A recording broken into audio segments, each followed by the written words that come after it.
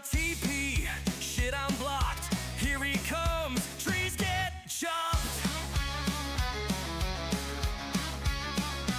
Hold this base. Game's close. Fuck that guy. He's toast. Let's get that red before they do. Grab some heal scrolls too. Gonna show some bad you.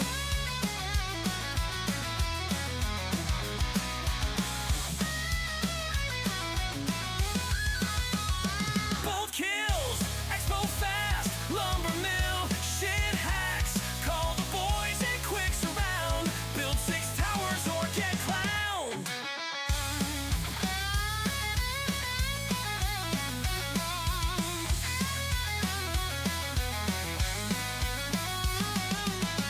Let's get that red before they do. Grab some heal scrolls too.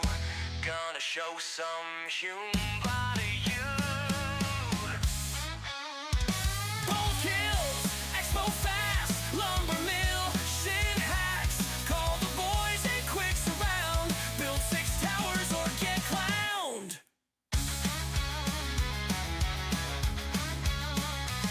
Where I out micro and outplay my opponent and still lose anyway.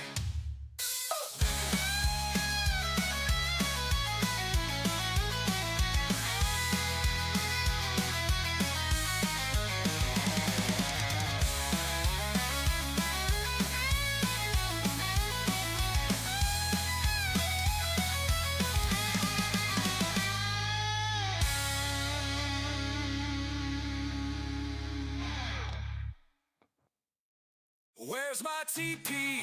Shit, I'm blocked. Here he comes. Trees get chopped. Hold this base. Game's close. Fuck that guy. He's toast. Let's get that red before they do. Grab some heal scrolls too. Gonna show some body you. Where I out micro and outplay my opponent and still lose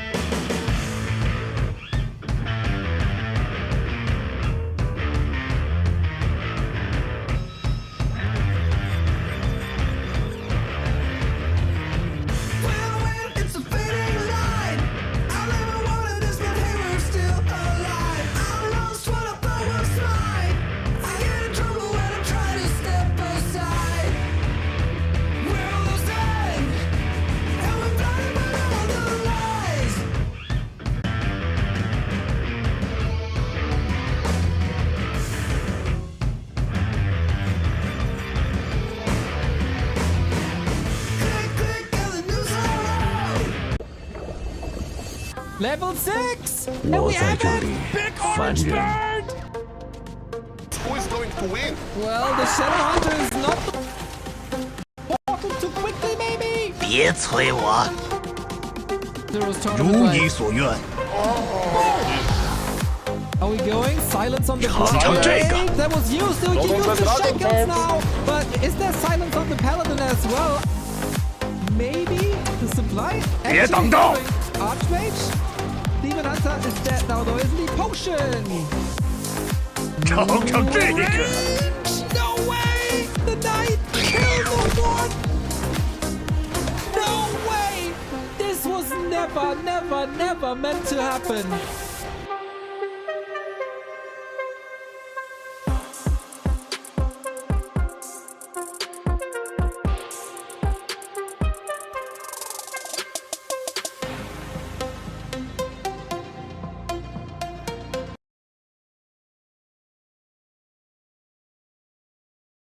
Oh, hey! Hello and welcome everybody. This is the start of your weekend and what day it is. We got more Super League, we got a new patch, and we got a dual cast. Hello, Mr. Remo Demo.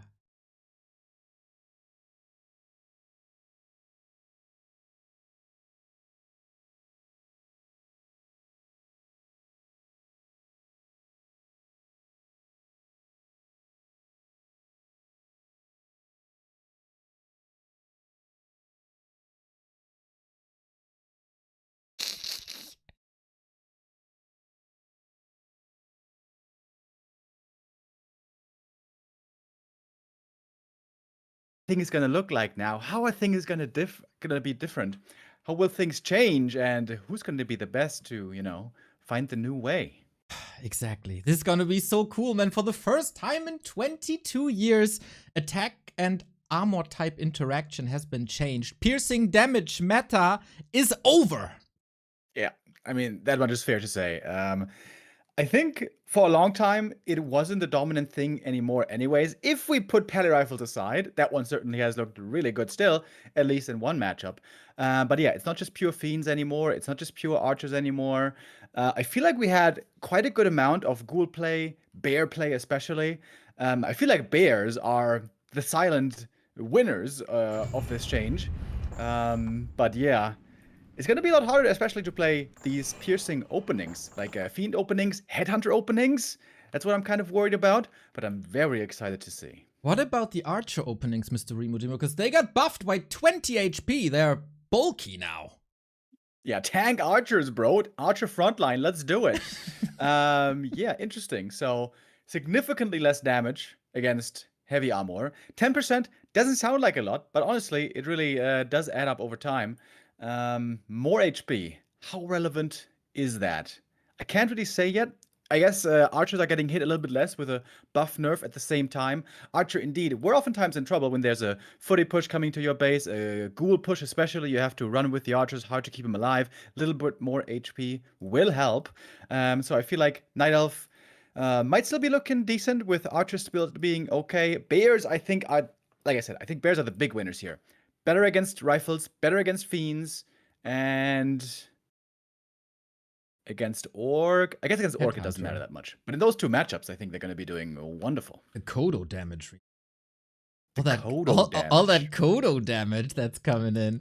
One thing's gonna be for sure, Mr. Remo. I have a hard time prophesizing for once what's gonna happen here in the Warcraft scene with all these changes. But one thing's for sure, Night Elves will still be whining. Oh yeah, certainly they will be. They always find a reason. I'm looking through the patch notes right now. They didn't exactly get nerfed. I mean, the Wisp Lumber. Okay, the Wisp Lumber is also down a little bit. So it went from being buffed significantly to now being nerfed back down a little bit.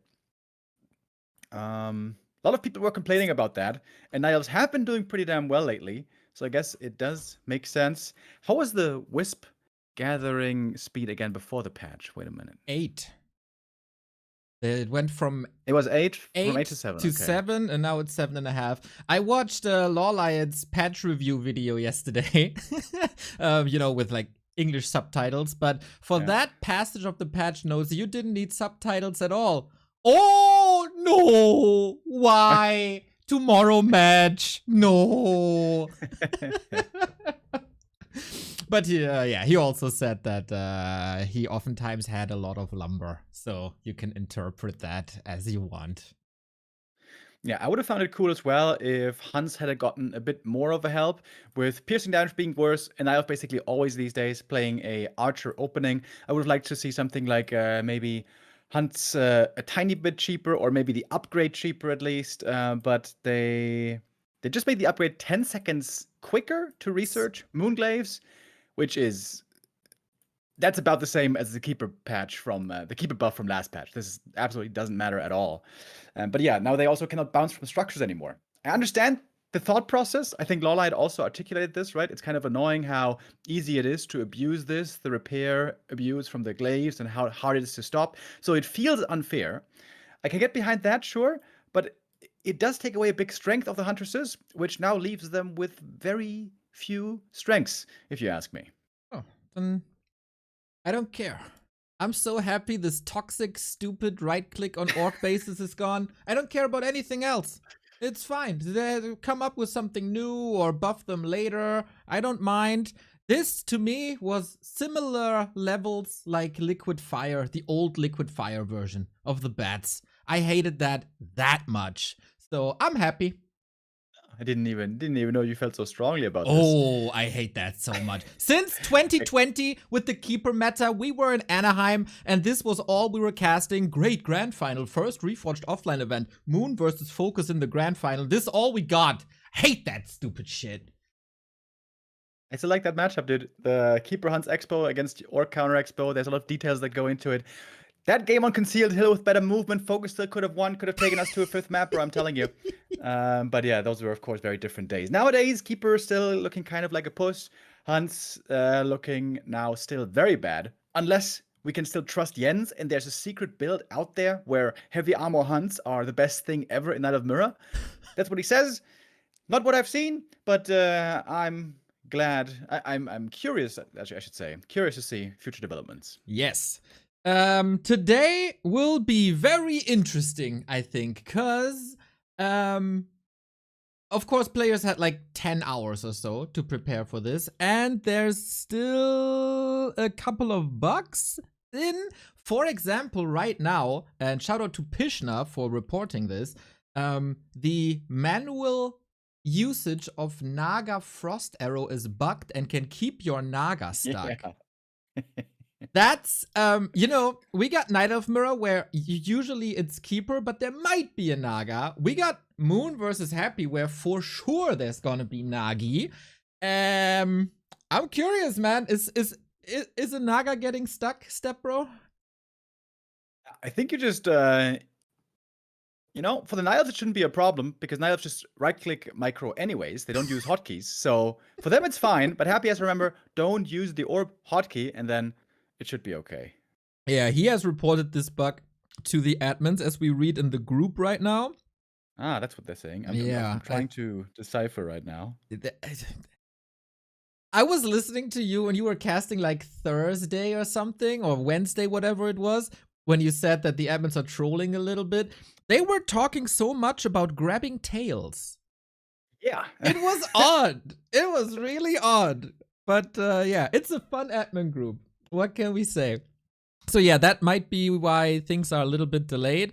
I, of course, am a good friend and let my man LawLiet know that this bug exists. So hopefully he will not get stuck there. Interesting times, man. And we got a production countdown indicator. That's so cool. Looking forward to using that. And I can just take my hands off the mouse and keyboard because there's Control-C now to follow a unit. You know what I've noticed? And this is something that a couple of Direct Strike players may have noticed. Really weird. In Direct Strike, oftentimes when you're making a hero, right, you just hold the H button until you get the gold and then you produce the hero. Now, on the new patch, at least for me, I don't know how common this is, but for me, this drops the frame rate by like 80%. I go from like 200 FPS to like 40 FPS by holding just a key. And when I release the key, then it's back to normal again. It's too much to handle for the reforged engine. Don't press that often, dude. I mean, we are old gamers here in Warcraft 3. We shouldn't click that fast. You know, preserve your hands. Yeah, I wonder what that is. Maybe just too many commands going into the engine and then Yes, frame rate starts that's dropping. so funny. Yeah, we had a couple of chuckly bugs already with the implementation. Who knows how many more bugs we might find. The 3-man team, if it's still a 3-man team in the Warcraft development team, certainly have their hands full. Do you know another bug? We have this remake of the Death Knight Ultimate, right? Yeah. Which is kind of cool because you can now use the abilities of what you resurrect, for example, Roar, Devour, etc., etc. These units that you resurrect, they cost supply now. Oh! So basically, you can't rebuild army while you have the ultimate up. Dude, they must be thinking, bro, should we just delete this ultimate? It is creating so many issues. It is so hard to fix. It's so annoying. These poor guys, man. And then, like, on Thursday, they wanted to patch originally, and for the first time in forever, they do something for the custom game community and fix some stuff in the editor, and it breaks the entire game, so they have to revert the patch. I say, after the experience on Thursday, leave the custom game community alone. Just don't help them anymore. It's too risky. That's kind of sad on the one hand, but on the other hand, they have done amazing work over the years without any help. Yes. True, so they don't need help. Dota came from Warcraft 3, bro. League of Legends is the biggest esport in the world. Spawned from Warcraft 3. Oh my god, we're such proud gamers. It's coming up in every discussion. It's so funny. Oh, that's still the case. Yeah, we want to show you Super League. At the moment, the games aren't up yet as far as... Wait, no, it is, isn't it? Oh, now it is! Oh, sick! Okay, so, it's... No password? Okay, cool. We will sync up, but before we sync up, we show you the current standing of the Super League. That is the Premier Warcraft tournament currently. We kick things off with LawLiet and Colorful on their first map of the patch. Here it is, brought to you by our wonderful sponsor, Opera GX. 1-0 on top, but he has most games as well. Colorful doing extraordinarily well with the 2-1 and 13 points. Got a loss yesterday, though, for LawLiet. The other way around, his opening game was versus Happy. He got a map, that's not bad. He got a very decisive win yesterday, so LawLiet may be on the way to the top. Colorful may be on the way down. We'll see about that. The first game... Oh, I'm disconnected. You too? We got a desync. It looks like TH disconnected. Ah. And that's sometimes, very rarely, but sometimes we get unlucky. We get a desync then, and that's the only time when the wonderful Flow TV stops working. Ah, shit. Those desync occurrences. So we're gonna have to go for a restream for map 1, guys. Oh, no. Sorry about that, but I think we can get through it together. Who are We could go to restreaming? Fly Stream, for example. Fly Flies on Doyu. Stream, for example. That's a good call, Mr. Demo Man. Do you... I was looking forward to seeing Fly again, maybe with the beautiful pink headset, but he's got his cam off. Oh, interesting. Okay. I can't full screen right now. All the ads are popping off. Dude, they're using my entire CPU just for ads. It's mental. It's a lot of fun. All LawLiet, of right. course, he's known for being quite the innovative Night of Often. But in Night of Mirror, I will remember this quote until the end of my days, probably. He said, well, in Night of Mirror, I want to play Mirror. That means if he plays bears, I play bears. If he plays hunts, I play hunts. I want to play the same thing. I want to play it better. And the good thing with Colorful is we all know what he wants to play. Was about to say, oh, that's gonna be hard to read in this match against Colorful. Well, here we go then. First match on patch 2.0, and it's a Night Elf Mirror. We are actually a little bit late to the party, 5 minutes in. So one thing didn't change, a Demon Hunter opening. And they're both going for lores. We also go Keeper, so no Naga bug possible. LawLiet in the red, Colorful in the blue, best of 5. Let's go. So, we are on the new patch, boys, indeed. 2.0.3, the first tournament day of the new patch with piercing damage nerfed against heavy armor. This might not matter so much here. I mean, Dryads against Bears, technically, doing a little bit less damage, but much of the damage is also poison, which is unaffected. But creeping, that's what I've been thinking about. While Creeping Prime sub should be appears. quite a bit harder now Thanks with for the archers. content. I casted a couple of games yesterday just to get the feel, and I don't. Oh, lost it. Still went to LawLiet. Oh, went to LawLiet. Nice steal. That Yeah. was sick, actually. Holy smokes. LawLiet in good shape indeed. Yeah, was casting a couple of games yesterday, and I don't know if you have that as well, like some sort of sixth sense for what is happening in Warcraft. You just have the feel. Yes. Then you feel like this is supposed to be that way, etc. Yesterday, that was so off. That's also why when you get Pally Aura, all of a sudden everything feels different. Just 2 Yes. armor points makes a big difference already. And 10% damage reduction, it's a little bit less than 2 armor points, but it's still significant. And it will add from one camp after the next, one attack after the next. You're going to be missing some damage points. And now archers and fiends and rifles and headhunters, I guess, they've reduced damage against every creep. Every creep. Pretty much, yeah. I had this weird feel of I don't really notice that creep camp takes longer, but I noticed that creeps do less damage to some units, like especially creeping in parallel with ghouls. They take way less damage, in my opinion. I noticed that for grunts as well. Troll berserkers in general, Remo, big losers of this patch. Good that you mention it. I hadn't really thought about the flip side of the coin. I was only thinking about how quickly can you creep with piercing damage. That goes down. Normal damage creeping stays the same, but you're right. You're also going to take less damage when creeping with heavy armor units, which have normal damage. So piercing damage creeping now seems just assy.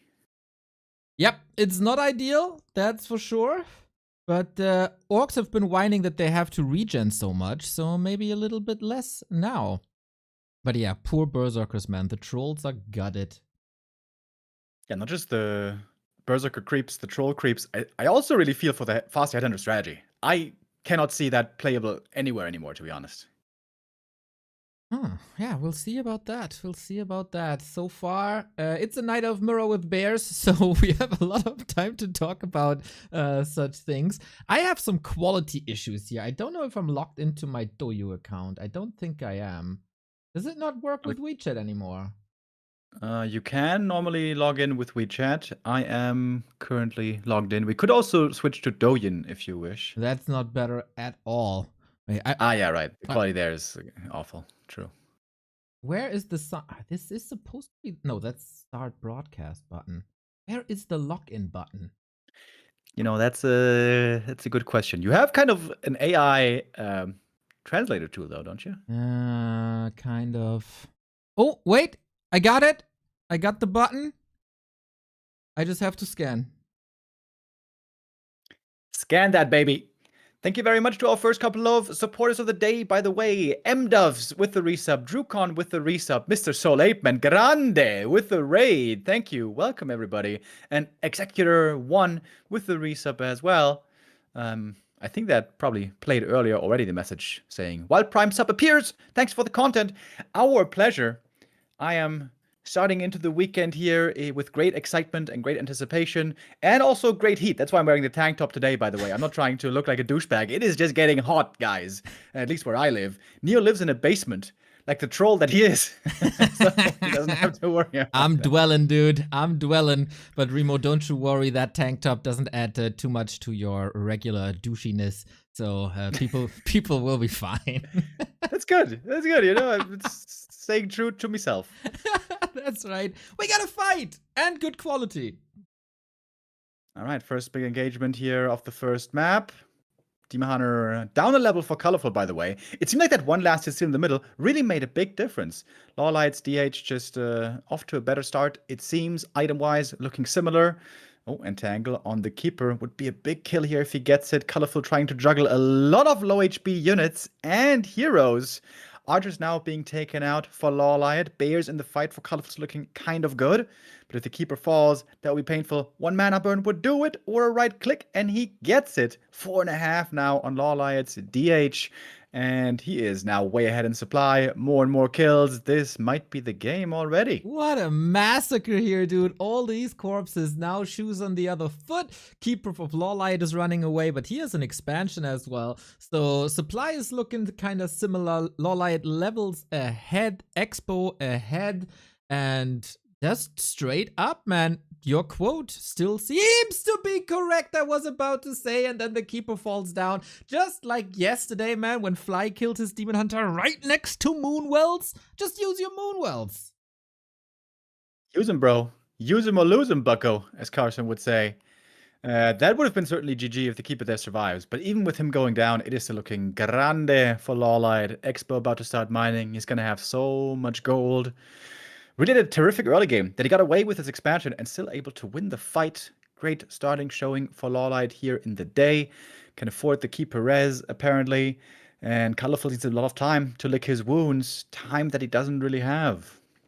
It is a bit problematic. We macro up and go closer and closer to 50. Nobody has a Vamp Aura that might swing the tides, but we do have a Zeppelin on Colorful side. Usually a play that LawLiet would be going for.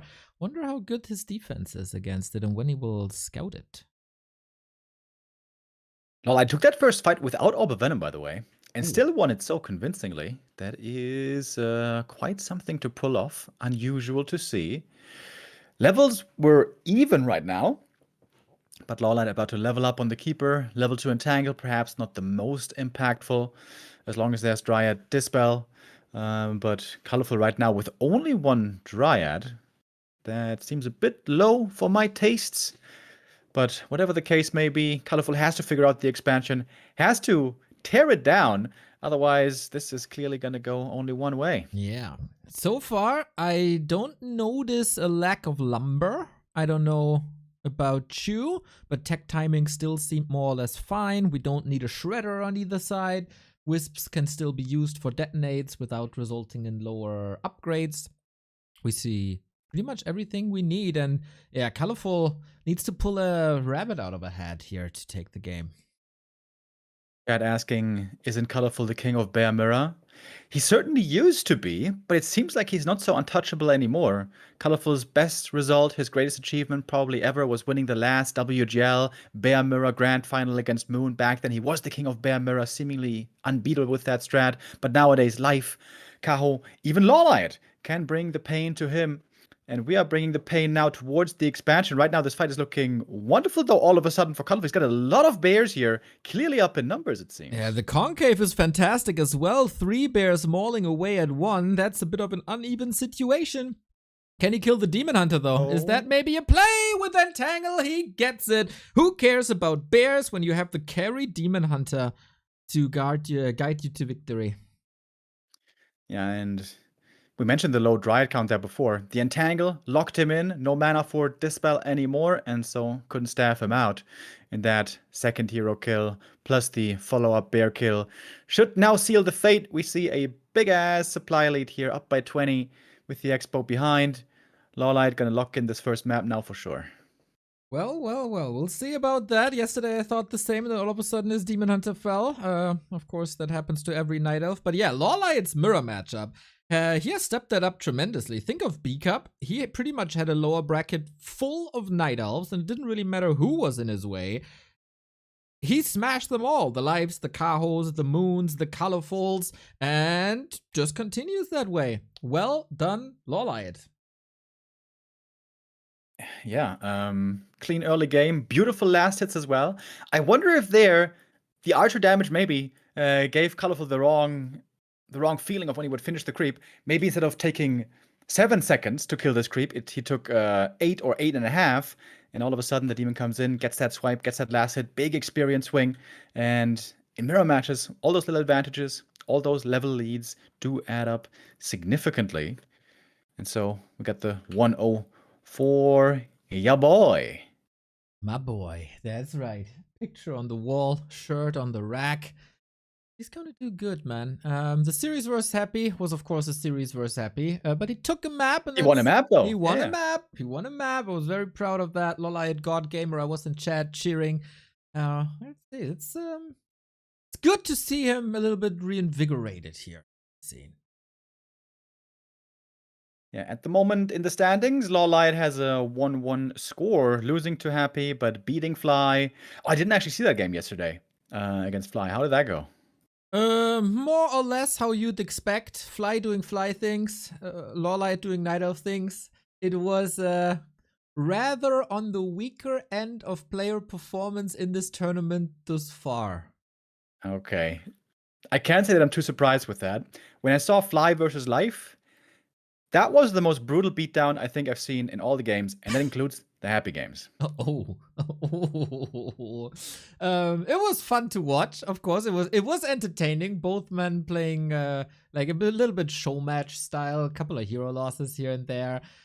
But yeah, I mean, Fly gave him 3 level 2 and 3 demon hunters pretty much across the series, and then I mean, what can you do? Yeah, Fly not quite in super competitor mode at the moment, but maybe throughout the season he can still find some more glimmers of hope. We got the next map coming up, Tide Hunters. This time, hopefully, no desync. Fingers crossed. Fly played Blade Master Mirror Image Headhunters though. That was cool. That was a really good match. Oh, Yeah, level 5 and stuff. A grande damage. Anyway. last time we see Headhunters, bro. That was the last time. Of course, of course. See you next patch, Headhunters. I won't miss them too much. But yeah. What? What do you mean?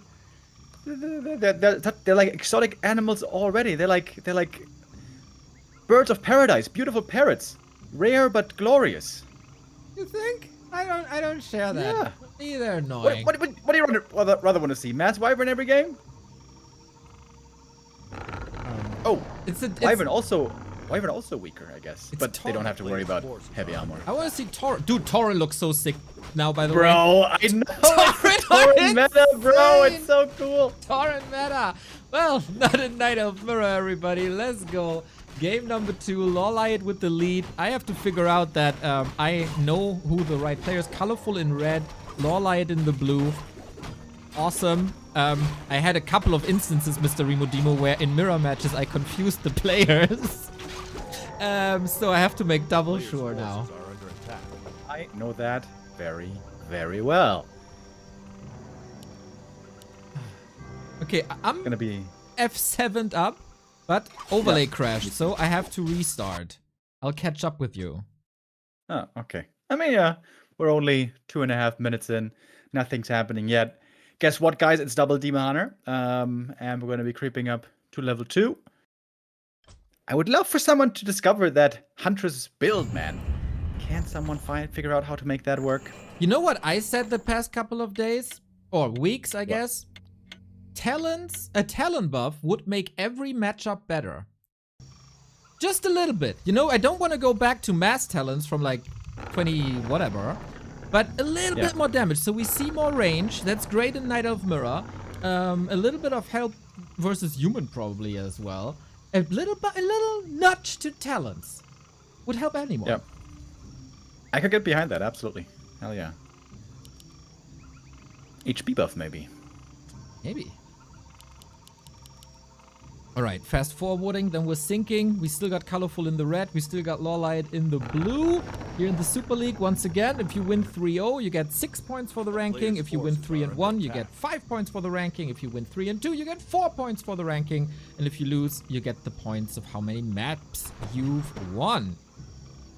Ooh, nice little trick by LawLiet, pulling the creeps to the right-hand side. But doesn't really matter because Colorful is on the left anyway. I'm at 245, still speeding up. We look at the items. It's nothing groundbreaking here. Creep, creep, creep, creep, creep. And I'm soon live. Very soon. I can feel it. At 4:15 roughly, I guess you should be live. We're about to be there. Yeah, we're fighting in the middle. Who got the better Demon Hunter? Who's luckier? Ooh, close affair. Nice block by Colorful to keep the herd archers separated. You gotta keep them separated. Oh, LawLiet, by the way. He's going heavy on archers. How many is this? We're seeing 5 in the middle. Number 6 coming up. This ain't looking like bears, which is unusual for the man who loves to play mirror, mirror, mirror. I'm at 4, 46, 47, 48, 49, Yeah. 50. Good. Demon here in serious trouble. LawLiet is trying to go for the Naga. He's trying to keep also all of his archers alive, but with the Wisp block, it's going to be 1 going down minimum. And that's not a great spot to be in. 1 more mana burn. Backing off. LawLiet, is he regretting not going bears already? I wonder. He is going for the Talons, as we mentioned. Ah, my heart blossoms. I love Knight of Mirror when it's bears versus Talons. It's not only mirror match-wise, it's one of my favorite matchups. It's the coolest. You get melee versus range. You get cool spells. You get the option for Colorful to pivot into Mountain Giants, and then this forces a reaction from LawLiet. Because Talons and Archers don't do anything against Mountain Giants. This is the perfect example of a potentially cool mirror match. You mentioned the important point here that Colorful is going to have to consider MGs, because indeed, like, oftentimes people ask, couldn't Night Elves in Bear Mirror just play chimps? Don't chimps own bears? And the answer is not really. They take too long, they're too expensive, they're easily countered. But Talons absolutely destroy bears, so Colorful can't go bears here. He has to make 1, maybe 2 bears max. Remo, what about Hippos? They got a buff where the mount ability was buffed from 30 seconds to 5 seconds. And we know that LawLiet has one of the sickest Zeppelin micros. So if you can abstract Zeppelin micro to Hippo Rider micro, it could be so sick. So, Archer's got a 20 HP buff. Wait, is that right? Yeah, Yes. it was 20 HP, right? 20 HP buff. That means also Hippo Riders have a 20 HP buff. For them, percentage-wise, it's less, but it's still a HP buff. And the mount dismount, as Neo said correctly, has been significantly buffed. It used to be a 30-second cooldown, where you could dismount again when mounting, and the other way around. Now it's only 5 seconds, so you can do that indeed all the time. Wow, that is super cool. Yeah, he mentioned that in his patch notes video. The damage value of Hippo Riders is not great, but the attack speed is. Every Direct Strike player knows this. Yes. So now they get the HP buff. Maybe that makes them better, and this might be something that Colorful didn't expect here at all. Nice to see the impact of the patch pretty much immediately in the first series of the day. Colorful, though, he's really enjoying a strong Demon Hunter. The items for him are insane, actually. I think he bought 1 ring, the rest he found. He is kind of cornered down here. Oh, Cold Arrow, if he evades it again, could have perhaps saved the TP, but the TP here is necessary. And yeah, Hippo Riders it is. And what is Colorful gonna do against it? That's a very good question, because everything that comes from lures is not ideal against them. Bears, of course, can't shoot up, like pigs can't look at the sky.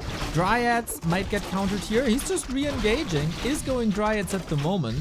So when we look at other matchups where Mass Air is played, oftentimes Demon Hunter Orb can carry a lot. So maybe that is the case here too? Yeah, healing is the issue at the moment for LawLiet. This is the big reason why almost every Night Elf plays lures and bears almost every time. It makes the game just so much easier because of healing. Look at the heroes right now. Demon are almost dead. Naga almost dead. This shop has to finish for LawLiet. Oh, it doesn't look great though. Naga in trouble, Demon Hunter in trouble. The lack of rejuvenation is crucial. Careful now, Naga.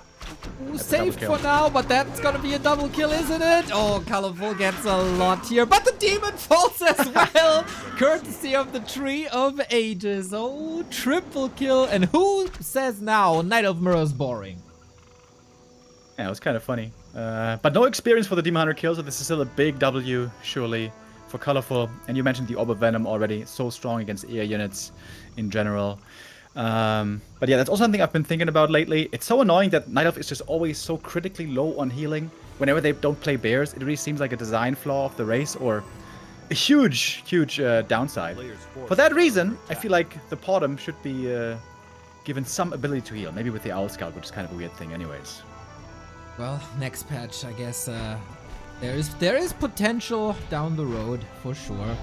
So, LawLiet trying to get the heroes back. 20 seconds for Naga. Demon Hunter maybe from the altar. We'll see. Ancient of War comes in. Takes less damage from piercing now, by the way, because heavy armor. So maybe Mass Ancient of Wars making a big return. But yeah, this Hippo Rider play, not too sure. That's why we're mixing in talents now. Guy's gonna make it back. Okay, spawns at the right side. I need the demon as well, though. And again, healing is looking so rough. I'm using the shit out of Control C, by the way, to lock the camera to one unit. That is so convenient for observing. Oh, I love it. I think that's also something they had in StarCraft II, right? Mr. Remo Demo, we had it in Warcraft for 20 years and then came Reforged. Really? Yes. And Matt Morris personally, I think, took that away from us. Yeah, absolutely right. I mean, how could it be anywhere else? Right? It's a bit of a shame. I feel like that this strat here is being is facing such a strong demon hunter. I've noticed recently, and I might be slow to have realized this, but strong demon hunter items are really good. They are like really, really good. That is to say, if colorful items had been worse this game, I wonder how this strat would have done. Because to be honest, it's not looking too grande for LawLiet at the moment. Mamma mia, some might say. But okay, maybe he can lame his way back. You know, Hippo Rider's good at harassing, similar to Gargoyles. If Lumber is low, maybe that helps to a degree. 3-3 heroes, he got that Naga advantage. Rune Braces can be sold for a little bit of money. I like the mix, especially, of Hippo Riders and Talons, because, of course, Night Elves can't give a buff to the Hippo Riders like a Bloodlust or an Inner Fire, but a debuff to the enemy unit. So, Fairy Fire debuff for minus armor, and then the Hippo Riders shooting, I think is a very interesting interaction to look at.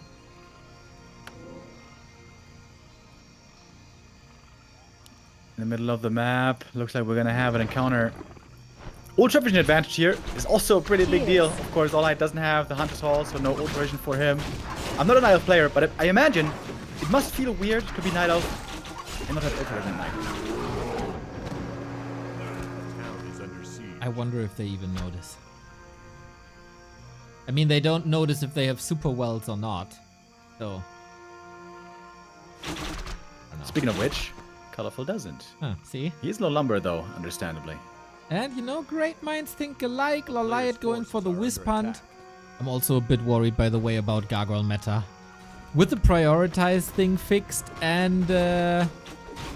what else was there? There was another thing that might lead to oh, Fiends in general a little worse. That might lead to Gargoyle meta. I feel like they get countered, though, pretty hard. In many ways.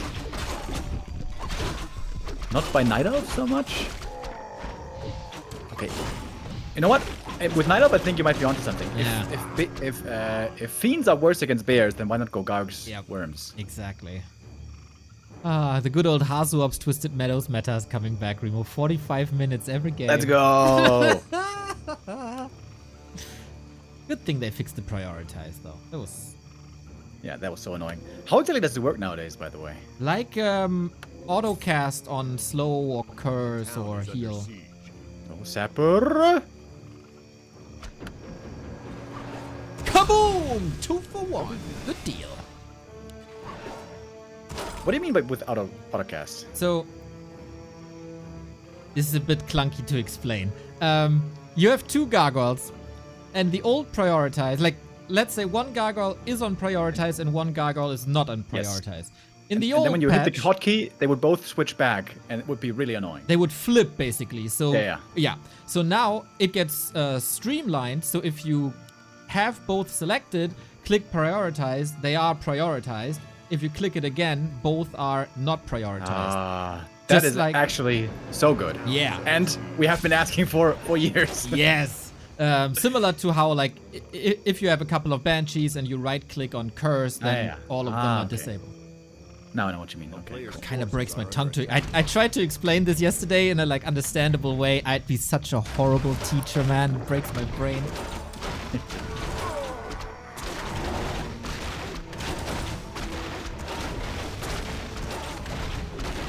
LawLiet is taking tier 3, by the way. He got the Hunter's Hall. He's further investing in Hippo Riders, attack upgrades. He can also get the juicy upgrades for Moonwelt, which he will certainly need without Rejuve, and Talon Master Training.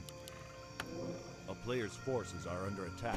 Yeah, that could be nice against bears, of course, and especially against Demon Hunter. We do have a Dryad, but not too many, and you know, you can Cyclone quite a bit. The town is under siege. I think also the Keeper, though, here will be kind of difficult to deal with. There is literally no Dispel for LawLiet unless he uses Wisps against the Entangle. And there is a display bug, by the way. A player's I feel like forces it's are under attack. like the more I think about it, the more it's so understandable why Night Elves play Bears and Dryads all the time. It is just such a convenient army to have. You have slow, you have frontline, you have backline, you have Dispel, you have healing. And you have You a also buff. take Demon Hunter, who loves healing. You have a and they have a buff, 25% damage buff. And It's of just course, such a good, well-rounded army. yeah. Man, That's why we need other healing. Blizzard, we need Bottom healing, I'm telling you. but then we have to Trust. nerf Reju, otherwise it's too much healing. I mean, okay, if you say so, they are all right. Yeah, I mean, if you give more healing, then it's just more healing on top of what you have already. Then why would you move away from Dryad Bears? The thing is, if you play Bottom, it seems like it doesn't synergize too well with Bears, so maybe that wouldn't make too much sense. But I'm not sure. I'm just spitballing here, but Bottom healing, I think that's the move. Oh, Demon Hunter, by the way, serious trouble here. No Dispel against the Entangle! And now LawLiet is surely thinking, why didn't I just play Dryads, goddammit? To please me. I was pleased by this game. I was not paying too much attention because we have so much other stuff regarding the patch to discuss. But also, he's not out yet. They got a solid supply still ready. 42. I mean, Colorful has 1,300 gold. Player's forces are That under attack. will help for sure. And he's going wins as well. But he's supply stuck at 30. Did we miss a Sapper? What do you mean? You said it's a 2-for-1. But that was like 3 minutes ago. Ah, yeah. I guess the Hippo Riders have continued to cancel the Moonwells all the time. Ah. That's kind of neat. Yeah, I'm not used to follow Hippo Riders in the game. I have to learn that. He's getting marksmanship right now. So we're going to have Hippo Rider marksmanship, which is kind of cool. It is still one of the most beautiful icons in the entire game. Did you know that I love this icon so much? I do know. if there was a Neo soundbox, that would be part of it. It is so wonderful, man. It's 4 damage increase, right? Yes. I haven't seen this in forever. Yeah, 4 damage increase.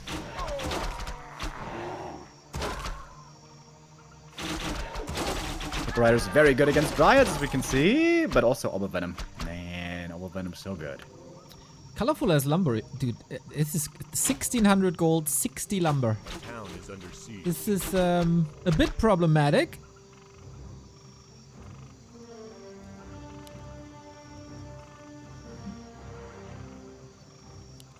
If I was to choose between 1,500 gold and 1,500 lumber, though, I think I would go for 1,500 gold. I mean, what would you do with that lumber? Would you build a cabin? Build a little cabin in the woods. Yeah. Write a manifesto. Unabomber 2.0.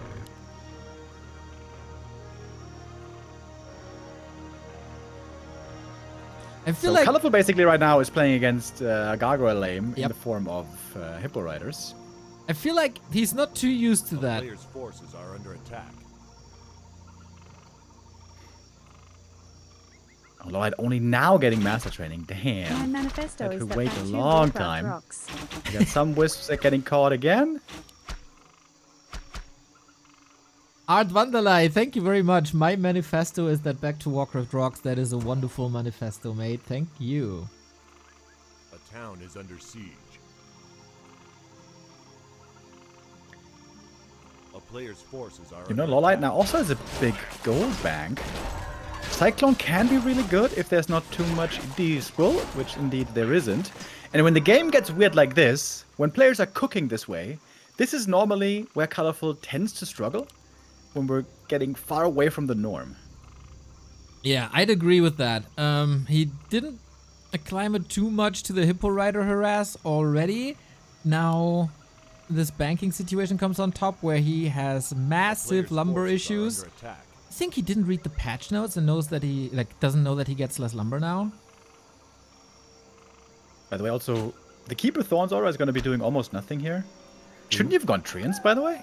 Wouldn't that have made a lot more sense? That's right, actually. Huh. Thank you, LawLiet Hoopsie. going into upkeep, by the way, and setting up Expo. Thank you, Hoopsie, for the 44 month. Much love. Yeah, I think you're right. He has Treants 1 now instead of Thorns Aura, but I mean, basically glorified scouts. And what are the armies right now? We have archers and hippos on one side, and hippo riders. Yep. Hippo riders well upgraded. Like, we can't really call this a bear army. It's 2 bears only. This is the right call. You don't want to make more bears because they're going to get cycloned and magic damage to Town death. is under siege. What you need is Players' MGs. forces are under attack. But how are you going to do that with no lumber?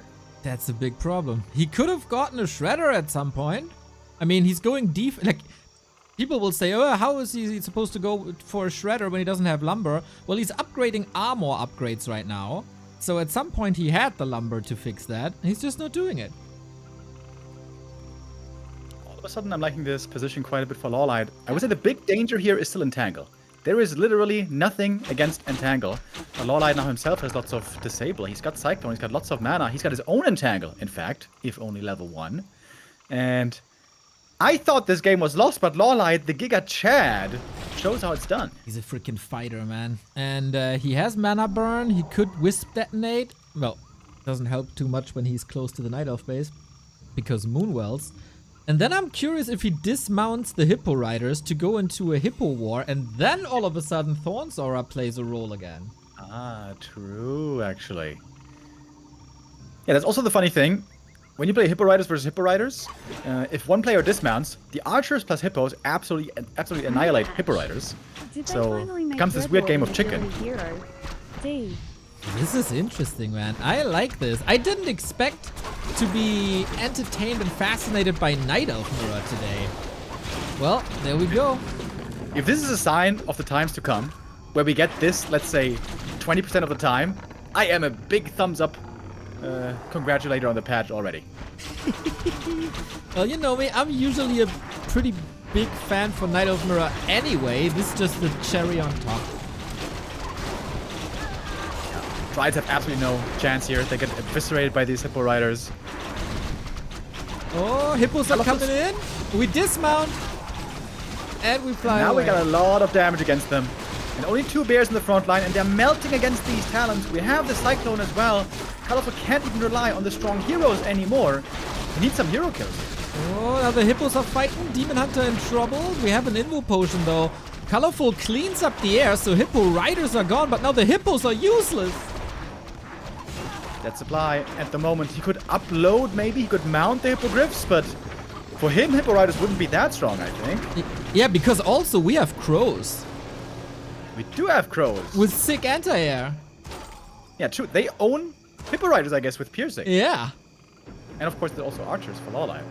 Dude, what an interesting matchup this is all of a sudden. Dude, this was tactically masterful. LawLiet was so far behind. Think back to the double hero kill in his base. No moon juice, no healing. Looked like he was out of it. But just tech-wise, he realized he could force Colorful into an impossible tech position if he just made sure there was no lumber. He put the S in RTS. Ain't that crazy. Nice staff here. But yeah, 55 food. Food-wise, he's down. A couple of talents still fall to Entangle.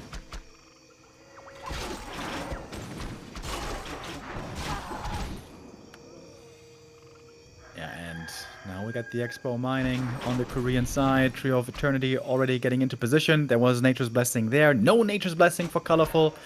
Still a decently sized army though. 59 supply. I mean, finally Colorful could spend all that gold that he had. True. Yeah, supply-wise it's even, but these hippos are useless. 7 supply hippos. That's 21 food, right? This goal also for LawLiet could be quite big here. Cyclone to prevent the staff, and that's the kill. The demon is dead, double level up. Naga on 5. That's the 2-0. The absolute genius of LawLiet. Very few Night Elf players could have won from that position. But he has the grand vision already in his head. And Colorful couldn't follow this up. Couldn't find the counter to Hippo Rider's talents. Archer's Tri-Hero. Love to see it. Cool. I was feeling really sad for Moon, LawLiet, Foggy on the last patch. It seemed like there was so little you could come up with. So few things that you could invent. When those were always the creative Night Elves. It was Demon Hunter Bears every game, every time, every map. And it seemed like they were really suffering. But now on a new patch with a new rule set. I mean, not sure how replicable this is going to be necessarily, but there is some hope, there is some hope we might see some different strategies. Ooh, boy. Oh, this would be cool. Naga 5, Demon close to 5. We have 2 expos, soon to be 3 expos for LawLiet, by the way. Didn't mention that yet. Tree for Colorful was walking over as well. That's, of course, a relatively easy target, at least the Haunted Goldmine. Takes a while for this LawLiet army to clobber down a tree, because it's only piercing a little bit of magic damage. But yeah, the Entangled shouldn't have really a chance to get up here. Speaking of Entangled, I feel like this is Colorful's strongest weapon right now, the level 3 Entangle. Every Entangle should be a kill. Downside is, though, LawLiet has a whole lot of units. Can take a lot of Entangles. Giga Chat Law. How can you not be a fan of this player when you see a match like this? Brilliant. That was cool. Really cool. When have you ever seen Back to Warcraft United Raven about a Night Elf mirror? It's already the best patch of all time. We're not getting ahead of ourselves, but this is the best patch that we have ever seen in video game history. You know, we shouldn't draw conclusions too early, but this is the GOAT patch. It's called Jump to Conclusions. Dude, like, if I'm allowed to just dream and fantasize for a moment, imagine if we get to a meta where Night Elf Mirror will have the strategies involving Mass Archer and Ancient of War, Hippo Riders in one side, Talons also as a strategy, Bears also as a strategy, Podum as a strategy, Huntresses as a strategy. There's so many possibilities, as long as we make sure not just stupid bears dominate all the time. Getting a little moist. Talk about it. And when I look at our supporters, thank you, Shaq3445 for the 3-month in advance sub. You are a true hero, my dude. Thank you, thank you, thank you. And Old Mate Dad, coming all the way from Australia. Good night, my dude, and happy 2-year anniversary. Thank you very much for the support, boys. We are getting ready for map 3 here without much delay. Springtime is going to be our next battlefield. Kevin in the chat, I see him already being a bit paranoid. Just wait for a happy going 2 Crypt Ghoul Rush every game. Yeah, indeed, you know, Archer's early game, that's something I'm a little bit, little worried about. We'll see, though. You know, Kevin, I take 2 Crypt Ghouls over Ghoul Pulls any day of the week.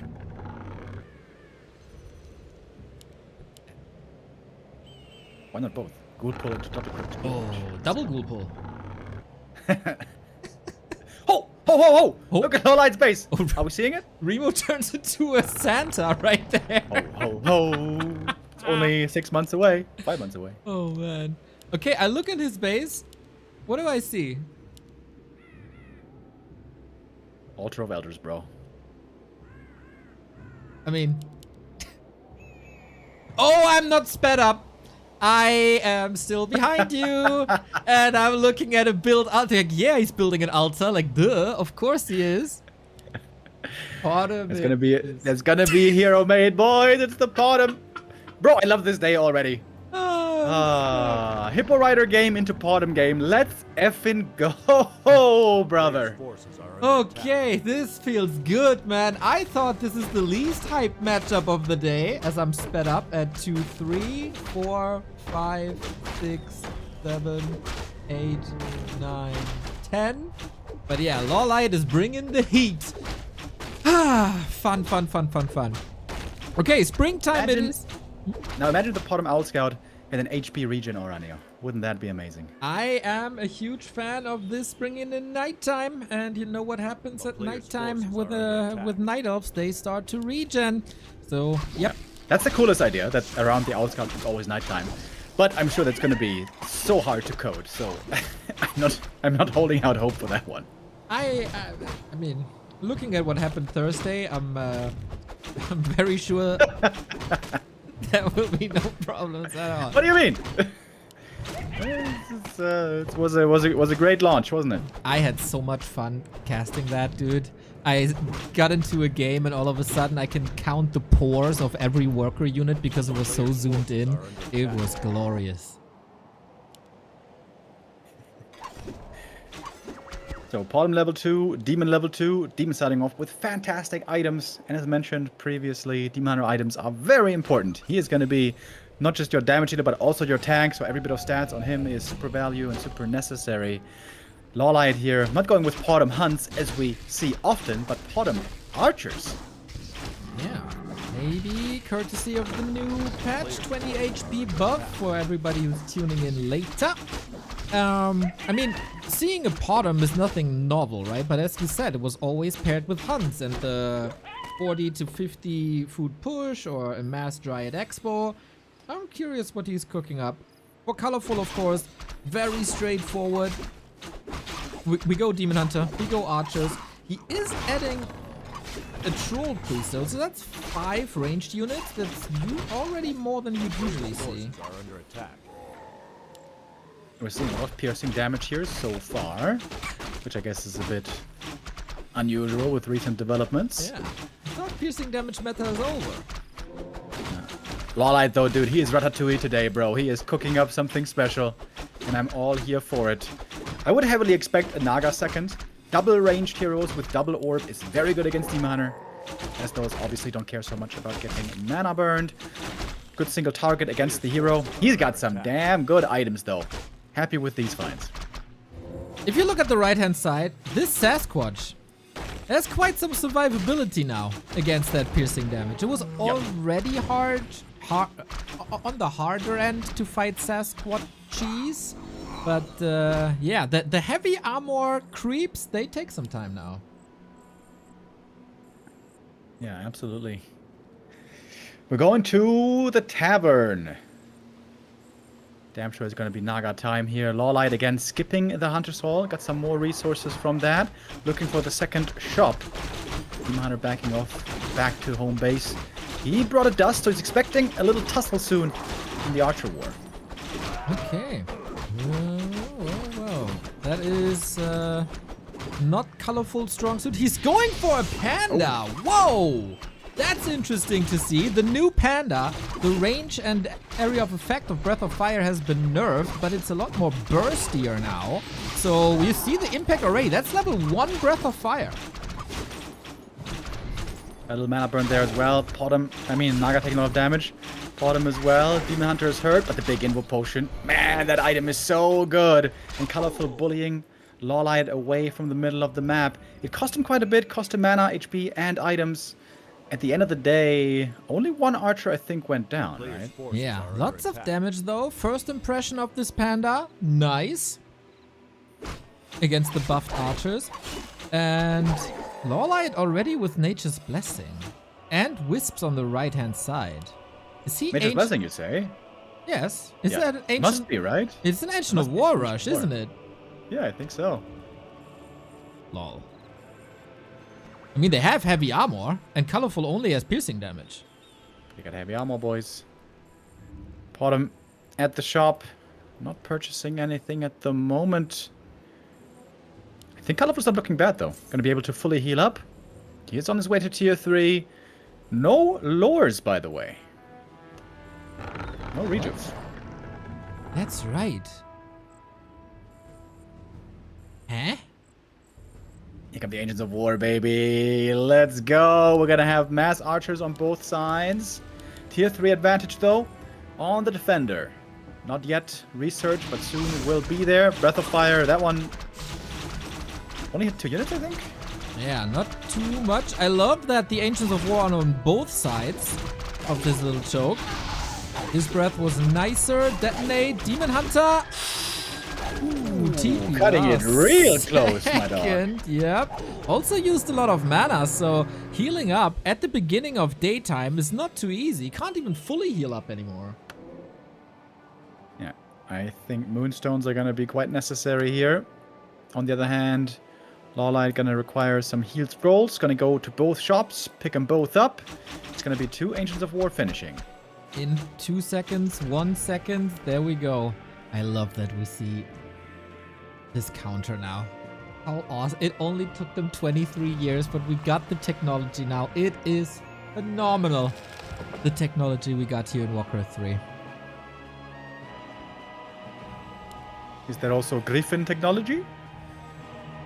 Greifen, I mean. Greifen technology? How can you not know what I'm talking about? That's a quote from Saul Aitman. Ah, technology in general. Okay, I thought, what? Did they patch in Griffins to Night Elf? We got a Pit Lord! Pit Lord, baby! Is that Rain of Fire? Yes, Sonic style.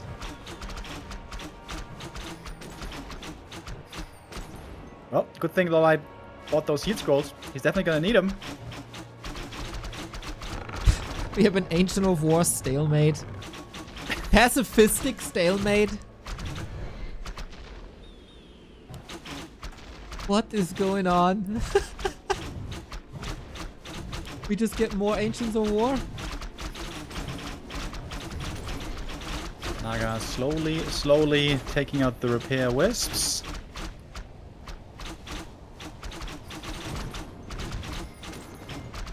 We got the first bear coming, by the way. That roar is gonna be so good. That's gonna be basically Potom Aura plus. I'm very, very, very worried about these archers. Well, that rain didn't do too much. 1, 2, 3, 4, 5 Ancients of War. The ending, boys, it is here.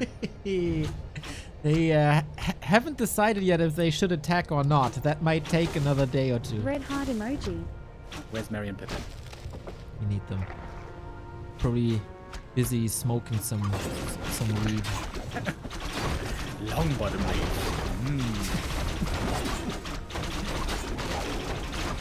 LawLiet though, caught creeping right now. Archers are busy. Can't really fight too well against the heroes. Oh, and the rejuve is real good. The rejuve is real good right here. It is quite sick, is it? Okay then, what can these Ancients of War do? They don't take that much damage from archers, of course, but Potom in trouble, needs another heal scroll, gets it. So these Ancients of War, man, they just got outmaneuvered. Hunter pretty hurt, by the way, taking an arrow to the knee, but he barely gets away. Panda. Oh, got him. Level 1 Panda dead. It's still doable. Making glaives. Oh, that first glaive is really good already for the damage bonus. Or for the siege damage, I mean. Everything's starting to get real hurt though for LawLiet. Potom almost dead. Ancients of War taking some damage. Some archers already bruised. Uncomfortable spot for LawLiet. He needs heal scrolls right now. Yeah, some sort of healing is necessary now. The Ents have decided that they will join the war. Let's go, Treebeard.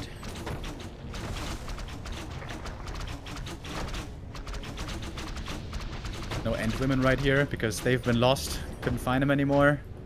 Who knows where they went. Potom, bring some scrolls. Those are going to be helpful. Protection, heal, and invuln. Ancient of War is finally going to go down. This makes the access for LawLiet a lot easier now. Protection, not too bad. Love that Invo potion. The Pit Lord, 10 HP. Oh my god. Yeah, I feel like it's working. The orbs are great against archers. The bears and the demon hunter gotta carry as so often. The reposition looking nice. We're just waiting for the perfect moment to heal scroll. I feel like these heroes, man, they're too squishy almost. Just also going down. Heal scroll is certainly going to be necessary soon now. But all of a sudden we got more bears, we got more heroes. Invo potion pop, the rejuve on the demon man. It is just so wonderful. Colorful may have just broken this contain finally. One can call it wonderful, one can call it way too strong and should be nerfed. or you end up somewhere in the middle. Agents of War are still here. Yeah. They're kind of annoying to deal with. The glaive is still there, so that might be a help.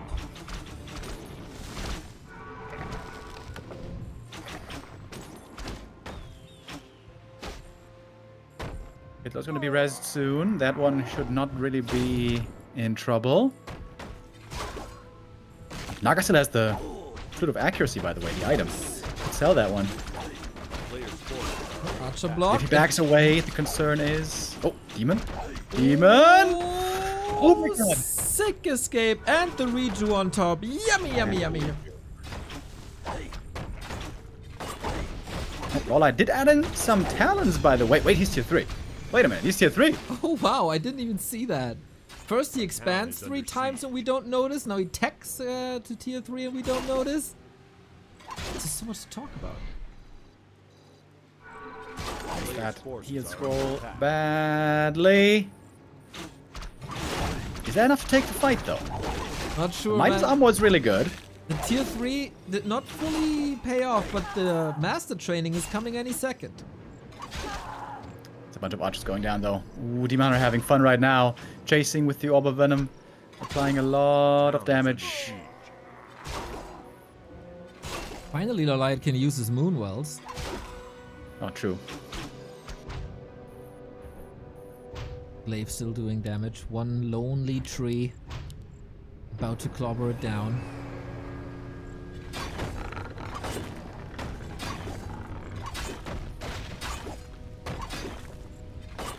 Demon to level 4, looking quite strong there. Naga is close to 3, but with very low mana, so we don't know how impactful that's gonna be. Master training is done, but there's not much mana on these talents. However, once we get to a good talent count, with a lot of Cyclone on the Demon, could be a winnable fight maybe. Exactly. Once more, I think Colorful needs MGs. I would agree. He's only on 1 lore, right? So that's surely a problem, because you kind of need both upgrades in this regard. The Ancient of War is still disrupting. It's not bad. And Creepjack at the bottom, Demon Hunter, not part of the army, has a staff. Colorful pulls back in time, and we see a Fire Lord. Is he just gonna soul burn the demon when he runs Yep. in, or what's the plan here? Yep. Yo, let's go, Fire Lord, baby! Dude, we got... I missed this LawLiet. I missed this LawLiet, bro. Genius. He is an absolute genius. So, damage on the bottom is starting to get really sick, by the way. We are... Oh, now he moves it over to the Fire Lord. I was about to talk about Claw and Boots Keltalas.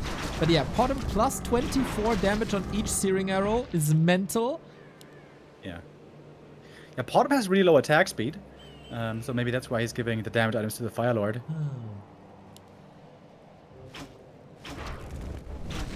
Fire Lord also hitting hard with Incinerate. And now the siege continues. Oh, base race. It's gonna be a base race, isn't it? Okay, Panda and Pit Lord should be better equipped than Potom running Naga to the Fire Lord. shop. Need to bring back the army. Need to TP home and use Cyclone. are under attack. Ah! The glaive fought so well and then it runs into the creeps. Rip. Okay, town portal home. The Wisp! Repair! Oh, there's a rain of fire, bro! Yeah, it should be fine. Should be fine. We got the cyclone. Nice exchange.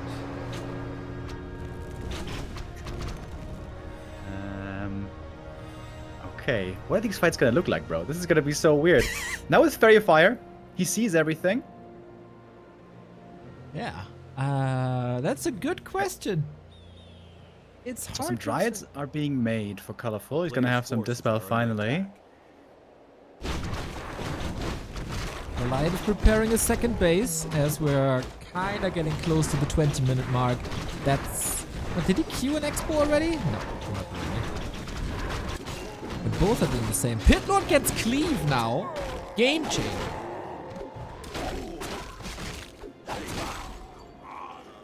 Yep, it seems like there's not gonna be enough Cyclone to Cyclone up all the heroes. The Cyclone targets here will always be heroes and not bears, of course, because bears you can easily kill with the magic damage. Heroes hard to bring down, especially the demon. The demon has an anti-magic potion. And you kind of want Cyclone against the Pit Lord when it does Rain of Fire.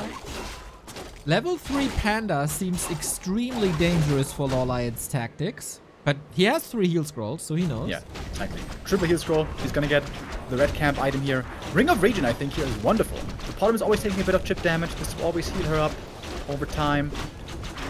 But LawLiet has to be aware that it's dangerous. The base race could be dangerous for him. So he's carrying a TP. I think that's the right call. Big item. What is it? Legion Doomhorn? Oh my god, that's so good. That is by far the best item you could have gotten. For the healing especially. I love, by the way, how we're talking about, oh, mana is rare, you gotta be conservative, you gotta pick your targets carefully with the Cyclone, and then he Cyclones a creep. The town is under siege. You got chat move. That's what he does. Expo coming for LawLiet, halfway done. Okay, we got a lot of Dryads though all of a sudden. It's because Colorful has a gigantic army. Suddenly. 65 supply. The numbers here looking way better for him. LawLiet trying to snipe these Dryads, but the Archers taking a lot of damage in the process. Looking like a good fight for Colorful here, actually. I agree. Soul Burn against the Panda, so he couldn't spit the Rain of Fire. And LawLiet realizes that is not my fight to take. Gets out. Lots of losses. 2 heal scrolls done as well. In exchange, I think his Expo is not cancelable anymore. There was a lot of units going down, though. LawLiet not producing right now. It's close to bottom 5. Also works well with a triple ranged hero, of course. He's got triple ranged hero and no orb of venom. That's so weird to see. True, but the orbs might make up for it, but Orb of Venom is so good that usually it replaces any orb it's on. I don't know, man. Colorful is aiming for the tree. He knows! And we've seen how dangerous he is with bears, with Rain of Fire, with Breath of Fire. So much fire! This might be a triple level up for LawLiet, though. Big deal for the heroes right here. He's just making talents at the moment. Yeah, and no TP really hurts. 5, 4, 2. Are you going Searing Arrow 3 now? That's a 48 damage boost. True. Wait, I can't see it. What is it? He didn't select it yet. Contemplating. It's 48, right? 48! Dude, 48 per shot. That is insane. Every shot! And people complain about coil. That's why people like Pato love the kitty, but it is true shot aura.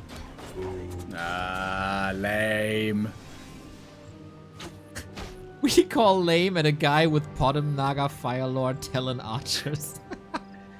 So the Podem now has the Orb of Venom. No, it's on the Naga. Naga, sorry.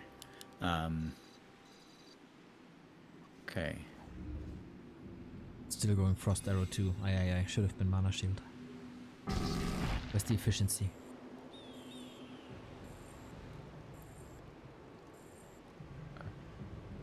Got.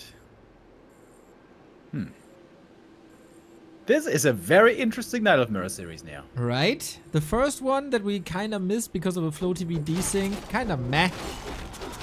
But we kind of skipped it anyway. Game 2 and Game 3.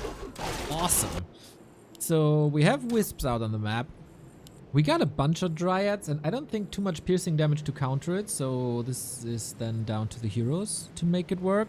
4-3-3 is so scary. Colorful's army is so good. And now we mix in Fairy Dragons. Oh. Hell yeah! That's the counter to the Dryads, baby. Every FFA player knows. Yeah, and I guess also counter to Panda and Pitlord. Yep. Can't be cleaved, can't be breathed. LawLiet's important question to ask will be, how many talents does he need to have enough Cyclone against the Demon Hunter especially? Yeah. I agree. The Demon Hunter at some point can solo a lot. Mains are empty. LawLiet spent all his gold, that's why he wasn't producing before. Is he going to the middle or is he going to the left-hand side? Colorful clearly going to the right or second base. We're gonna get 8 fairies. Chat is asking no upgrades. how are fairy dragons accounted to dryads. So Fairy Dragons do piercing damage. Dryads are unarmored, so that's extra damage. That goes vice versa. But Fairy Dragons are just better and better to maneuver. And as we said, the spells don't affect the fairies. So fairies win over Dryads. In Direct Strike, by the way, fairies are a giga hard counter to bears. But that's because in Direct Strike, bears just spam all their mana. Ah. I guess it's a bit different here. Hopefully. Okay, LawLiet. If he wins this game as well, official Giga Chad status has been reached. But he's facing strong heroes. Anti-magic on the demon. And just a solid, strong army for Colorful. Slightly up in supply. 8 Fairy Dragons up. The Ancients of Wind also in for the fight. And I don't know if Colorful expected that tech switch, to be honest. We got the first Cyclone. Naga's getting burned for less Fork Lightning. 1 heal scroll each. Demon doesn't really have good mana burn targets here, to be honest. Fire Lord, far forward. Here's the anti-magic. Okay, no Cyclone at the moment. Solid stutter stepping, solid poison slow distribution. Soul burn on the Pit Lord, also pretty neat. Still have quite a bit of damage though. Oh no, it wore off. I see. Tree of Eternity now exposed. But the anti-magic is over. LawLiet willing to fight. Still has a bunch of Cyclone he can use. Exactly. That will cover the retreat. 8 Fairy Dragons with Aura 3. Good damage. It's oftentimes the problem. You don't have enough right-click damage with these fairies. The Pollen fixes that. Pit Lord in trouble. Fire Lord level 3. Fairies are diving in deep. They also dodge a bunch of shots with Phase Shift. The Rain of Fire onto Talent though. Grande. Hectic fight. The Talons far up front, by the way. The Bears end up doing a lot of damage. Drives being picked off by the fairies one by one, but maybe the demon can do it in the end. LawLiet's heroes very hurt already, but now trying to work from range. Colorful falling apart a little bit in supply, but so is LawLiet. Things are even now. We need some healing. Now the question, how's the Moonwell situation for LawLiet? Trying to flee with the fairies. Phase shift is coming in nicely, and the Moonwells look good.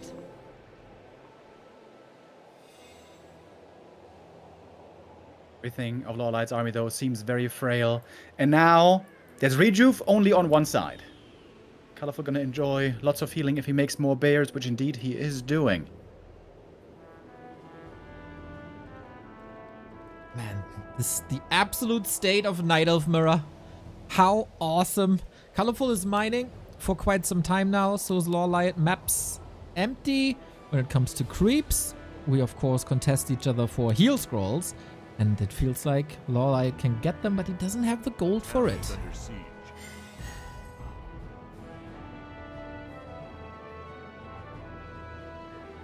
A fairy harass in the main, but that's not gonna do too much. Colorful's heroes might just be a bit too strong now. 5, 4, 3. Very, very powerful. LawLiet has to pull 2 rabbits out of the hat here. Chad is pointing it out. 6 different heroes in a mirror match on top of like 7 different unit types.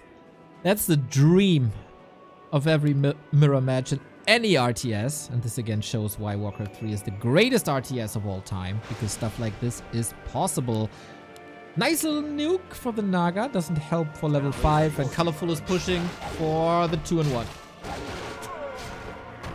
Repair here, absolutely impossible against Breath and Rain of Fire. But the demon isn't with the army at the moment. He's trailing behind indeed. Now stepping in. Panda spits fire again.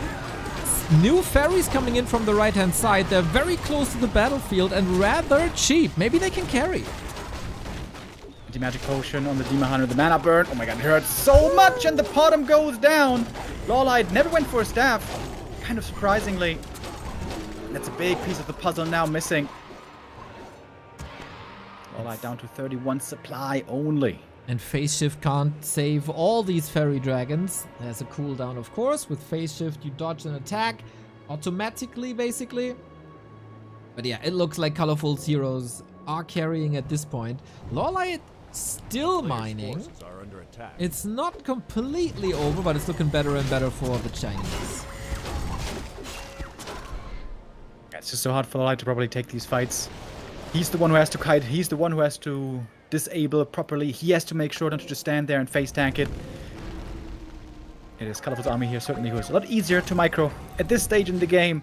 And he should be able to bring this across the finish line. But LawLiet has been able to come up with a couple of amazing comebacks already today. But this one would be his biggest test yet. Yeah, I don't really know how he's supposed to bring that back. Zappers helped him before, but he can't afford them. Lack of staff, actually, you're right. That hurt him a lot. So efficient. One save on a unit. Holla! This talent is lost. Classic springtime unit rally.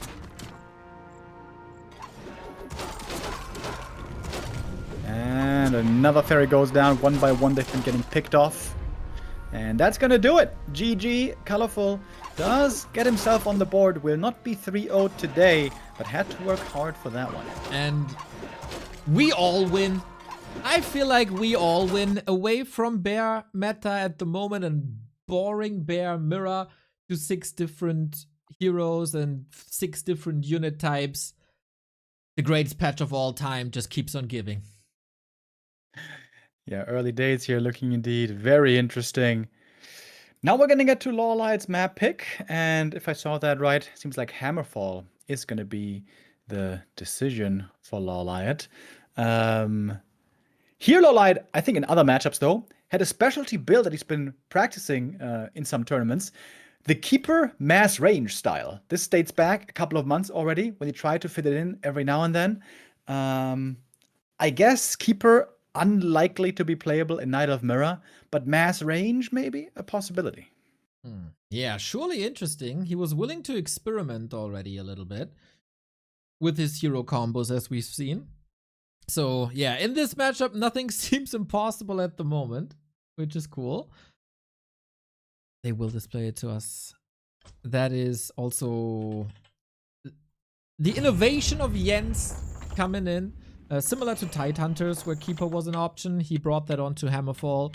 And I can only imagine LawLiet taking some plays off of Jens, having his eyes everywhere on the scene. And yeah, let's see if we're right. And if we're seeing that, or if it's a regular play this time. Boo, we don't like regular play. Boo. No, boo. We want some juicy new stuff. And I still want to see the goddamn Huntresses, but with LawLiet saying that now he thinks Huntresses are really bad with not being able to bounce off of buildings anymore, maybe he doesn't trust them too much at the moment. Well, well, well. The early stages of the game, we're fast forwarding a little bit. Again, a reminder if you're tuning in for the first time this week, for the Super League, we had to acquire broadcasting rights for the first time in history, more or less. Obviously, we gladly paid them, but from our own pockets. If you want to help us cover the cost for that, we gladly take your Prime subs and all the other ways to support us up at backtowarcraft.com/support. You did that a lot in the past week. That is super awesome to see, and I think we all get rewarded with some amazing games. We absolutely are. We are not getting to see the Keeper or the Potom though. This game, it is going to be a return to Demon Hunter norm. This might indeed be a Bear Mirror, and you know, I'm fine with that. If it's just not Bear Mirror every single map, then I think that's just a nice healthy mix. I agree. Sometimes a Bear Mirror can be fine. The more flavors we get into the mirror, the better it is, of course. Yoga Dragon, thank you for the 8 months. Much love. Thank you very much. I'm sorry, dude. I have to get some water real quick. Get the water, Be back. Remo. You drink lousy water. I also have water, but with my Rogue Energy today. Radiant Rush, everybody. If you want to drink the same stuff as I do to keep me energized and hydrated throughout the entire series, !Rogue, coupon code B2W, 20% off. Let's go. And now the score is adjusted. Thank you very much, chat.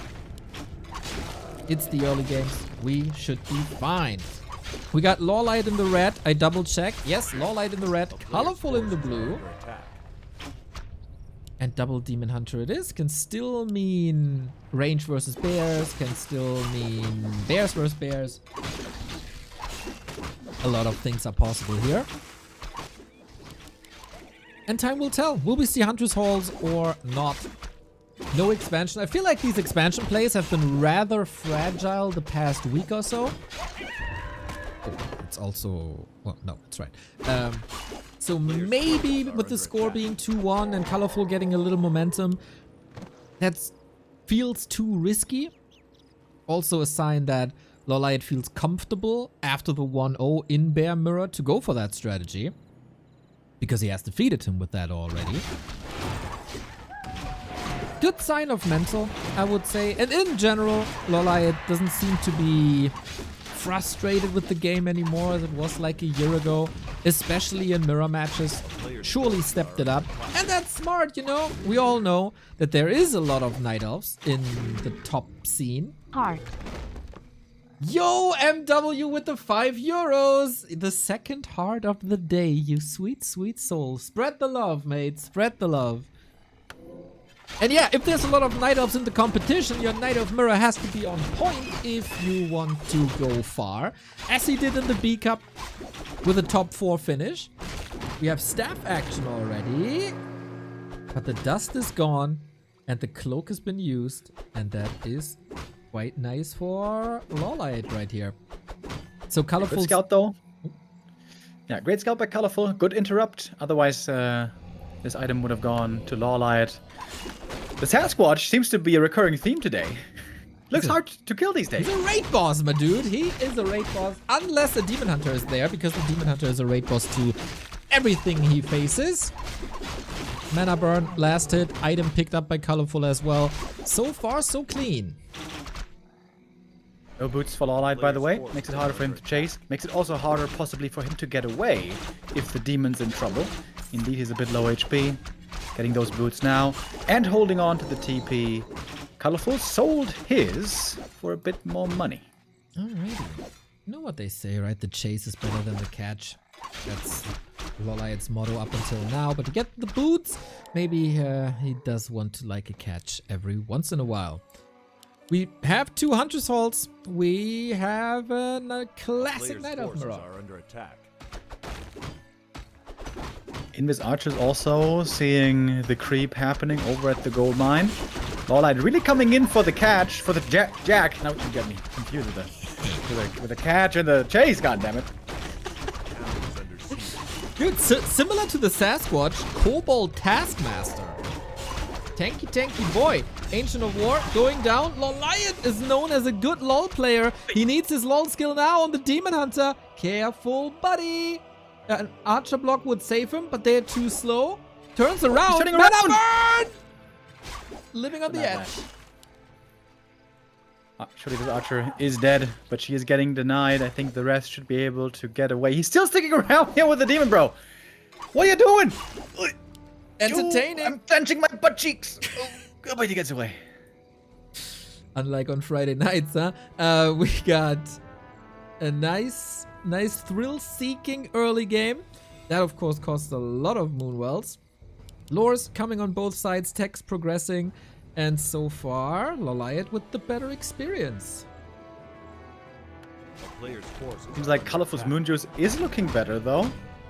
Still got more to offer as far as heal goes. He needs that level 3, though. He needs it real bad. And LawLiet wants to strike right now before it's achieved. The Sasquatch again! Look how long it takes!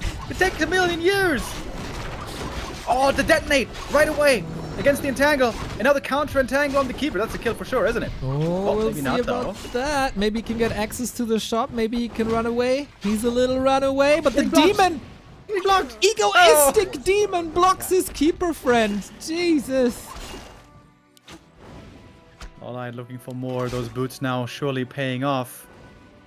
Archer block perhaps can save there. Keeper comes in from the other side. Oh, wait, Entangle? Must be.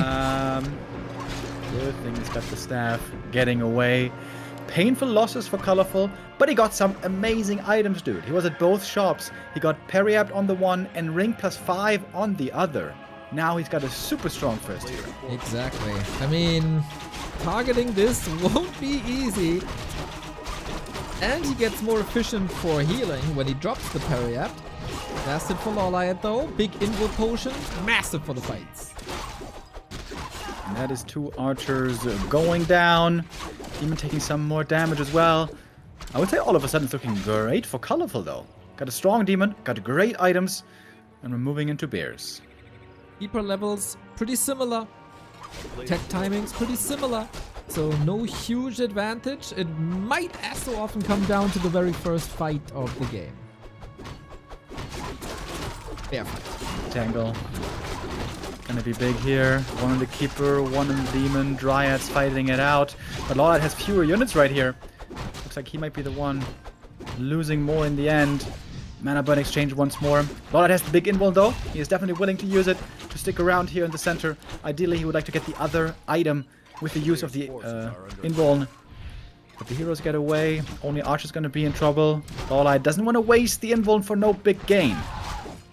Got an Archer, slows down the Demon. Now it's time to commit. Now it's time to chase. No TP, no staff, but the redo for the rescue. Rejuve also coming in on the other side. The big invuln lasts for quite a while. On the Dryad, the Rejuve. Wait, what? That must have been a misclick, no?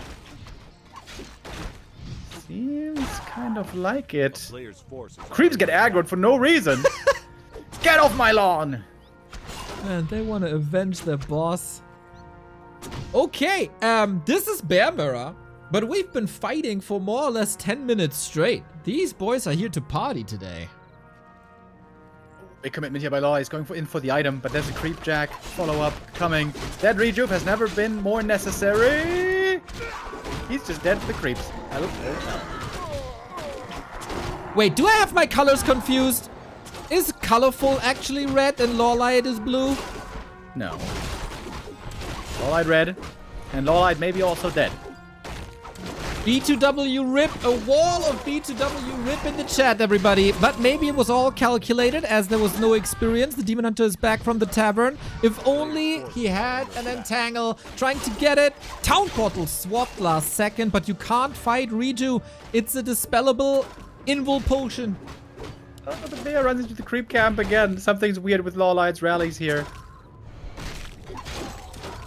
And I think that's a bit too much to come back from, I gotta say. Ouch, that hurts. We got a staff, that's fine. But yeah, the creeps did a lot of damage. Not ideal mid-game outcome from a man LawLiet, and the series is turned on its head.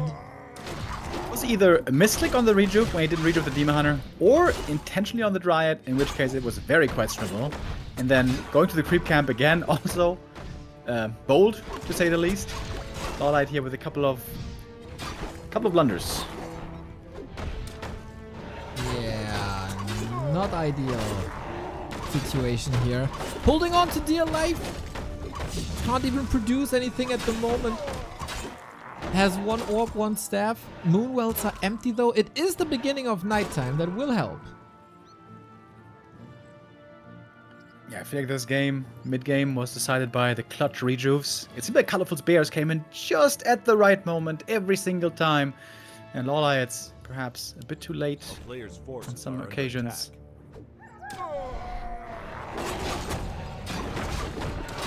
Okay. 5 bears now versus 3, but we have an Ancient of War here. Can that make up for it? 6 bears, actually, for Colorful. Alright, that looks a bit terrifying. Yeah, you can't fight this straight up.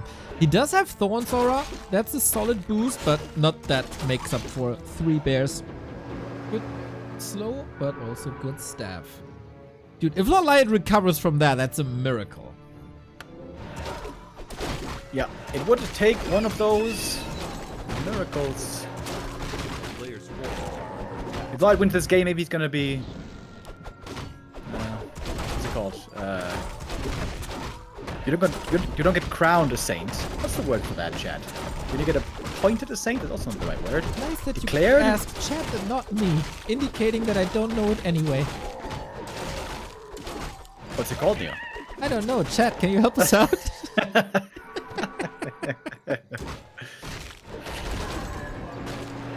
Exalted. Oh, for real? Exalted. That's cool.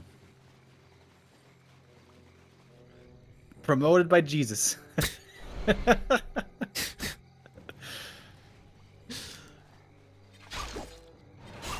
player's forces are under attack. Demon Hunter. You don't... Wait, you're not gonna lose the hero here, are you? It doesn't entangle. Dude, that could have been real scary. Oh, okay. Scary little exchange right there, but Colorful brushes off the bruises. And again, clutch rejuve coming in. Alrighty, the creeps are getting aggroed again for whatever reason. It's a little odd. Backstabbing Colorful, bit bribe, but yeah, it's all about the Demon Hunter in there, of course. Colorful is far ahead. Can he reach level 2 Thorns Aura? That's really meaningful. And he's close, LawLiet is. Colorful has been able to build on his lead from earlier, though. Sure, the supply is now back to even, with no losses being suffered for the last couple of minutes. But the upgrades are looking great for Colorful. 1-1 already. Could easily afford more. Right now, though, he's building a bank, whereas LawLiet is on 0-0. That's indeed a problem. He's working on it, though. Will just take more time. 6 versus 6 bears, who gets the better fighting position. So far, I think more damage coming from Colorful. Reju on the Dryad, so can still dispel. Did the job. Nicely done. Colorful showing his prowess in this matchup. Now level 2 Thorns Aura. I gotta pick it as fast as possible. Bear still falling. Demon Hunter chasing. And it's still somewhat close. One heal scroll could turn the tides.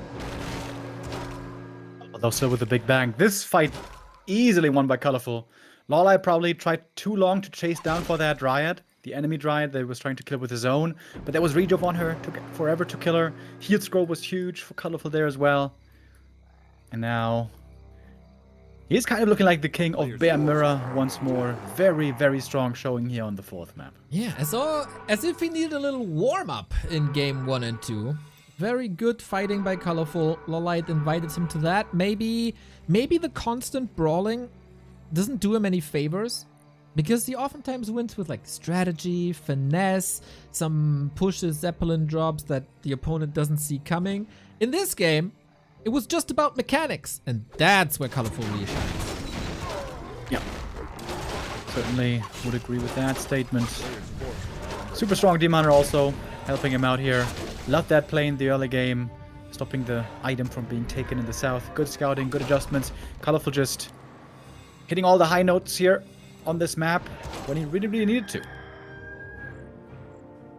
Good plays indeed. And Colorful has shown some good results throughout the entire week. The first week of Super League.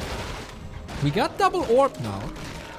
Thorns Aura evening out. Still a stronger Demon Hunter for Colorful, of course, and he's pushing for the 2-2. Fighting into the enemy base. Where's the TP gonna be? Pretty far back. 2 Mumas could be going down right away. That's very annoying. TP out. Can he get the second? Really wants to. Ah, and gets it just in time before the exit. Colorful doing this real well.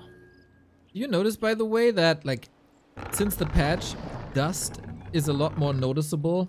Like if a building gets raised or if an orc is constructing something. Really? Yeah. There is something wrong with the effects. You'll notice it. Do we see an orc today? No, we don't. But man, heal cells is barely visible at the moment. It's really? It's a Forces problem. are under attack. I didn't notice that yet. Okay, gonna try to keep an eye on that.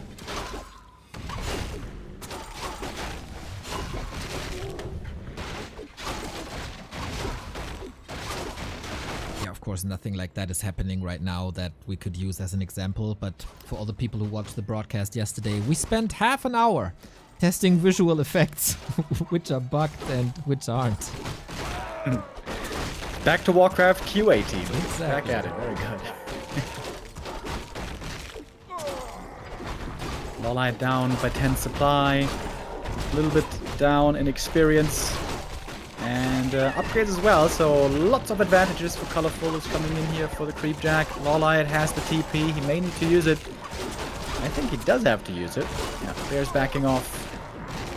LawLiet successfully saves his army. Alright. Seems like you're a little ahead of me, by the way. I'm 31, 32, 33, 34, 35, 36, 37. What?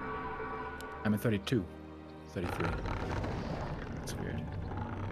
That is weird. So I'm 10 seconds ahead? Yeah, that doesn't make sense. No! I'm 50, 51, 52, 53. I had a lag earlier. Maybe the timer doesn't count the lag or something. Yeah, maybe. That's strange. Well, it is what it is. I prophesize this match won't go on for much longer. Yeah, seems likely. We got a triple heel scroll for Colorful. Okay, that's kind of crazy. Trying to finish the job right here. Okay then, let's see. Triple heel scroll, as you mentioned, is crazy. Plus Colorful's age-old strength in Bear Mirror. All the bears for LawLiet are dropping. For Colorful, everything seems to be alright. It's very hard to go for a hero focus in this matchup. The bottom, looking kind of nice. It was 4 bears attacking 1. But yeah, new bears are coming in for new rejuve. And there's barely any healing for LawLiet anymore. He's stemming against the defeat, but I think it's just delaying the inevitable. Seems like almost every bear had a clutch rejuve in this game for Colorful. The reinforcements, I feel like, making the difference here in this game. Along with LawLiet being a little too bold in the middle of the map. That creep jack seemed a little bit crazy. Also the rejuve on the Dryad. Either crazy or a misclick. And Colorful will punish those mistakes. And this is what you get in these narrow mirror matches. It's about every single decision, and if you get a lead, it's hard for the opponent to catch up with that. And this is how the cookie crumbles, I say. And that is going to bring us to a 5th map decider. I love, by the way, how the new War 3 Champions feature is that you can hide the game name, right? But everyone still sees what the streamers type in for the game name. Well, you gotta be quick then. At least you can only snipe it for like 2 seconds and not the entire time. Yeah, shout out once again to the admins of the War 3 Champions team doing a great job, especially Faro lately. Really engaged, trying to make sure we had fewer issues with the connection bugs. Now we have the Flow TV password feature, which have made things a lot more stable, actually. So that's really cool. Yes, and you know, like they're working on it or it's already implemented. I'm not 100% sure. When we cast a series, we always have red, blue and yellow, right? But let's say in one game, LawLiet is blue and Colorful is yellow, but on the next map, it could be the other way around. So they're working on something that one player always has the same color and it's not flip-flopping anymore. Yeah, that's also cool. Yeah. Also, I made it a project to get different colors. I don't want to see blue and yellow anymore all the time. Yeah, it would be nice to get some diversity. Speaking of which, it's blue and red for me right now. It's been blue and red the entire series. You see, I didn't even notice. That's how important it is to you. Oh, now I got disconnected. Okay. Wait, now I'm in. That's odd.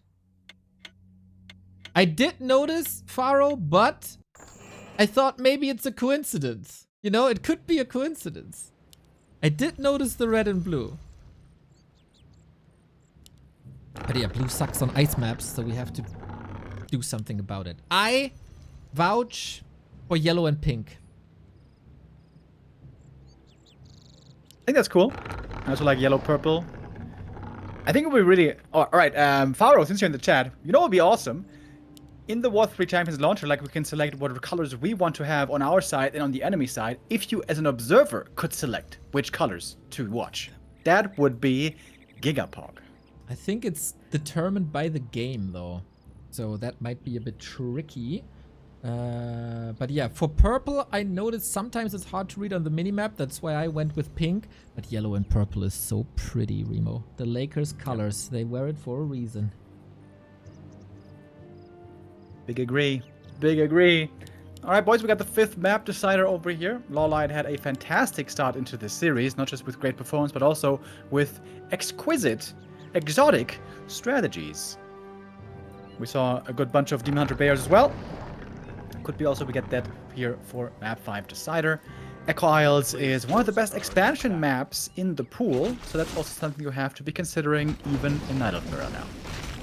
Alrighty, I'm fast forwarding. Oftentimes on Echo Isles, one player goes for an expansion right away, especially when Moon or Foggy is involved. It's a lot about mercs, as you say. It's a lot about expansions and pushes, as you say. We got LawLiet with the Ring of Protection, very, very nice. We got Colorful with the Periapt, also very nice. We've seen the impact before, especially the interaction with healing at the Moonwells is better with the Periapt because you can drop it, heal, pick it up again. So we'll see who gets the better items. Colorful with the Circlet already, and LawLiet taking the little green. No expansions anywhere, just straight up tier 2 tech. But asking, did subs get more expensive, or is there a difference between desktop and mobile? Indeed, there is a difference between desktop and mobile. I guess it might be differing from country to country, but in Germany, for example, it is 30%, which is a lot, more expensive on mobile. And that is the Play Store cut. Yeah, I think that's especially noticeable when you're on Apple. Oh, okay. But yeah, it is down to Play Store and iStore? Apple Store? Ah. Apple Store? Yeah, I don't. App Store, I think, right? That's way too expensive for me. I don't know. It's Apple stuff. No. If we could, we would download a car. And of course, you know, I tend to lose my phone, so investing in an iPhone is, for me personally, not ideal. I have not lost my phone in a good while. However, I had to get a new one 3 weeks ago, when my old phone semi-exploded when the battery overheated. And okay, saying exploded is being a bit dramatic. Sometimes I like to be a bit dramatic, Neo. Play it up for the clip. It exploded. What? It exploded. It absolutely did. And yeah, now the screen has lifted from the rest of the phone by like 1 centimeter or so. It still works, but I now have like a flip phone, but not in the classical sense. Well, that's good. That's good. And since you're not losing them too often anymore, don't you drive taxis these days? Yeah, for that reason, no more taxis for me. Back when we were in China and I was super broke and had like almost no money, I lost my phone and I spent like 2 days trying to get my phone back. And the taxi company assured me, no bro, you didn't lose your phone in my taxi. No, couldn't be. And I was like, bro, I was in your taxi 30 minutes ago. I've been nowhere else. It was in my pocket. Where's it supposed to go? And he's like, well, sucks to be you. Isn't here. My phone was gone. Yeah, Big it was sad. gone. And that was prior to like Find My Phone services. They probably wouldn't have worked in China anyway. A player's forces are What under do we attack. know? We were young and silly. Not young anymore, but still capital S silly. Yep. Speaking of silly, we got a bear mirror again.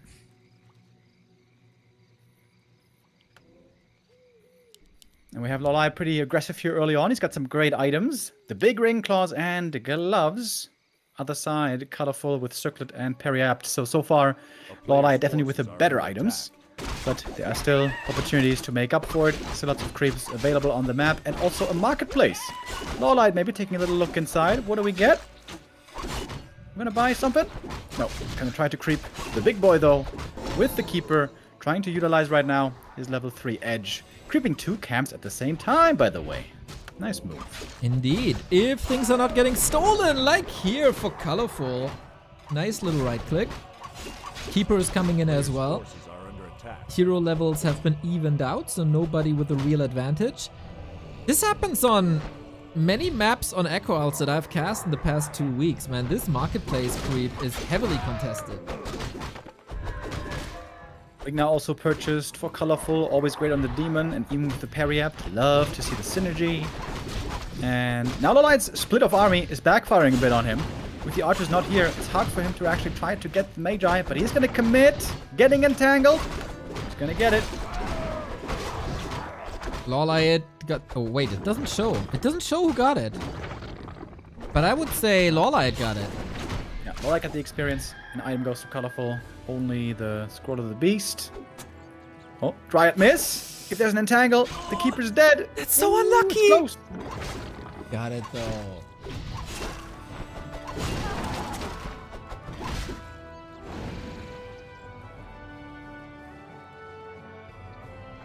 We are moving into bears. Important match here, by the way. This map is worth 2 points for the ranking, not only 1.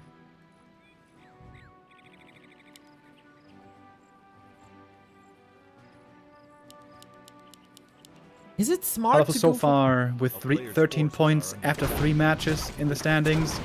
LawLiet only with 6 points after 2 matches. But he played happy and Colorful didn't. That evens out somehow. That's But true. yeah, Colorful has looked or has performed above expectations so far, I'd say.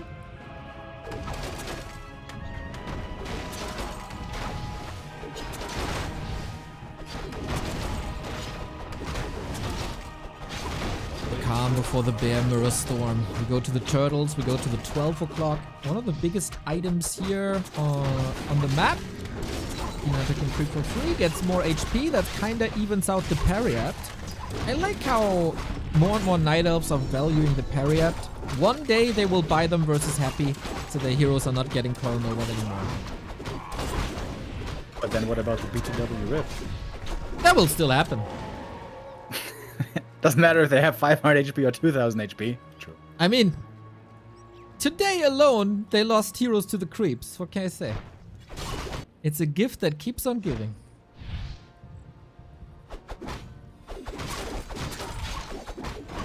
So we got lots of armor on both the demons. Their inventory is almost identical now, with however the key difference being LawLiet doesn't have boots.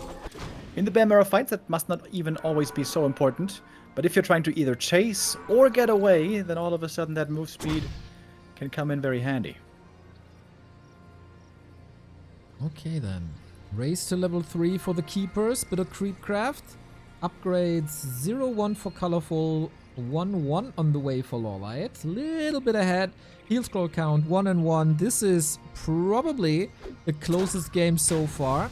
Now, different actions. Colorful pushing into the main of LawLiet while we are still creeping at the bottom.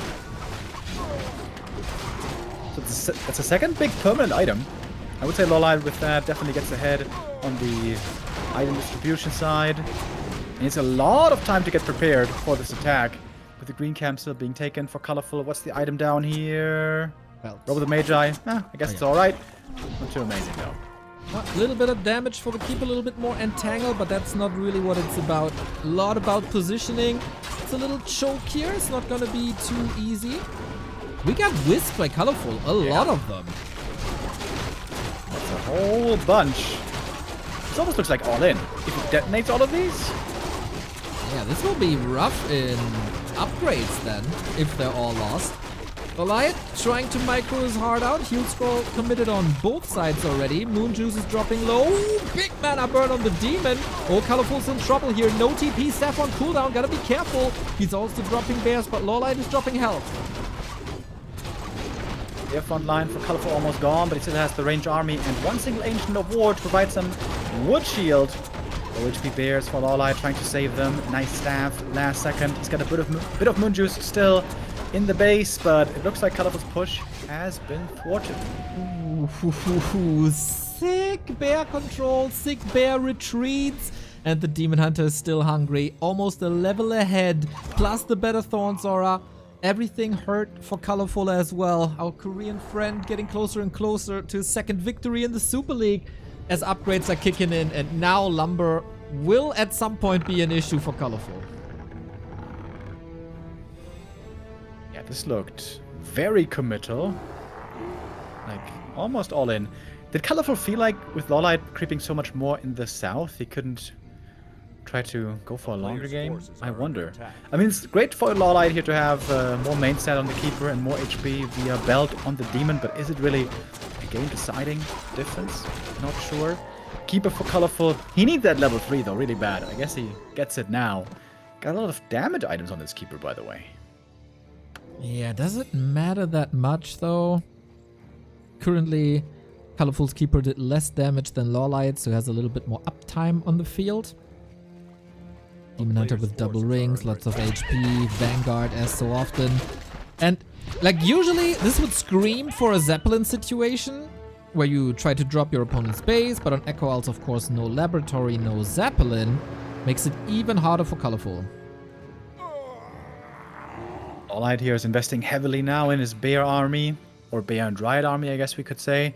He stole the row with the Magi, got an Aura, not the Scourge Bone Chimes, but the Lion Horn, and is working on 2-2 upgrades already. So he's going to have wonderfully upgraded units, but Colorful's not too far behind. He's going to have 1-2 finishing up as well, base. Both are going for Ancient of Wind at the same time, which is rather cool. I've noticed this last week, I think. A Scout Hippo gives you so much information in these situations because it's a lot about stalling. You want to sit at 50 for as long as possible. The Hippo will tell you when your opponent is breaking into upkeep so you can follow at the same time. And in my dreams, it opens up the opportunity for talents as well. But I doubt we're going to see that.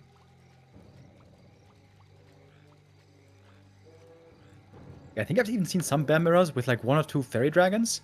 But nowadays, Fairies seem to be getting owned kind of by talents. So it seems to be a bit difficult to make work at the moment. A player's forces are under attack. And now we have crept up the entire map. And this is the classic that we're used to from Bear Mirror. Now we sit and wait and upgrade. And Scout with the first Hippo we mentioned. Perfectly at 50. We got one shop that's worth contesting over for the heal scrolls. Ooh, Colorful with the Chimeras. He did that to Kaho. And it worked well. I forgot who Did it won. work? Did it work? I feel or like did it every not time I work? see Chims, they lose. Unless they're like very far ahead. Oh, my rotten brain. I can't remember. That was one of the games where I confused the player color. And because of that, I don't remember who won that. Chat will know.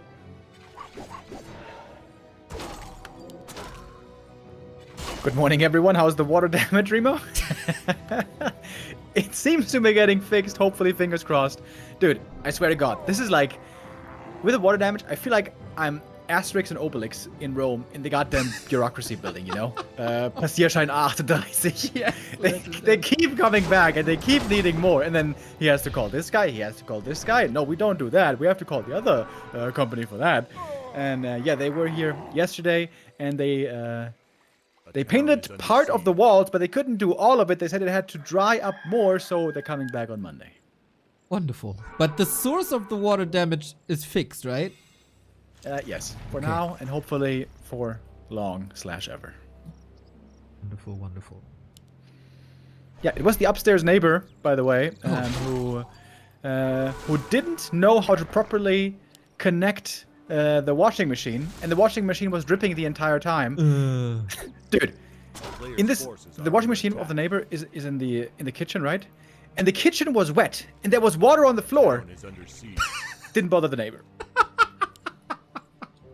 Oh my god, dude. I don't know if we talked about this, but you know my old roommate Höki, right? You have a great relationship with that guy. He moved back to where we grew up and built a house. And it was super expensive, right? All from the ground up. Shit you not. First weekend, he moved into the house. He went out to party, got drunk, thought it's a really good idea to take a bath when you're drunk at like 3 a.m. in the night. Fell asleep in the tub with the water on. Water damage in the entire new house. Oh, shit. And you only have yourself to blame. Oh, damn. Oh, man. 2 years of working on that house ruined in 1 weekend. GG. You know, I've done many things when I was drunk, but I've never thought, you know what would be nice now, sitting in a tub and falling asleep. The falling maybe asleep I part should- is great. The waking up in a cold tub is horrible. Yeah, maybe I shouldn't speak too loudly, though, because I have fallen asleep drunk in a bathroom many times, including the toilet stall of a club many times. So I get that it can be really cozy there. I'm pretty sure I still got pictures of you. Oh, yeah. Many people have many pictures, Neo, I can assure you. Oh, the wild days, eh? The wild days. You also fell asleep on a tree. That was fascinating. A Like player's Bagheera in forces are Jungle under Book. attack. That's my spirit animal. We go into Mountain Giants. What the hell? He's probably just faking upkeep, I think. Oh, you're smarter than I am. Is Colorful gonna fall for it though? So far holding on to his resources. Of course, the Chimroos has been spotted a long, long time ago. LawLiet instead now expanding in the south. This is pretty smart. I think he knows that the Hippo's going to be checking out his main, looking what's going on there. But there's also a Wisp in the south for Colorful. Now, has he seen this tree? I'm not sure. It's only been up a minute. Yeah, that. I mean, the Wisp is in position, but obviously vision is obscured by the tree line. I feel like LawLiet gathered so much knowledge. It's gonna be hard for Colorful for sure. Breaking upkeep first. You were right, by the way. The upgrades have been cancelled, so it was a fake. Smart.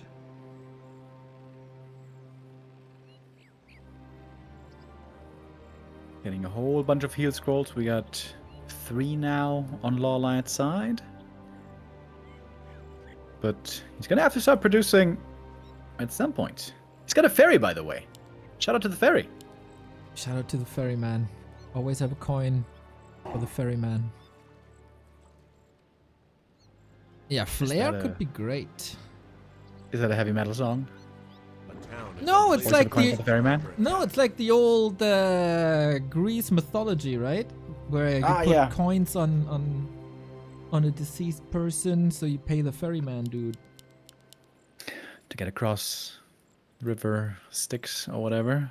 That's right, but it is probably a metal song. I would be very surprised if it's not a metal song. There's a tome on the ground, boys. Both demoners running. Okay, thank you. 3 heal scrolls versus 1. So we have Thunderbirds.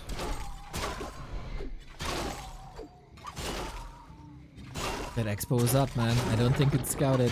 Colorful willing to brawl with his 80 food. The chimeras are here, but they're staffed. And now we get the big LawLiet army as well, and he's dragging Colorful away from the expo. Smart movement. The Chim right there did about 130 damage with 1 shot. Quite nice. LawLiet. They have to TP out here, trying to cover the retreat for the rest of the army. Oh, this might get hairy now. The demon. Okay, it's tanky enough.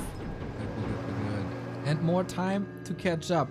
Does Colorful have the read that this is an expansion, and can he punish it? There's a heal scroll available. We'll catch up on 2-3 then. LawLiet has 4 hippos. And dryads. And double orb. I don't foresee a bright future for this chimera.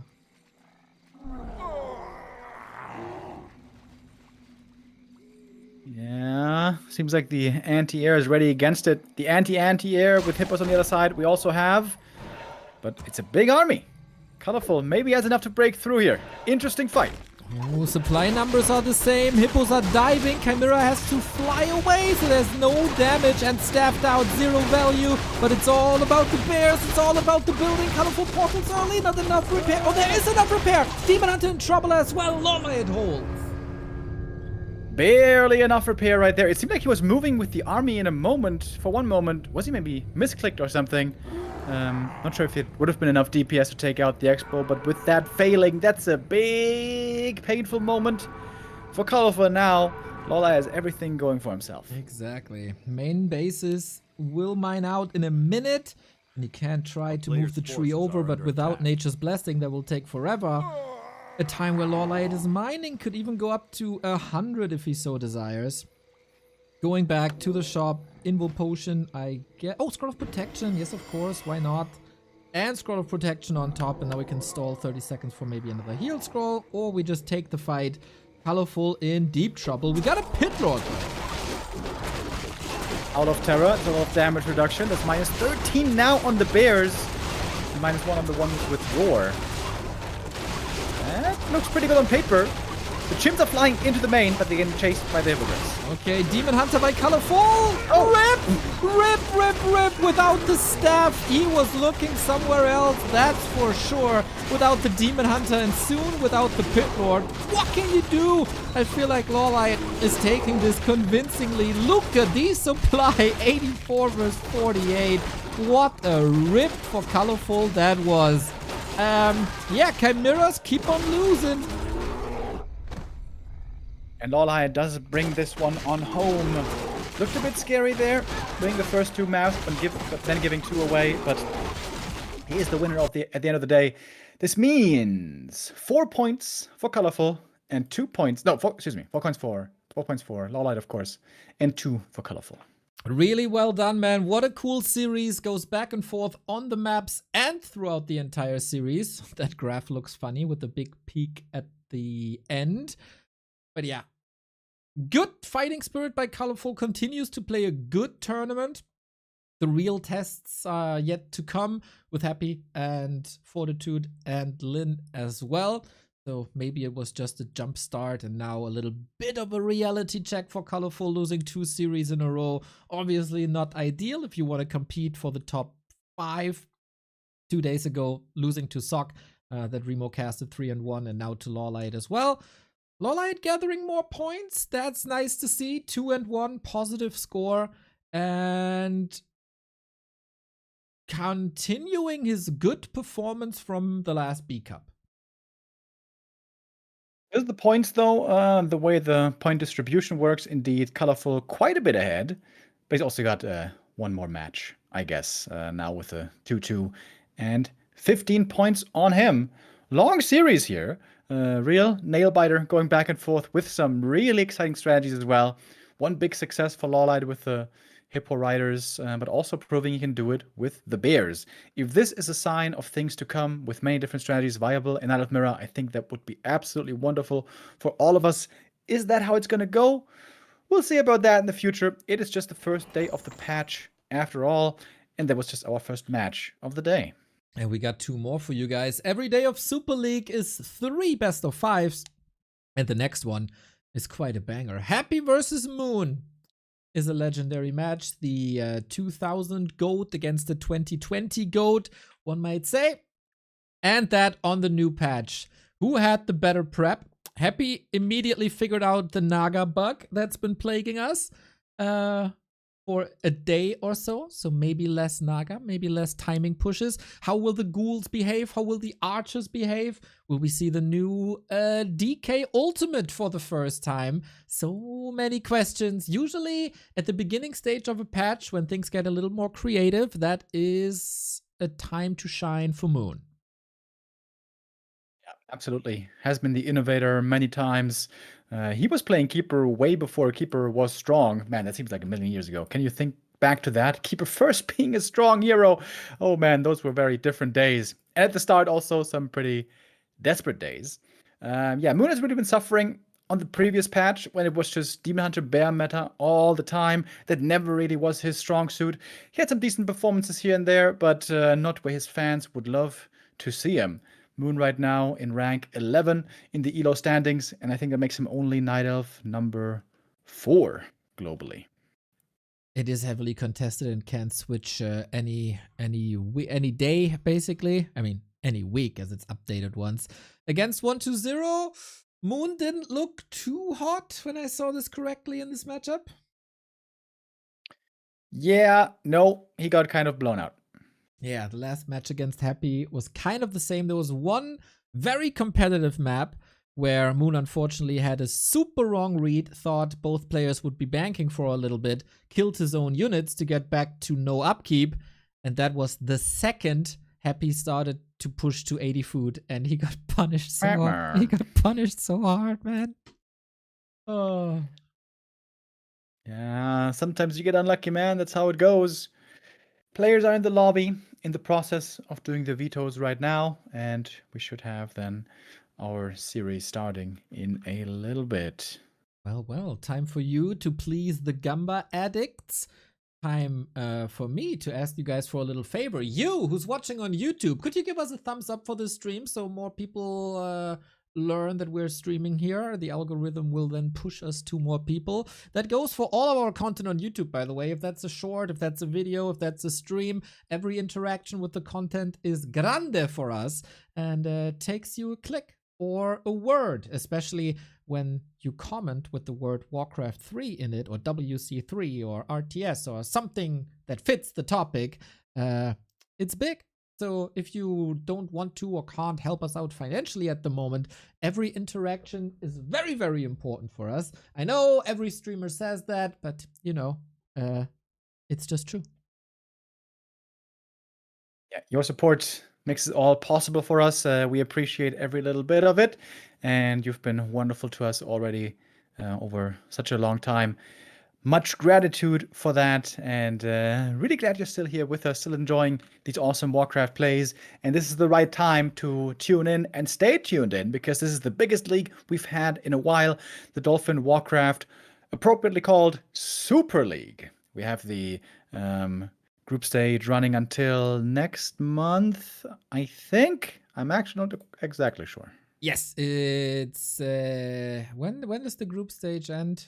Like shortly before the end of the month, and then playoffs for a couple of days. I what's it called?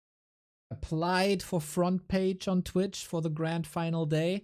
Hopefully the gods of Twitch will listen. Usually they're very good to us. Whenever we apply, we get the slot. Hoping for the best. Okay, grand final is August 31st. Yes. It's a Sunday. Yes. Hell yeah. The best day. Championship Sunday. It's so The day weird of to the me. Lord. Sometimes the Chinese, they hold their finals on a Monday. Like, what the hell? Do they not work? Isn't Sunday universally the best day for such things? Because everybody has off? But clocks are ticking a little different in China, I guess. Yeah, it's going to be a big festival. Looking really forward to it. Of course, it's hard to tell at the moment who's going to be making it very far.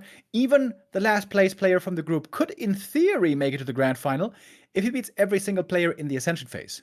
Now, while that's not impossible, it's extremely hard and extremely unlikely. So you want to land as high up in the Ascension as you possibly can, and the score at the end in the group stage is going to determine that. At the moment, it's looking best for Happy and Sock. 3 matches, 3 wins for both.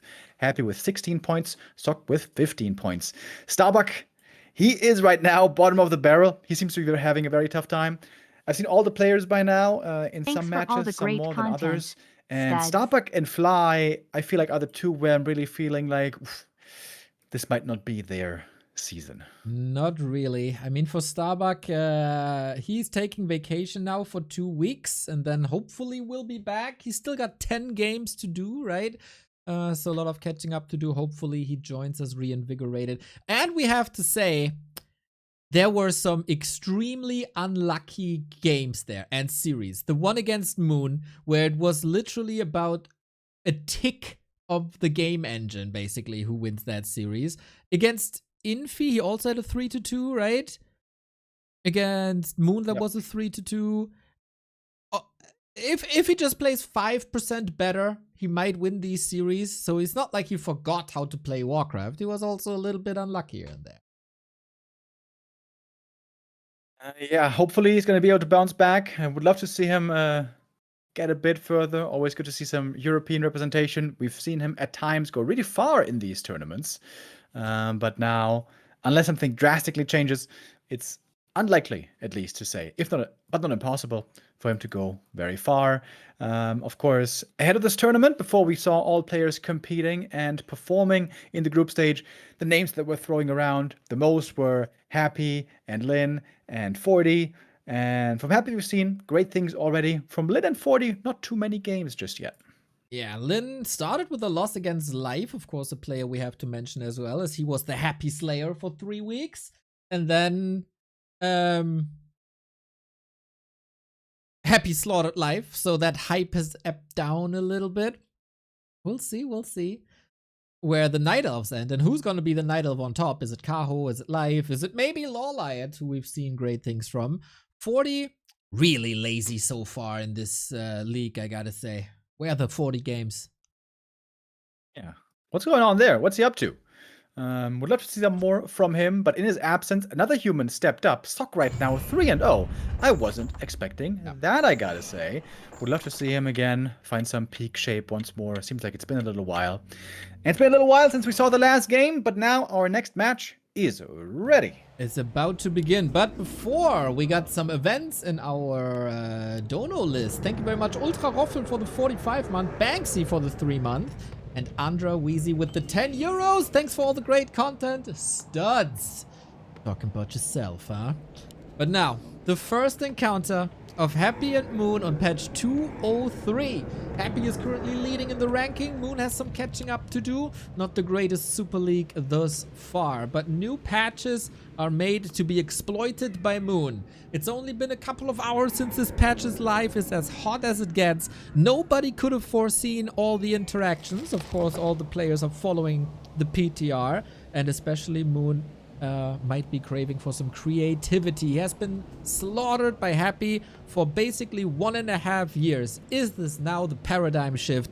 And what will these two geniuses come up with? Piercing damage, 10% reduction.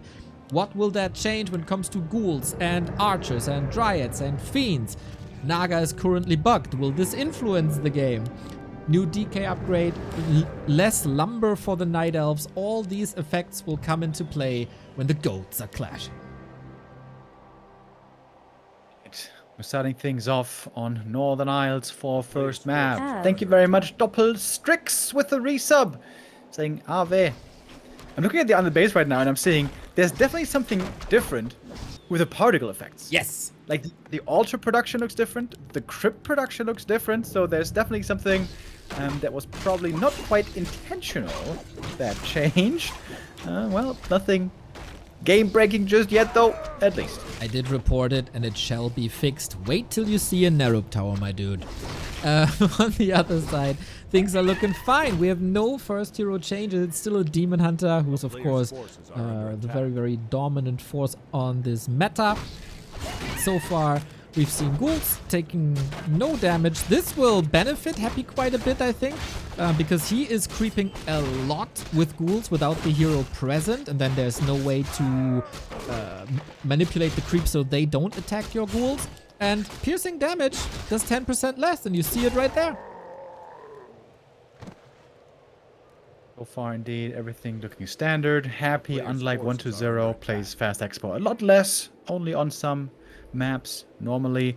I would have to run to the toilet real quick, by the way, so keep me covered. Mr. Remo Demo is too excited, like a young puppy dog, getting excited because of the mailman. He's getting excited for Happy and Moon. We have a detonate here, lasted for Happy, claws +8, and the gloves of haze, good damage. Demon Hunter trying to harass this as much as he can with Demon Hunter immolation, so in that regard, nothing has changed. We have a mantle, a little bit more fuel for the immo, claws, a little bit more damage for the demon. Also, by the way, skeletons taking less damage from archers, and this harass didn't do too much because Happy moved away, got the item, got the big creep, and then we tech with a very early Huntress Hall. That is curious. Checking if there's any shenanigans going on here. Buying a circlet for even more damage. And now Moon preparing his own gold mine. He should see Happy coming. He was on his tracks. Graveyard on the way for Happy. Hunter's Hall on the way for Moon. And now Shoes on the other foot. Moon getting creepjack and snare already. This Ogre Magi is begging for a call, but he keeps his ghoul safe with that. Slaughters the archer. Bit problematic despite the 20 HP. They got more now. Demon Hunter slapped around now, and Snare is ending up on ghouls, and there shouldn't be a way to kill him. But yeah, archers do less damage, and the creeps get the last hit. A little unfortunate. Players' forces are under attack. But this could have been worse. He's getting ghoul kills, and this is something that's noticeable for Happy's early games. Losing more ghouls than usual, but he gets the big Ogre Magi, and inventory is sick with a Ring of Protection +5. Another archer slaughtered. The 20 HP don't help you when you get netted all the time. Feels like we... Oh, demon. DK has the aura. He's chasing. Can he heal? He can survive one hit, right? Or is the claw exactly giving him the damage he needs? 40 HP. We don't have a coil yet. The Naga is coming from the right-hand side. If he manually uses the ice arrow, she might bug these days. Happy is dragged into close to his main base. Naga has to intercept now. Stops for a second. Oh, all that HP regeneration that you get during night. Ruined. Naga trying to intercept for the second time. Going right. There's a coil and Moon is ready with the town portal. Nice dodge. That took a lot of time off of Happy's clock. Cost a town portal, of course. Now we can creep with an Ancient of War that takes less damage from the Tuskar Trapper. Happy with Naga map control, getting the objects in the middle for great items and great XP. So far, not much has changed in this matchup either. We go tier 3. On both sides, we go Dryad Bear versus Ghouls. Will we mix in Fiends is the question, as they get a bit gutted, especially against bears. Happy has been a fan of worms for quite some time, so maybe he rather goes for them as damage dealer versus bears, and then the heroes have to deal with Dryads that should still work. Demon level 3. That's half the rent paid. Now the Naga needs to step up her game as well, as the Ancient is moving. Chop coming up for Staff and Orb. Everything in order so far. No huge advantage, but that Naga is an absolute beast. Double gloves, double claw, Ring of the Archmagi. What a dream. Natural for Moon, still not prepped yet. Moving south for the Arachnithid camp. The army movement unfortunately gives it away with the Dryads here poking. He's done that a lot recently, but that also makes it so that he has to abandon this camp with only getting one creep here. Not most efficient.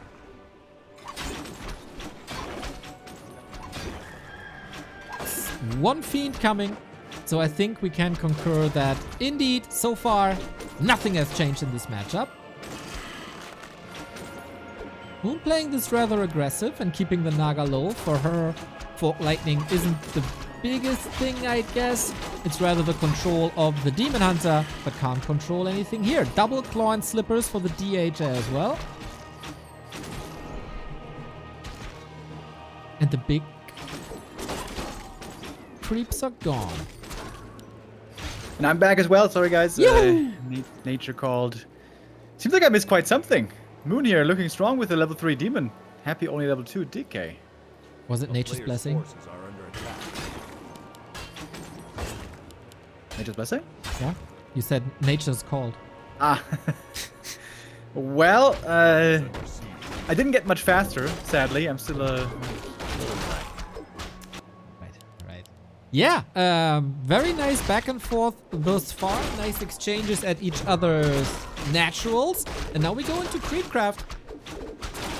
It felt like Ghouls surely survive a little bit longer. The 20 HP didn't help the archers much against Creep and Snares and Ghouls. Ring of Regen on the Demon will be quite something. Damage is great on both sides. You're right in for the late game.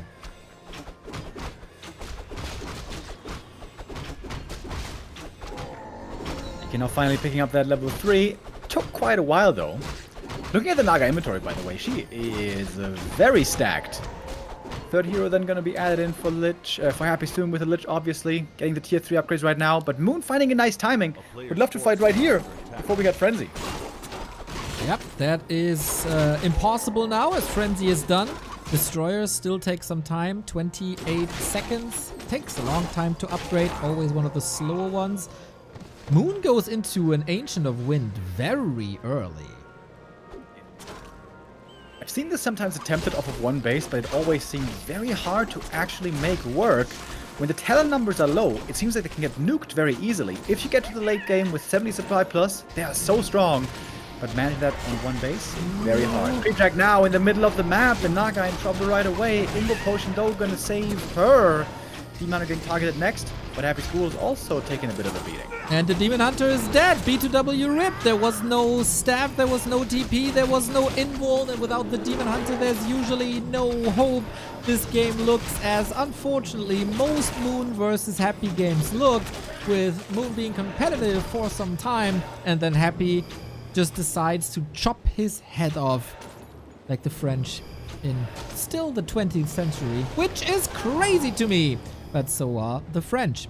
Now, Bear Surround, that seems unsalvageable, and with 80 seconds on the clock for the Demon, what's saving Moon from a GG? Is it going to beat the Talents, where the upgrade still takes 50 seconds? I'm not so sure. This is Happy once again, firing on all cylinders. It has been a very successful season so far for Happy in this group stage. To be honest, with Happy's recent successes, and by recent I mean the last couple of years, him not making at least like top 3 in this tournament would be quite the shocker. Yeah, right on. I wonder if Moon can get a map here, I guess. Northern Isles didn't go his way, really. Running into that fight, into the Frenzy Destroyer timing, without any safety precautions except one Invo Potion, was a bit mad and fragile, and he got punished for it immediately, just as he's getting punished for the red spot. This might be game then. Moon taking a bit of a risk, you know, you gotta, when you're so far behind, take some risk, go for some big gambles, like a big creep camp. But that Naga going down, it's gonna seal the fate on the first map. Some things in life are certain: death, taxes, and Happy winning against Moon. Yeah, it's been a long time since we saw a different outcome, hasn't it? Firelord patch, November 2023. Oh yeah, true, true. 2023, everybody. That was the biggest fake hype I think I've seen in a long time. But like, for 2 weeks it was like, oh my god, we got a new strategy. And after 2 weeks we're like, nah, he's still garbage. Never mind. The rise of the Firelord in general, though, has been phenomenal since that patch. Not that much as a first hero, but the rise of Soulburn. Yeah, I mean, it's nice to have him viable in some situations and be a pickable choice in some strategies. But I have yet to see a game where I really feel like, oh my god, this is such a strong Firelord and he's carrying the game. You still don't believe in the strength of Incinerate. I think every single spell of his is garbage, is my stance. Soulburn is the Kinder Surprise of all Warcraft spells. Yeah, it's bad at 3 things. You say Kinder Surprise is bad? Kind of, yeah. It's not a good toy. It's not a good candy. It's not good nutrition. So yes. You know what? The toys are so garbage these days. You have to download it. You have to scan a QR code and download an app and stuff like that. What? Yeah, you can't, like these yellow eggs, you can't even pop them anymore because for child safety, they're connected now. You're kind of right.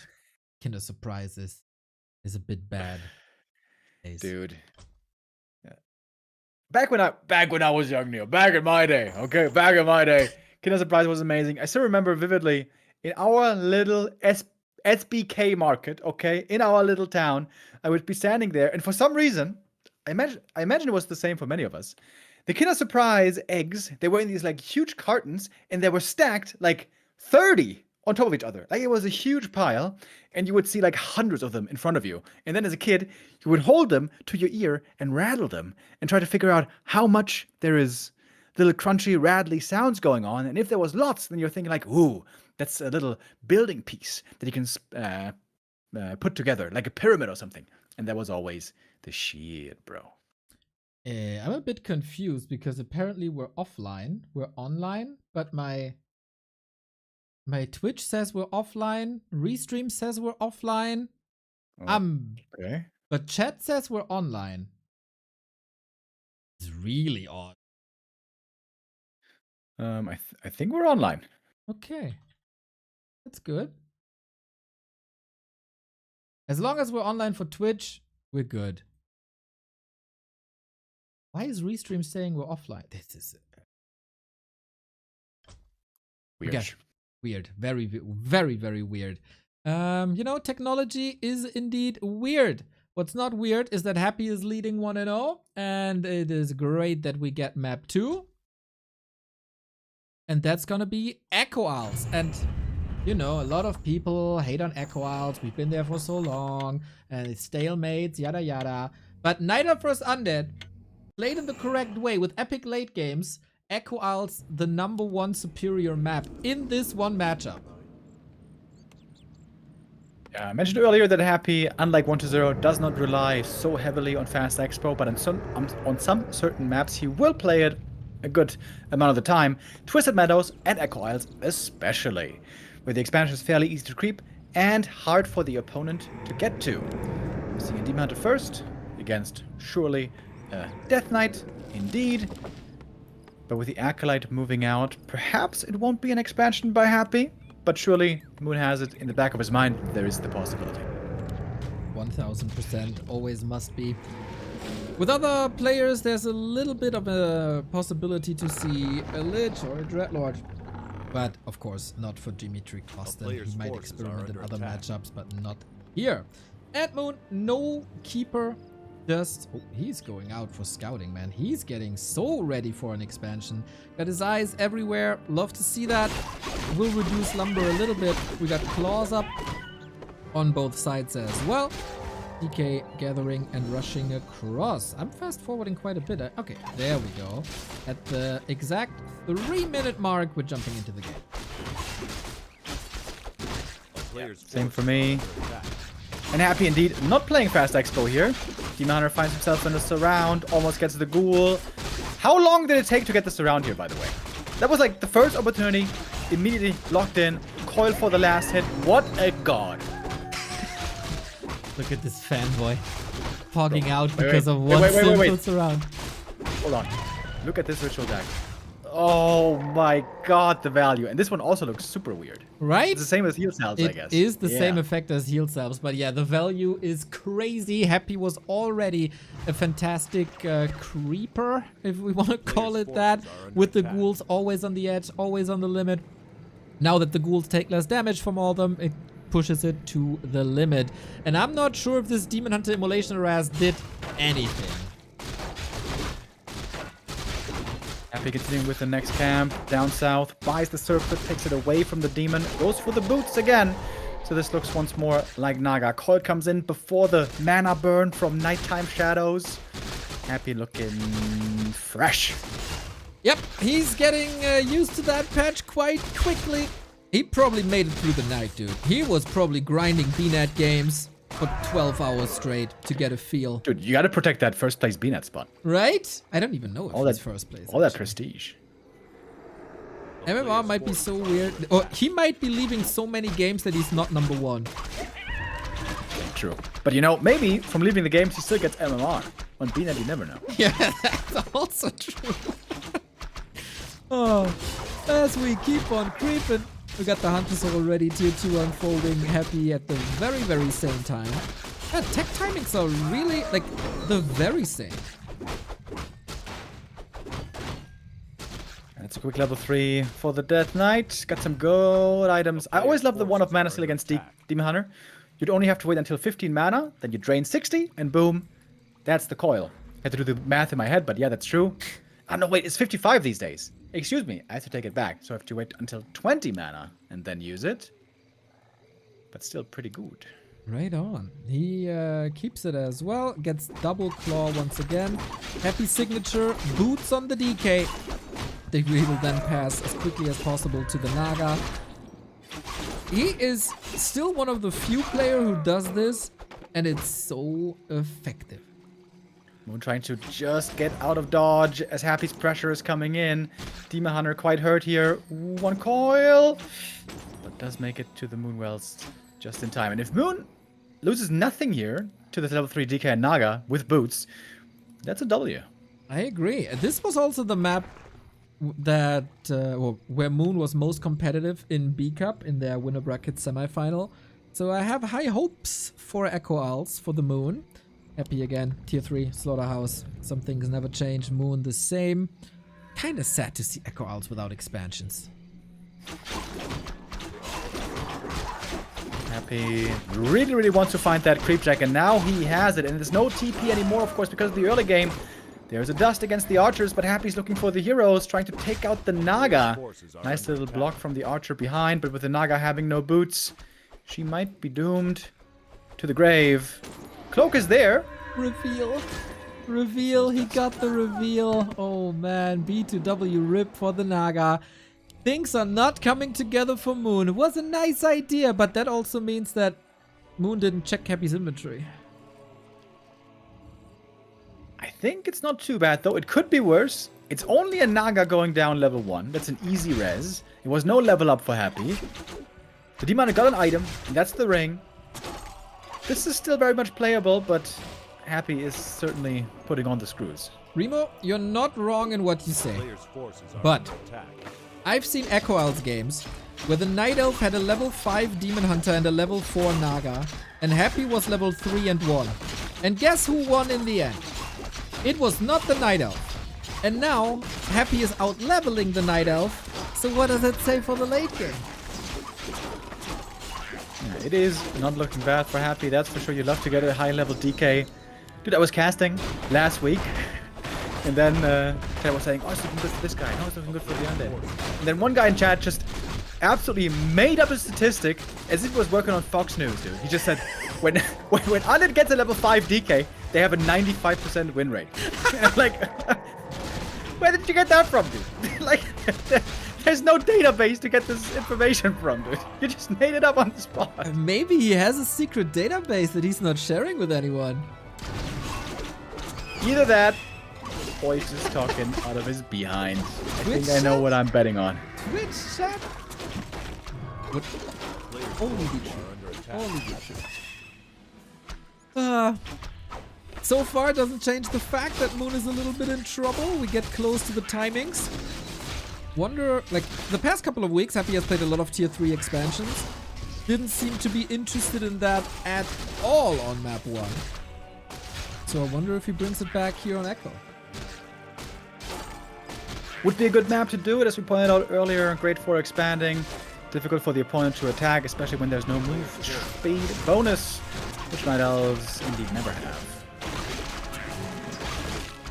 Hunter got some good items now, and some decent levels. 3.5, down south, finds the Sobi Mask.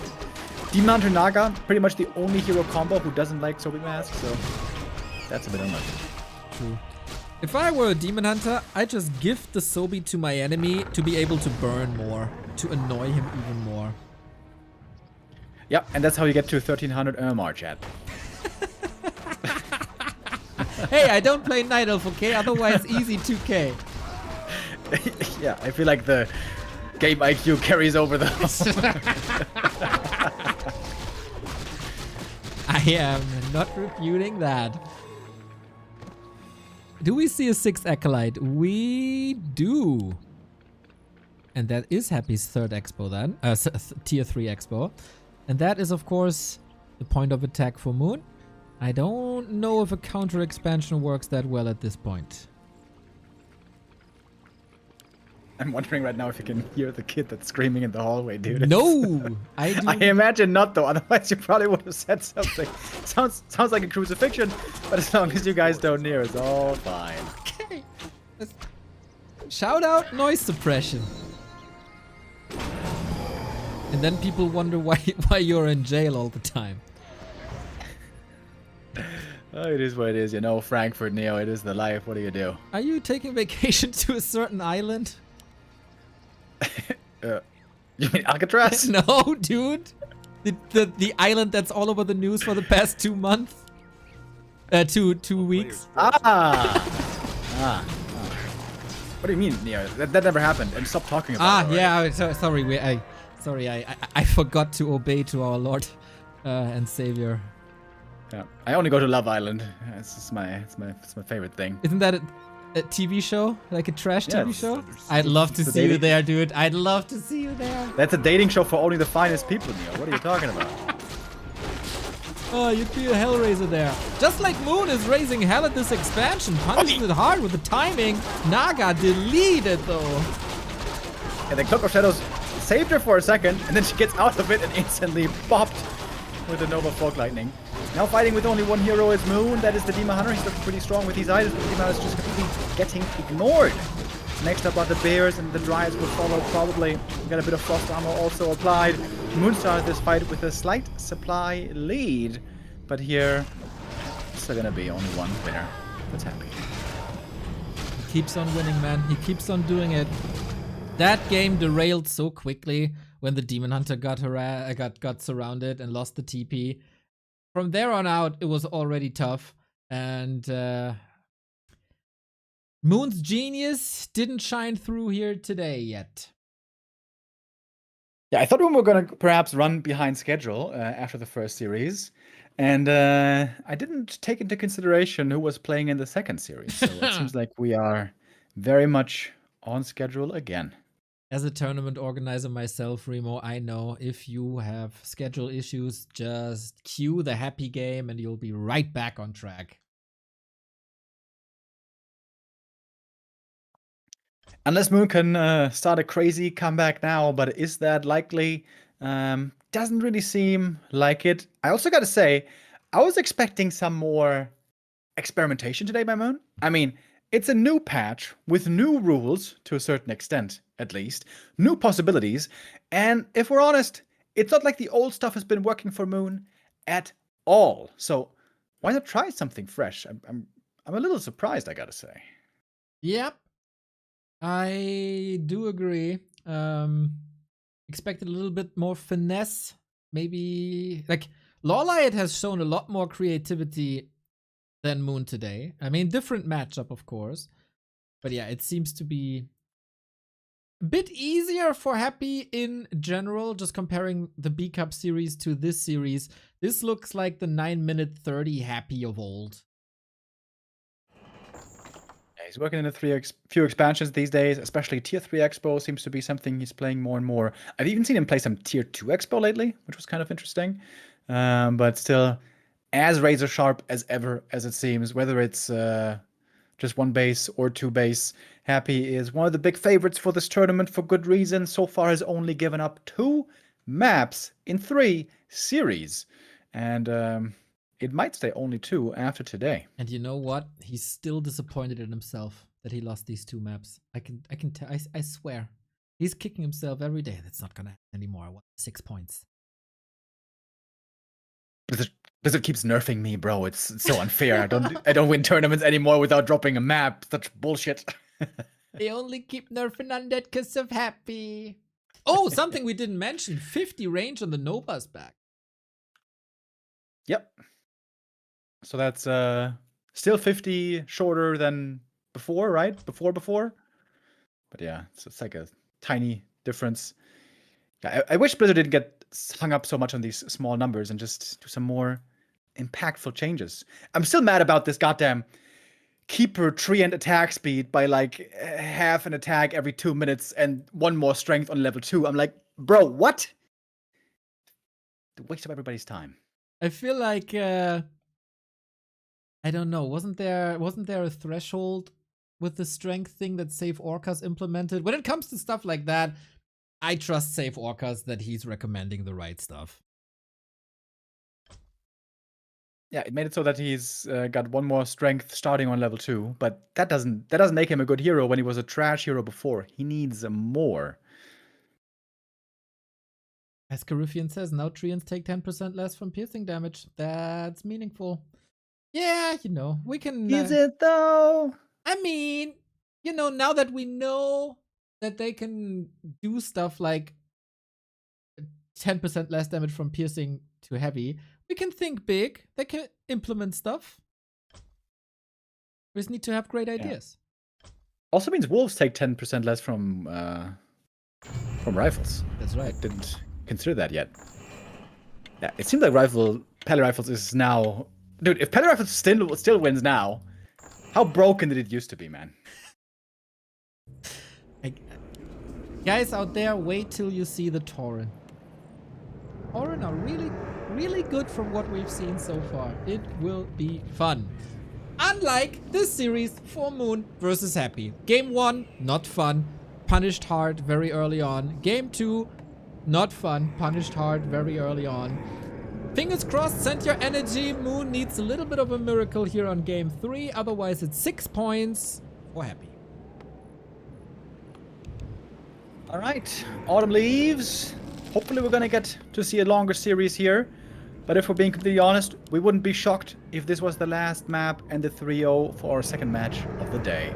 As Happy, down in the bottom left in the blue, looking absolutely stellar so far today. Going again with the DK Ghoul opening, obviously. For Moon, nothing is changing so far. It's a Demon Hunter. I shouldn't say perhaps nothing is changing.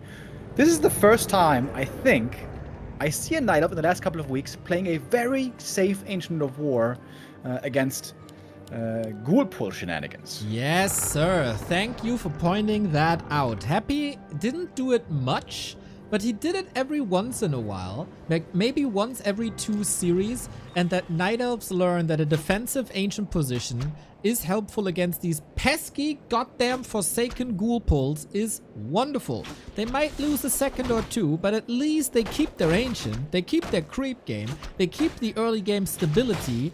It is worth it to be safe. A player's forces are under attack. It's not a Ghoul pull, but an Acolyte pull this time around. So this does slow down creeping indeed. More than just a few seconds. The Demon Hunter normally likes to pick up the item here and then run across the map right away. And look at Moon. He's just saying, okay, whatever. I'm not even going to creep the rest of the camp.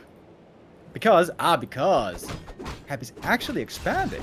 Yeah, that... Autumn leaves. I wouldn't have expected that. Me He's only got neither. 1 skull, by the way. Happy is the one doing some innovation here and loses the Acolyte. That's not great. Wisp detonate against it. He has 1 more extra Acolyte. That's kind of nice, but of course the force that is a Demon Hunter with Immolation and the creeps. Coil too late here. Acolyte down as well. Disaster for Happy. Ensnares here a bit unlucky on Acolyte and Ghoul. Is he just gonna tech now? That would make for a very late tech then. We have 3 Moonwells on Moon's side. Ancient of War partly fighting against the creeps. But Happy's gonna go for... Wait. Backpack? Yep. Backpack. Backpack, he Player's forces says. are under attack. Interesting. Nice of Moon to not kill the troll here. That's down to the Demon Hunter. Boom, level 2. Got the claw. That's nice. Happy restocking on Skull. Oh, no, not restocking. Didn't even use it. That's why he still got it. And now Tekken. Ooh, that is not a great early game. Deny on 1 skeleton finishes another kill. That's level 2. As he's creeping at the same time on the right-hand side. Moon's tech is also not too far ahead, though. Circuit and Dust picked up by Happy. Like to see that. Taking the Circuit away from the Demon Hunter always makes them quite mad, I imagine. Thinking to themselves, that's supposed to be my item, A goddammit. player's forces are under attack. And now the Demon Hunter is looking a lot less dangerous with only those claws. A town is Classic under Night Elf siege. move. We see the Berserker being picked up by Moon. Hopefully that one doesn't get surrounded because the ghouls are damn close. Scary. But it's looking fine. It's close to the tree, though. Ogre Magi can be finished off. Should be able to finish it off. And it is. Oh, no. The ensnare, Remo. What a punish from the creeps, man. They're not taking Look at any the trolls. hostages.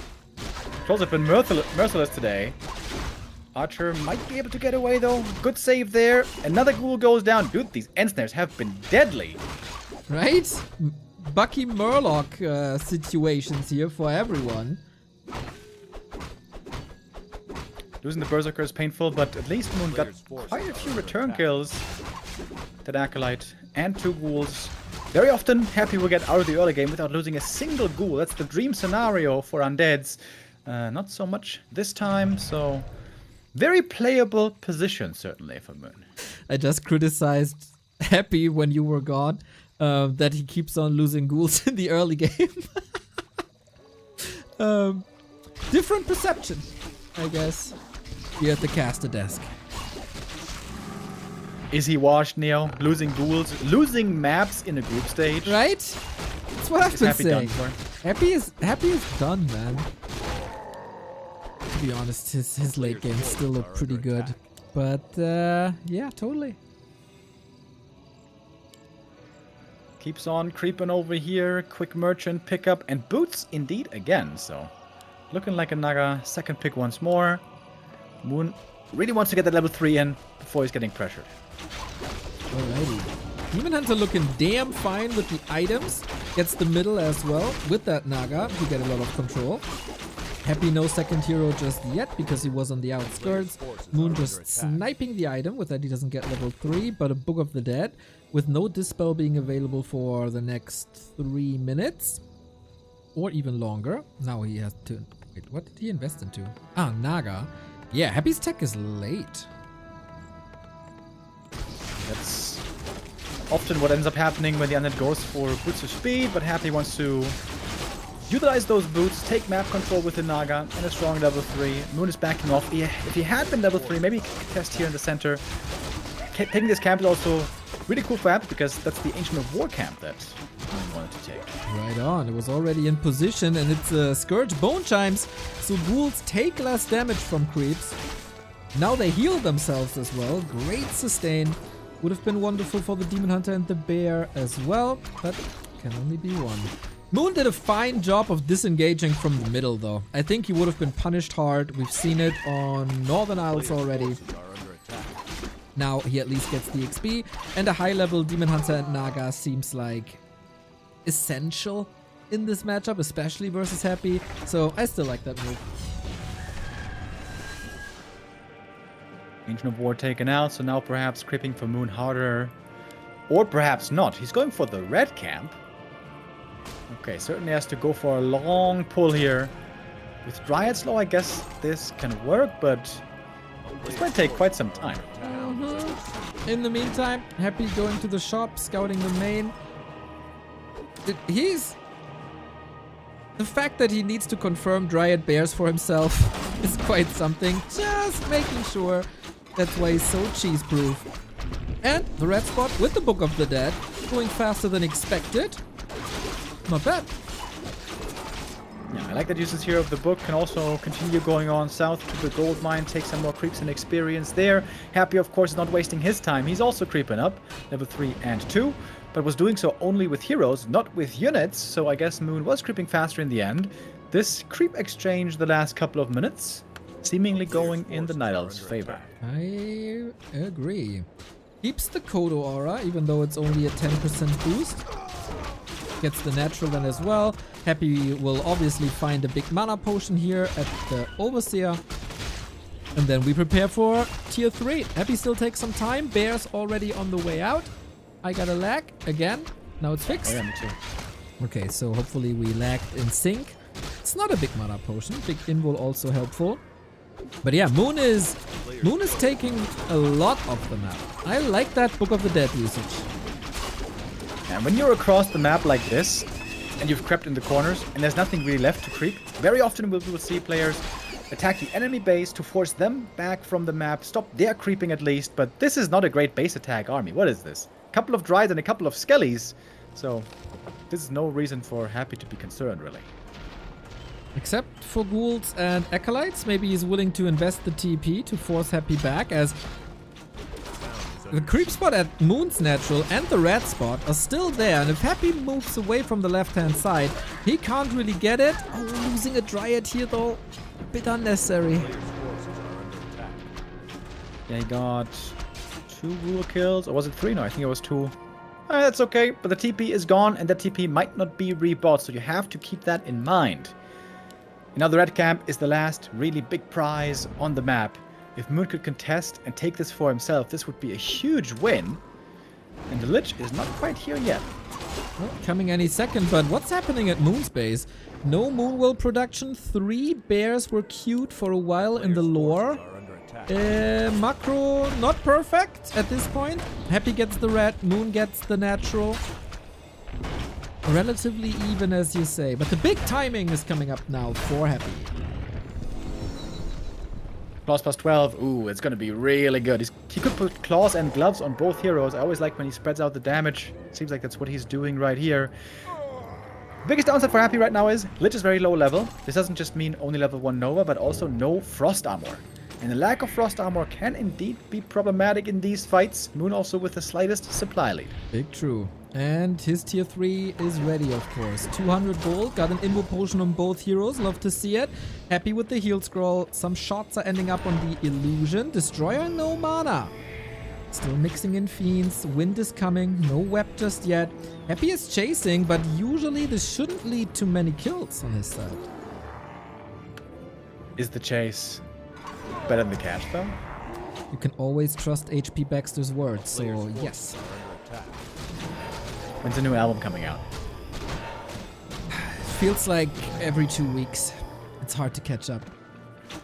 What? Seriously? They pump out a lot. Do they release so often? Yes. I feel like I haven't heard from them in forever. It seems like in the mainstream, they've kind of vanished. They're part of the wrong mainstream. Remo Demo, the grand song, Which Light Switch is Which. He came up with that while he was sitting in a hotel room and was wondering how to turn the lights on. Is great. The great poet of our time. He is. And you know what? As a person who spent a lot of time in hotels in the past 10 years, I understood that. I always struggle with hotel light switches.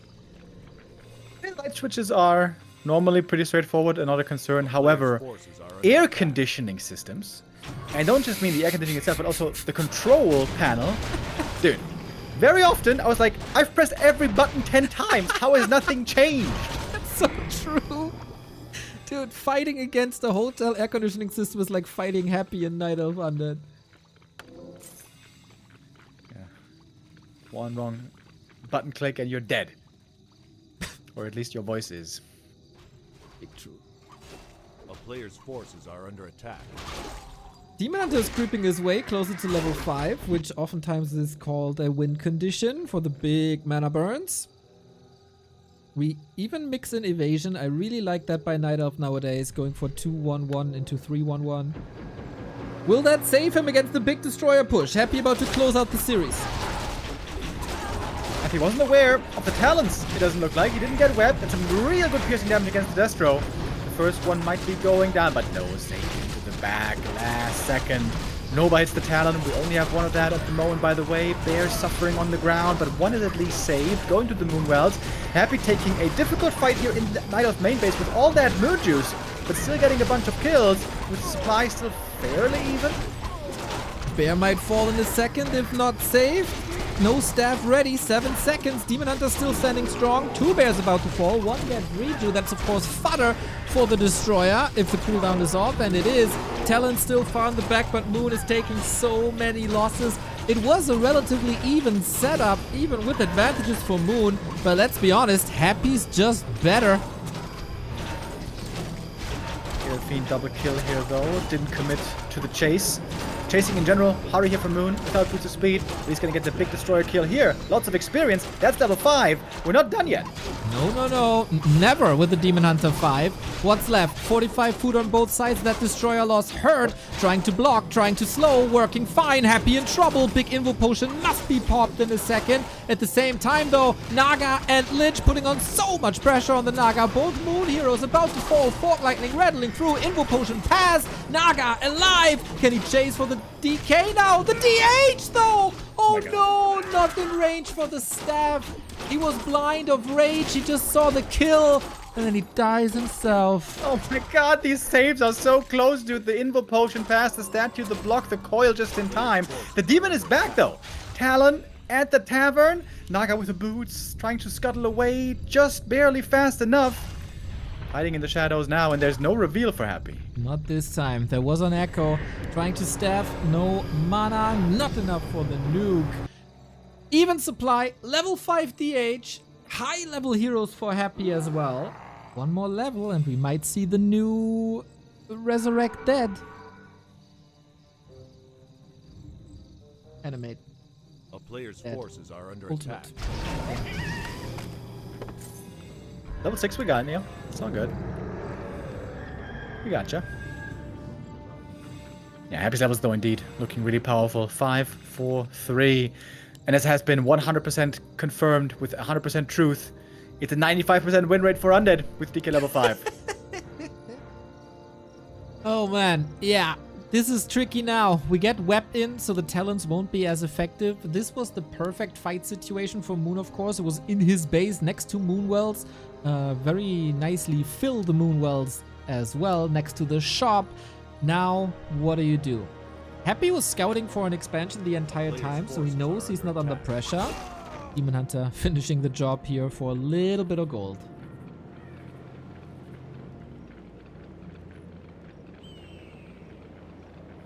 Yeah, I feel like those talents really came in with the power punch. Were kind of unanswered. I mean, they did get taken out over time, but were able to apply so much damage to those destroyers. Next fight, that's not going to be quite the same. And now, we might be in for a bit of a quiet phase, around 16.5 minutes. Nothing left to creep, no expansion to attack.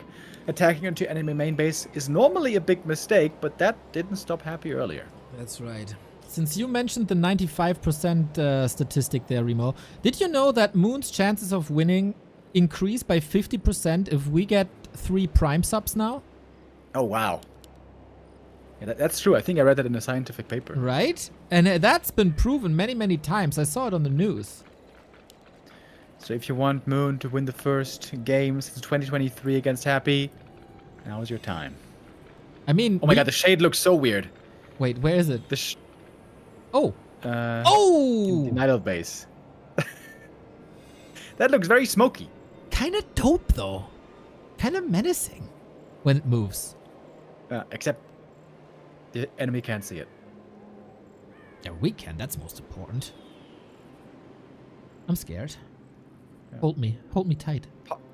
Particle effects. Something is different. Yep, but it's reported, so they will fix it, of course.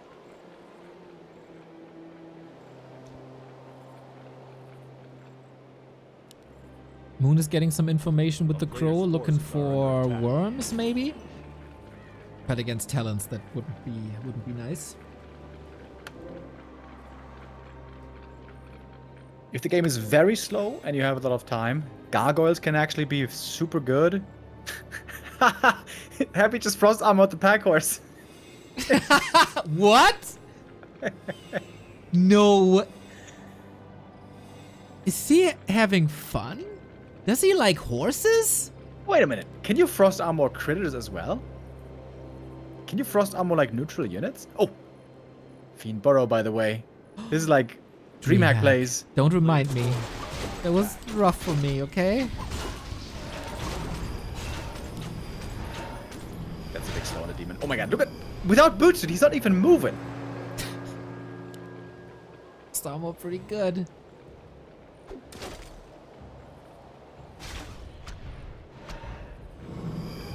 Okay, Happy's working on upgrades. Finishing up 2-1 with a lot of gold.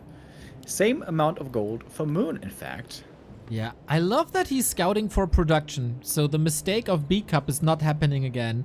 As a reminder, in B-Cup, Moon killed his own units because he wanted to stall and get down to 50 supply for no upkeep. In that second, Happy started to produce, and Moon stood there with his pants down, basically, and Happy destroyed him. Lesson learned. Moon has a chance here to win, though, if he keeps playing a clean game.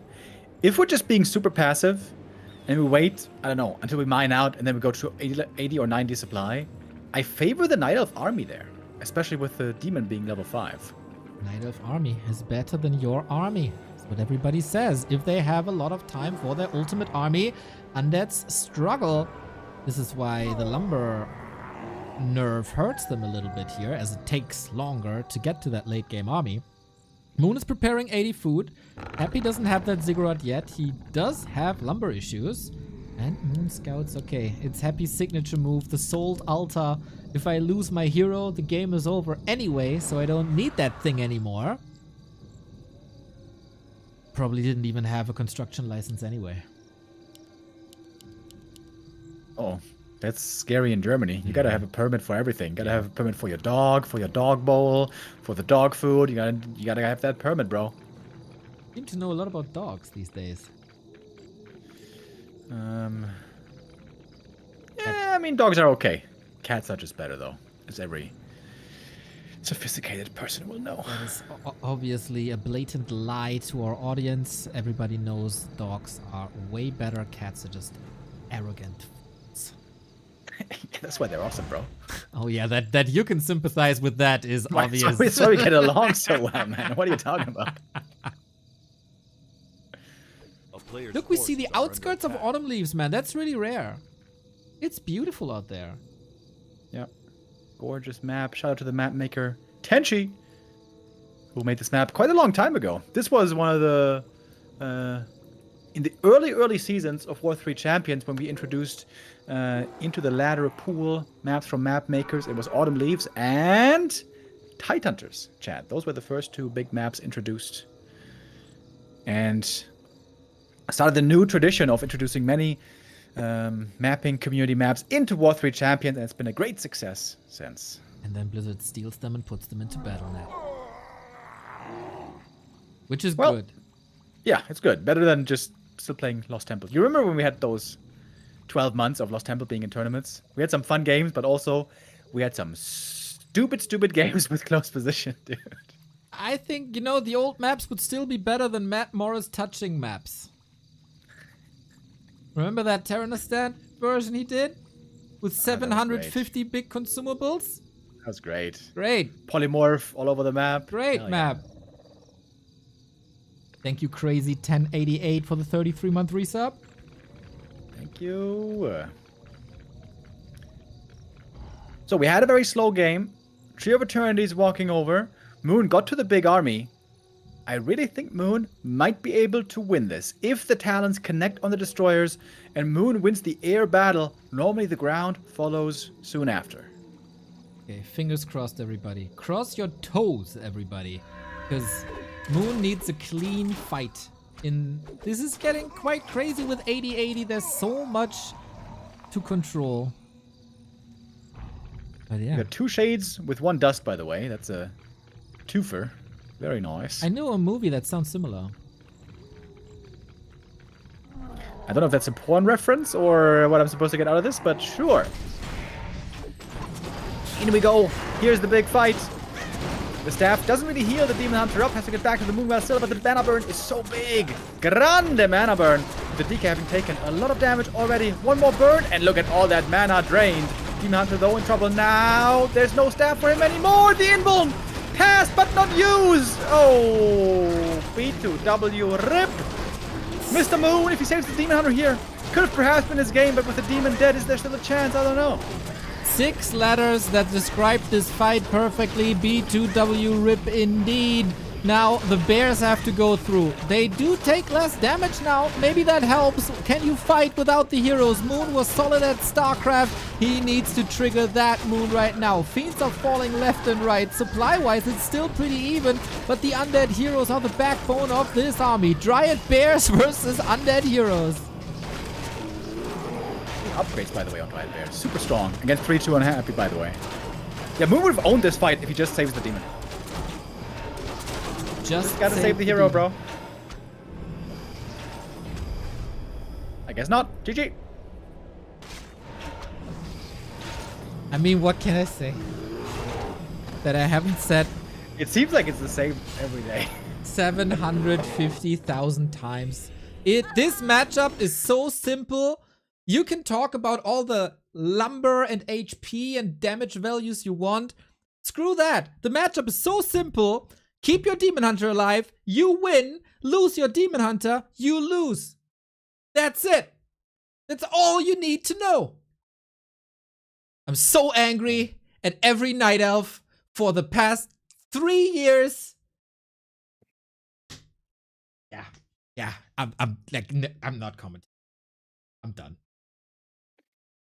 That is 6 points for Happy in the standings and 0 points for Moon.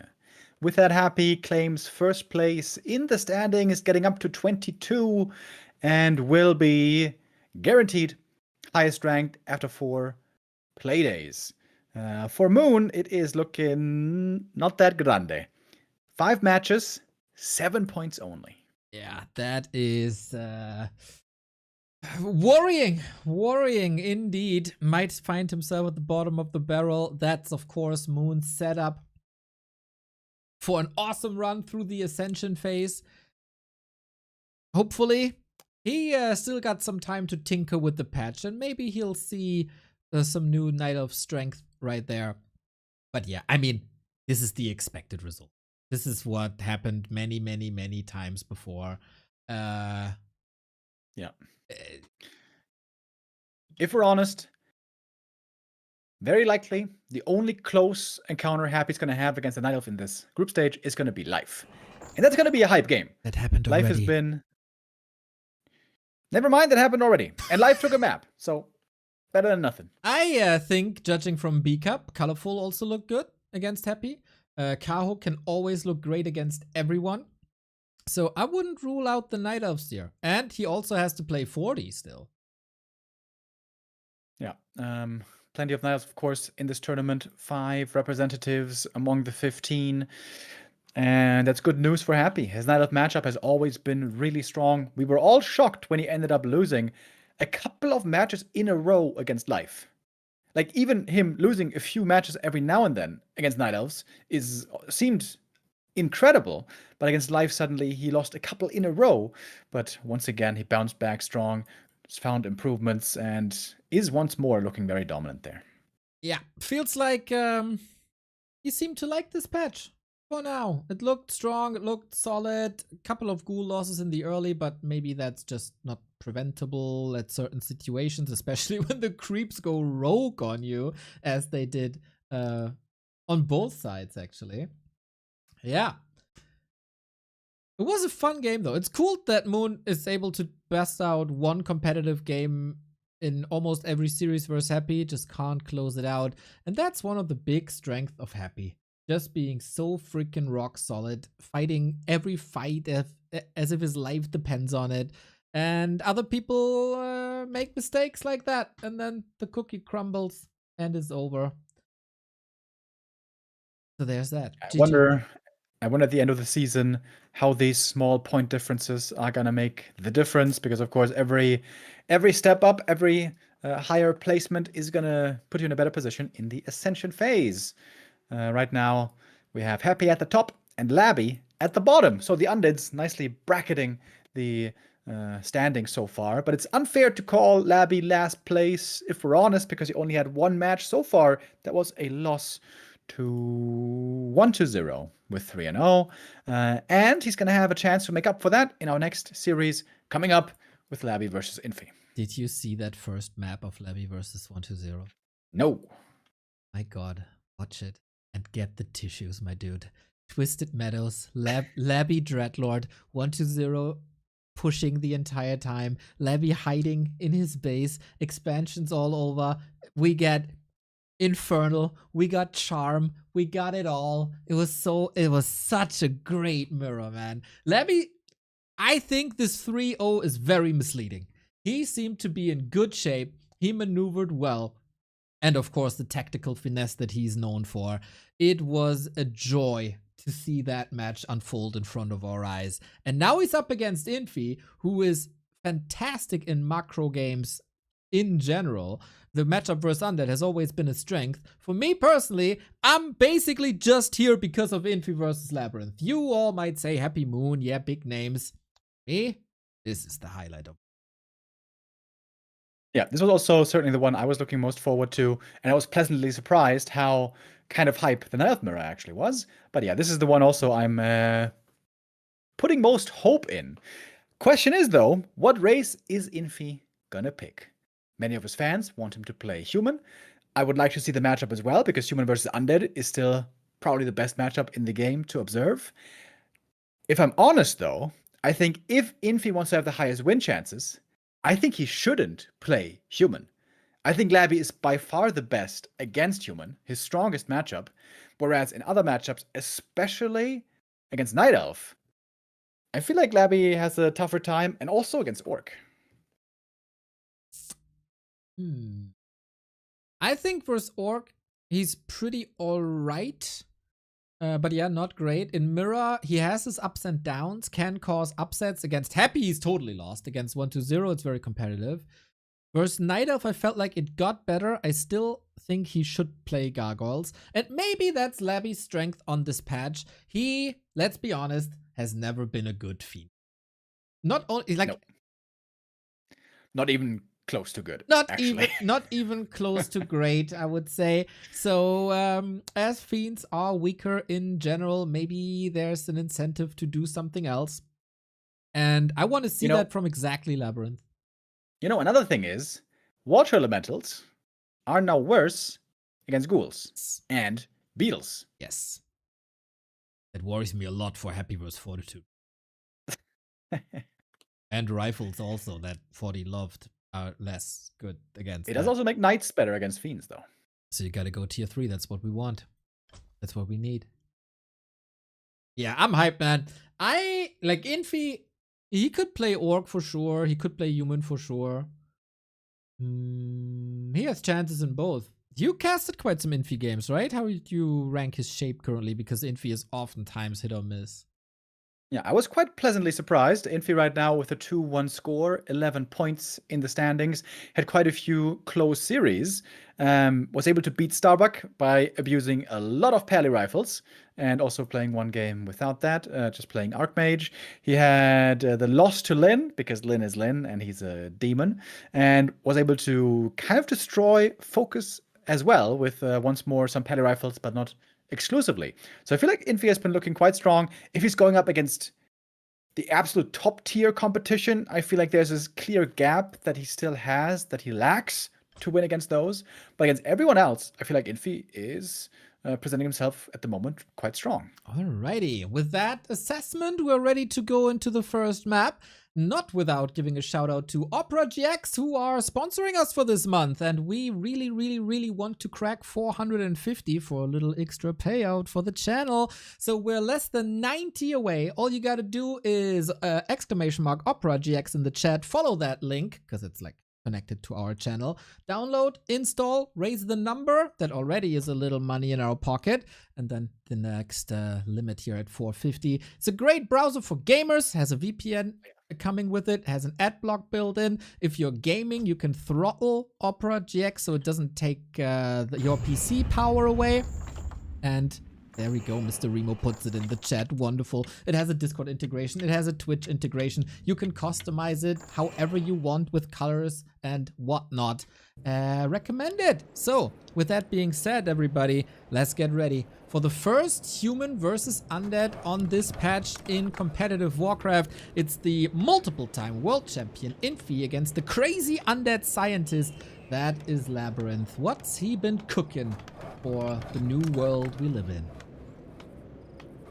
It looks like they had a little disconnect on the first attempt, so they're gonna try to restart. And then we're gonna get this show on the road. Last best of 5 of the day.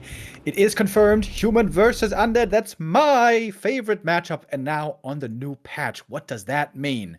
Well, early game, it will mean guaranteed water elementals doing less damage. That much we know for sure. What else? We're about to find out. I think Tet Fiend openers are completely dead. Thank God. What? They're so boring. No, they're the great. It's like fencing.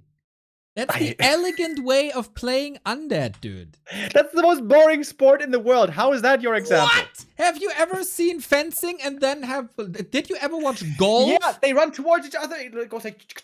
It doesn't go... And you don't know what's going on. Pow, pow, pow. And then there's a horn going up. He gets a point. I'm like, what? See, horns are awesome. Yeah, you're a scooter fan. Of course you say that. And I like ska. Horns are great. Who doesn't like horns, dude? Have you ever been to a football match and then there's one blasted in your ear? That's the vuvuzela. Come on, that's different. That doesn't count. That's not the vuvuzela. In Germany, they don't use vuvuzelas. And when have you been to a football game? Once, and then I was like, this sucks. Not enough beer, I think. Oh, there was enough beer. Oh, okay. Too much beer. That is nonsense. We started the game. Thank you, Divino. Holy shit, dude. 20 50 gift memberships on YouTube. Yo. This has rarely been happening before, man. Awesome. I don't know. Thank you very much, Divino, for the support. Wonderful to see.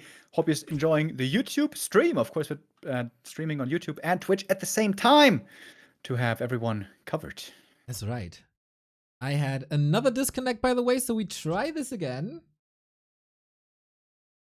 Yeah, I think they tried to, first 2 times, tried to play with Equalizer, but the ping equalizer seems to be causing some issues, so now they're doing without on the third. All right. Okay, 3 times the charm. Seems to be fine. I'm speeding up. Please give me a Dreadlord, Labby. Please give me a Dreadlord. Let's go.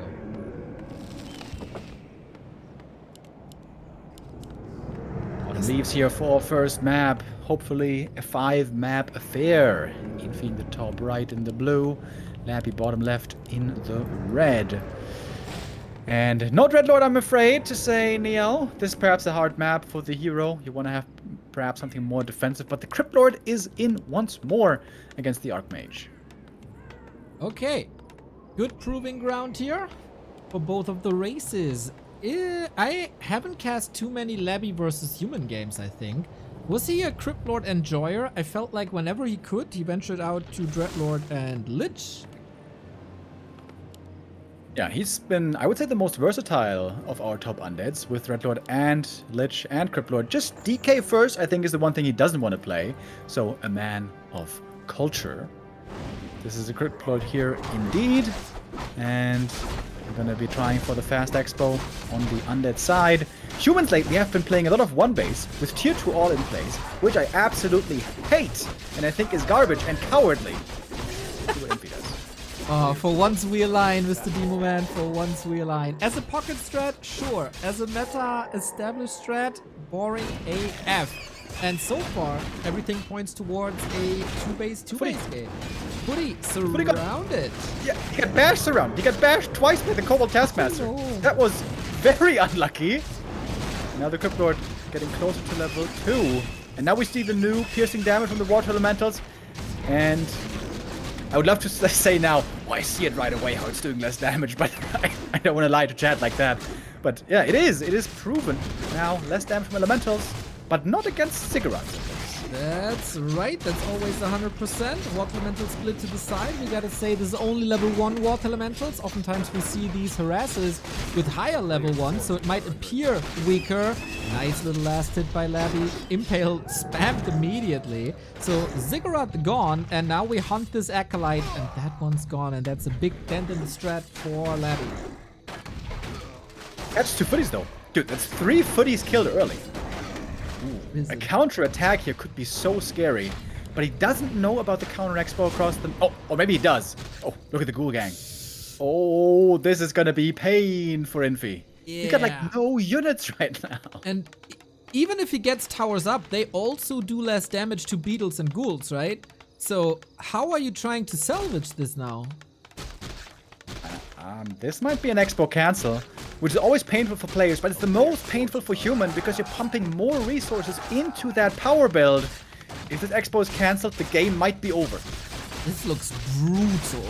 Water Elemental's only level 2. It was of course Infi's choice to not creep up and move out on the map and leave his expo exposed, and ghouls, beetles everywhere. Ouch, man, this is painful. Labby, just click on it. Yep. Click on it, baby. Yep. Crypt Lord is not attacking though. Well, Crypt Lord wasting a bit of time. Oh, Labby, he could have gotten this expo for sure if he had just used the Crypt Lord. It's still a good game for him. He's almost level 3 Crypt Lord already, but Infi can count his lucky stars. This expo is not getting cancelled. 100%. It's now close to finishing with the new indicator bottom right. 2 seconds, 1 second. Very nicely though that it's the indicator is working with power build. That is something. He's got 3 more sets of beetles. Yep, you got mana for it. Yeah. I don't know why, but humans lately have been neglecting level 3 creeping a lot. Yes. I think it's a big mistake, and I really don't understand it. Like when you have the race and the hero who can creep level 3 faster than anybody else, and then you get strong on level 3. Why don't you do it? I really don't understand. For real. It did work when it came as a surprise, but once it was established, it was countered rather easy. If you mix timings, like a Fortitude does often, I think there's a valid reason to do it, to surprise your opponent instead of being so predictable. But yeah, in this case, this felt a bit ambitious. Undead Expo up. Pretty kills, dude. Cryptolord in the center got 2 more. I love the early boots on the Cryptolord as well. AM has them also. It is such a bloodbath. Holy hell. Cryptolord, he crept 1 camp. I repeat, 1 singular. And he's almost level 4. At least we got the Arcane. His Arcane has to stay up.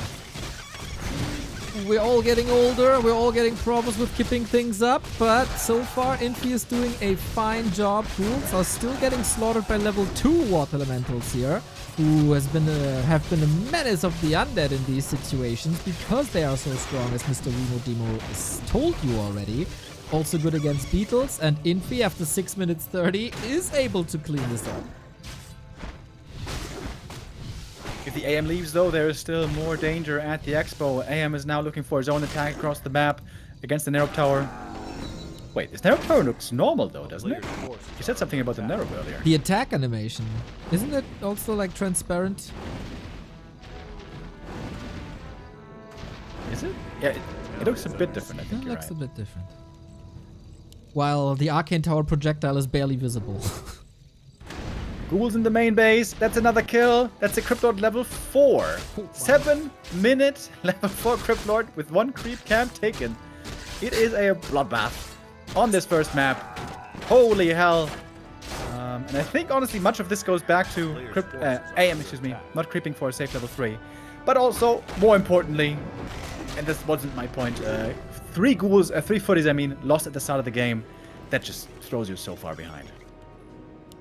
Okay, we got a tech run-in for Labby. We are 7 minutes 40 into the game, and Infi can't even think of teching yet because his lumber is so low. 6 lumber workers only. Has to invest into power build because his Archmage is so low and he needs the regen scroll, and Labby is cruising towards a smooth game 1. Infi is oftentimes the master at utilizing footies in the early game. Regen scroll, heal scroll, handful of footies with Archmage can be very powerful in his hands. But those Water Elementals now a little less powerful on this patch. Yeah, that, I mean, he was called the 6th race for playing so many towers, the tower race. He shouldn't do that here. We'll see about that. But at least he is killing Acolytes. There's no Necropolis up for 10 more seconds, so reviving them will take some time. Good to see that Infi is not giving up early. You know, there have been days and weeks where the tap out, the GG button was probably on a macro. Not here today. Vicious play by Labby, by the way. He sent part of his army away to go for the counterattack. Easy, of course, on this map with the short rush distance. Didn't bring the ghouls home to defend. It was the Cryptlord solo defending at the Expo for a long time. But with a fast level 4 and all those beetles, he seems to be working out well. And again, big damage was done across the map. Good game, really good game so far by Labby. I'm pretty impressed. Yeah, good multitasking. This is always the matchup where he shined most. Forcing another TP and also another regen scroll. Good damage by Infi though. We are down to 7 echoes. First Fiend is coming in as we transition into the tech and have reached tier 2. Oh no, he sacrifices a ghoul into the creeps. That's unnecessary roughness. What did this ghoul ever do wrong? Wait. Run, little guy. Run, Forrest. And then he No, sends the don't go second- to the forest, dude. Keep running. No. Oh, he was so close. Well, maybe we focus on the right-hand side where we have another fight around the shop. Archmage sacrificing some HP for the heal scroll. That can have good impact. Infi finally started the tech to tier 2. so many creeps on the map, dude. There was almost no creeping, almost pure fighting. This means second and third heroes can still level very well when they go into a creeping phase. And this is a dream game for the Cryptlord, dude. We're not even on tier 3 yet, and he's level 4.5. He's gonna get level 5 guaranteed this game with a whole bunch of mana pots. And Infi, I think only Mass Griffins can save him. I was mean, about what to else? say, what's the Cryptlord doing if you go into Griffins? And Infi has been doing that a lot versus Orc in general. Griffins seem to be the powerhouse unit versus Undead as well if we go to these late game situations. And then I want to see Labby's counter to that. A player's forces are Yeah, there was a time, couple months back, where it seemed like when the human got to a stable late game, the Mass Griffins just seemed unbeatable. But since then, most humans have stopped playing Mass Griffins, feeling like they don't have the time, I think, to get there, and need to have something else out on the map earlier. Mostly triple hero, knights, staff, and so on. Knights and Griffins, I think we've seen a lot lately. Infi, in classic Infi fashion, is utilizing a lot of footies. Does he have the heal scroll? He sure does. Oh, the first beauty impale right there into the footman. But that heal scroll is gonna go to work in a moment. Doesn't look like it's doing too much damage. We also gotta mention Nerup and Spirit Towers do less damage to Footman, and they have defend up, and he got the heal scroll, which he can't use at the moment because of the impale. But now everything is full HP again, so Footman harass, once the towers are up, might be more effective than before.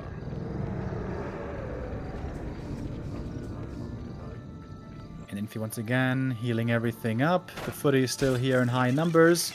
But you do want to get rid of the footies kind of soon, because once we got Destroyers and Nova, those are basically useless. And that's not too far away. With tier 3 nearing, second Slaughterhouse coming, Infi still playing the harass game. He's gonna try to do economic damage against the undead economy, and also trying to keep Labby from creeping. Oh man, if this patch gets us out of the rifle push meta, I'm gonna send a fruit basket to the Blizzard office. I'll be so happy. Yeah, I think rifle push is kind of dead now everywhere. Actually. Hope so. Hate that. Ooh, Infi staff into the main with Footman again. Elegant human play. Chad is asking, is this the new patch? Yes, indeed. This is the first tournament day of the new patch. We've seen some very creative adjustments already. LawLiet especially comes to mind. To be honest, Moon, a lot less so. Was a little bit disappointing perhaps. But here we've been seeing the piercing damage have a tougher time against the heavy armor. Another heal scroll committed by Infi, bringing in the Mountain King. Can look for some more kills now. Crypto, of course, will clean this up, but all takes some time. Chat is saying send them a bottle of milk instead. They like that more. Certain kind of milk, yes. It was too funny to not mention it. Stiller Beobachter. Good you weren't a stiller Beobachter here. That was funny.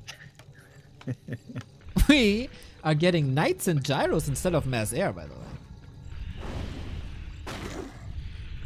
Classic Knight Gyros. Okay.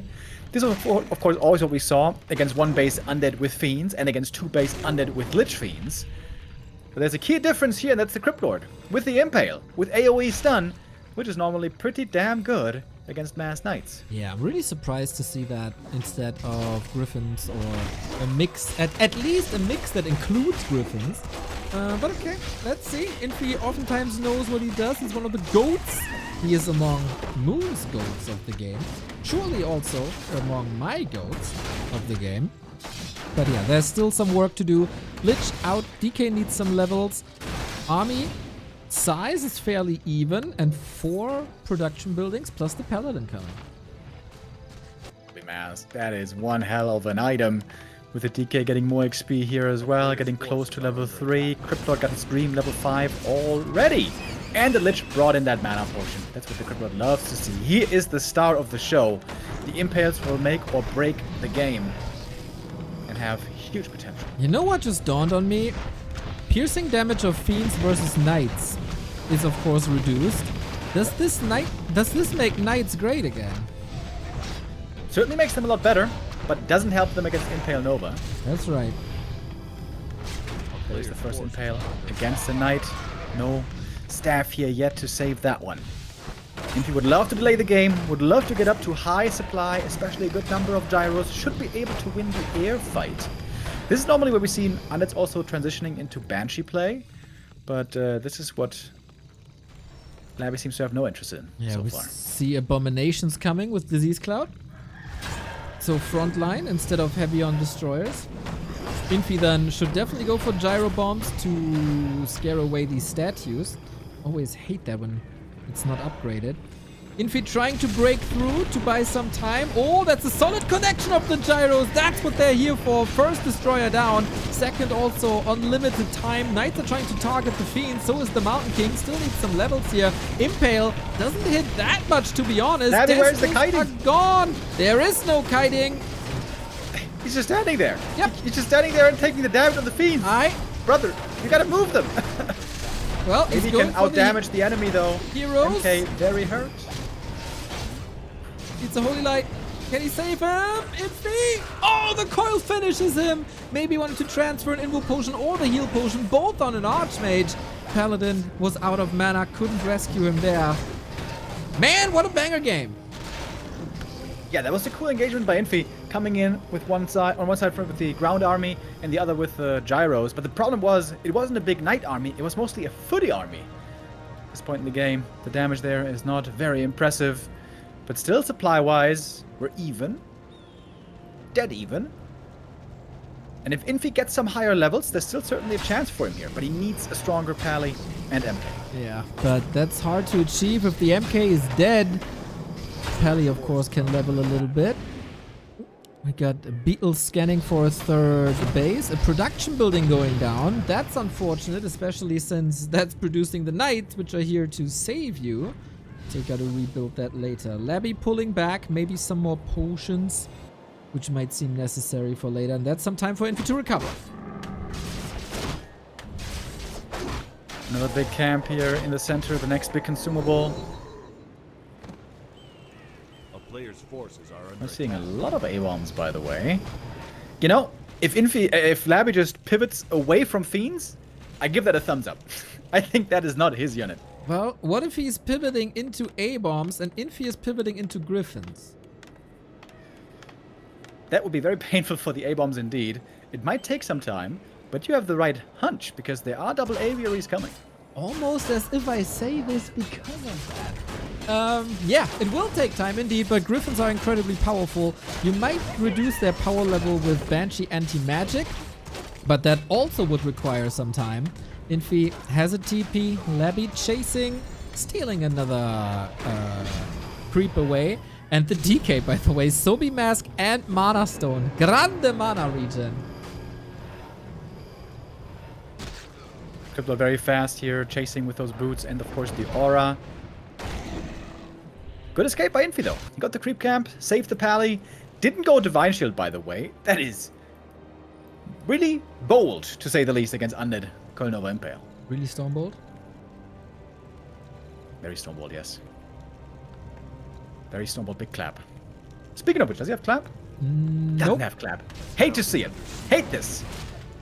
Against 2-base Undead, you need clap. It's big armies, you need big AoE, big grande clap. Like this AoE of the Impale, level 3 now, of course. And that's what the Knight's weakness is. Getting nuked quite a bit. Oh, that Fiend. You're lost here, buddy. Hi. Didn't look great. Another Impale. Coil Nova Impale, man. Only one staff. If Infi had triple staff here, you could play this game all day. But there's only one. Infi. The first creep steal and then fall back was nice. Infi, of course, is trying to distract on the enemy side of the map while buying time for Griffins. But it comes at a hefty price. Okay, that was maybe the last fight where A-bombs were safe because Griffins are coming. And this is where Mr. Remo Demo is queuing his Lord of the Ring reference. No? Actually, I don't quite know what. Can they save Infi like the eagle save Frodo at the Doom Mountain thing? No? That's true. That's true. You got me covered, Neo. If I blank for once. Yeah. Labby is making a big macro mistake though. That is why you make Banshees, by the way. They're great against Knights. They're great against Griffins. It covers you against so much human late game power. Not going Banshees is just simply a big mistake. There's no, maybe he wants to do this, maybe that's this consideration. No, it's just a mistake. He's on 2 bases, he can easily afford some Banshee tech. Well, some undeads really don't like them. 1-0 neglected them for 2.5 years until he finally got the taste. But yeah, it is gonna be an issue. He's expanding now for the 2nd time. Wonder if he can afford that. If we can go for a 2nd staff here. Did he get it already? Yeah, right? Yeah, okay, that's nice. More save potential.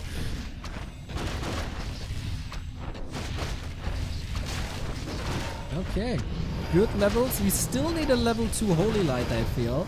No gyro bombs. So the gyros are effectively useless right now. 5 Nice griffins. engagement again by Infi though. Coming in from both sides, the double envelopment, really cool. And not too many knights on the ground to be punished. Throw the beast pop. This could be a great fight for Infi right here. Oh my god, there's still so many gyros that destroyer morph. Not worth it.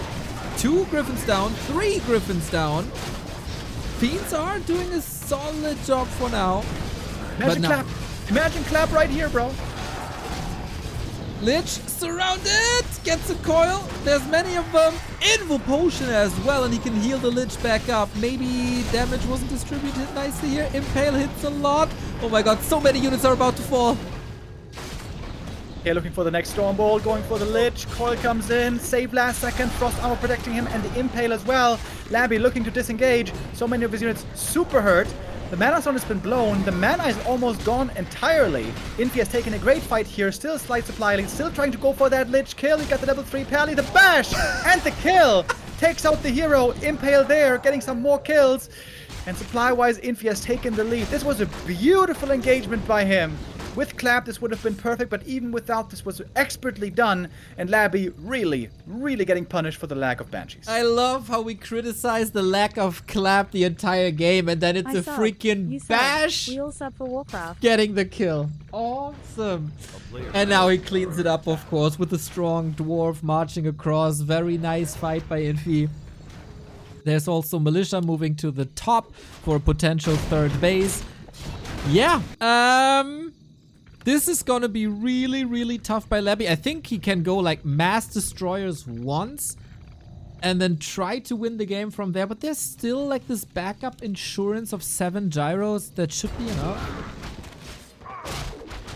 To be honest, the 3rd base might still win the game for Labby. It's gonna be a lot about resources in the end. Infi had the better engagement and the better army, and he smashed that fight, but he's down to 1 mining base now, and that is not a very comfortable spot to be in. He is enjoying very strong hero levels now, though, finally. 5, 4, and 3. And going to the red camp. Red camps have not been touched yet this game, but Labby can quickly rebuild. Yeah, it's very unfortunate for Infi that at his natural, there's still 2 creeps. That's why he can't build the town hall, and now it might be a little bit too late. So he's got to push at some point, and maybe the 3rd base by Labby wasn't an unnecessary risk, but a game-winning decision. Big item here from the red camp can also help quite a bit. Medallion of Courage, really good. Int and Strength, both amazing for the MK. This is a gangster Mountain King right now. With Bash, he can also man-fight really well, and Infi still has that supply lead. If he goes for the next push and can take out one of the 2 expansions, he might be in a winning position. How much gold is there still? 2,500, absolutely worth kicking. Militia are rushing over as well, while Labby is busy with the rat spot. He has a town portal, can disengage, but yeah, this is gonna be rough. Very little fortification in the middle. Militia coming in, and Griffin army is looking great. 3 mana pots for Labby, also really good. Does not want to TP in to the expo. He wants to get the red camp first. Pick up that big item, some more XP. With DK getting level 5 here, actually. Okay, 95% win rate, boys. Let's go. Okay, Overlay was crashing real quick. Should be back up now. Impale is sweet. Paladin far forward. Still no Divine Shield, mind you. These Fiends and A-Bombs have to be slaughtered soon. Maybe level 4. Maybe now safety. No, did go to Devotion. That's crazy to me, but alright. Impale comes in again. Crypto here looking good. The mana potions might make a big difference. Paladin falling back behind the lines, but Kolnova's gonna kill him. No Divine Shield here is very, very ambitious indeed. Kelly now has to be so careful. Locust Swarm running. That Crypt Lord is unkillable, doing a little bit of damage to everything. DK safe to the side. We got tank somewhere. In the middle of the fight, I guess. I didn't see that. DK 50%, but level 5. New Griffins coming in as well. Fiends slaughtered, neck and neck situation. The DK cannot fall. Holy Light, Coil, Paladin needs to turn around. Staff down, can't go. 6 saved by Labby. He could have killed him with the Holy Light if he had just waited for the staff until then. But he was in panic mode, understandably. The tank. More kills. The tank on the left. The Fiends are falling. Infi might just do it here. More Fiends are getting slaughtered. Archmage though! Nuke despite an invuln. Yeah, he was impale stunned, didn't have the time, and Labby is gonna take this game. Barely gets it across the finish line. He was one Holy Light kill away. If he kills that DK there, I think the game's over. That was insanely close. Labby was miles ahead after an insanely strong early game. Infi played the stronger late game, definitely, but was too far behind from the earlier stages of the game. What a game, though! Isn't this fun all of a sudden, this matchup? We harass each other with a mental amount of units. Footman militia here, there. We got summons, ghouls attack each other front, back. We dive into your base. I dive into your base. Yeah. And it's so cool. Then we tag and we get the big units. We get huge armies, high-level heroes, high-level spells, bang, boom, bang everywhere. This is the human undead we want. Yeah, this is why this matchup is enjoyed by so many people, including me. And this is because I've seen how human undead has changed over the years. This is exactly the reason why I think fast expo meta would make the game better everywhere, is my opinion. But yeah, beautiful game. Absolutely wonderful. Labby, I imagine wiping the sweat off his brow after that game. He knows that almost slipped away. He was a bit negligent in the late game. That could have been microed and kited a lot better. He could have gone Banshees to have a better army quite a bit sooner, but that fantastic early game really rode him through to victory there. Nice game. I want 4 more of this, and then I don't care who wins game 5. Let's go, everybody. 1-0 Labby. Good to see him bounce back from the 0-3 against 1-0. Would have been a bit heartbreaking if he loses that sick tug of war against 1-0 and then also loses the sick tug of war against Infi. Very nice for the future of the tournament thus far. There's a lot of games going on. We don't have a second game up, right? Not yet. But what I wanted to mention, the lack of clap. Yesterday, Mr. Remo Demo, one of the first games I saw on this patch was Infi on War 3 Champions versus TS Yogg. Really cool setup. We love TS Yogg. And TS Yogg played Farseer Headhunter and at some point got an Expo and doubled down on the Headhunters. They were tier 2, though, so they couldn't go into Berserk. And Infi, even against Mass Headhunter, refused to go clap. What does this man have against clap? Yeah, I've also, in the games I've been casting, MK, I've seen him as well, only going Stormbolt. It seems so weird, especially in the big fights. I guess they feel like they want to be very efficient with their mana usage. And when you go clap Stormbolt, you quickly run out of mana. Maybe they think, okay, I have this much mana to spend, and I have clap or Stormbolt to do it with. But if I go bash as well, then I have another weapon that doesn't rely on mana. Maybe that's why.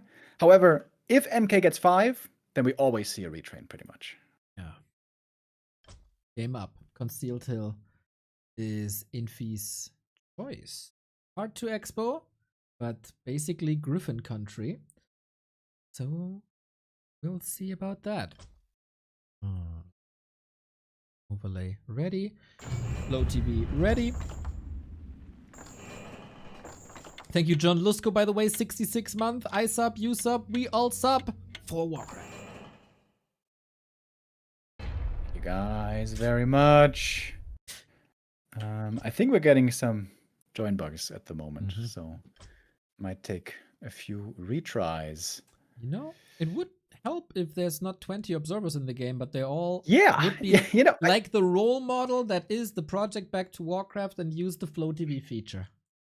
Yeah, I had a similar thought as well, but not everyone seems to be as amazing as Selphus as us.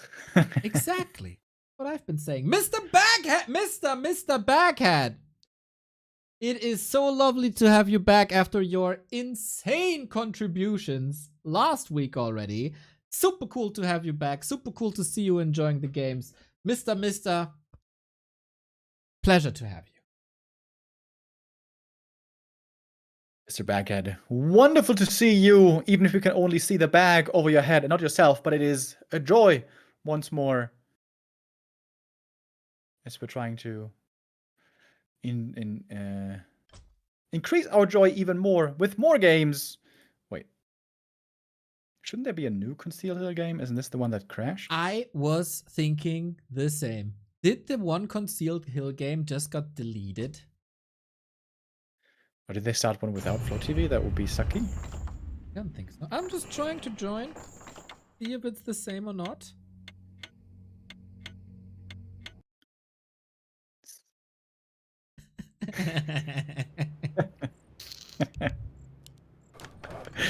Yeah. How was your vacation, Neo? You know me. A little bit there, a little bit there. I enjoyed my time. I've actually never been to Thailand.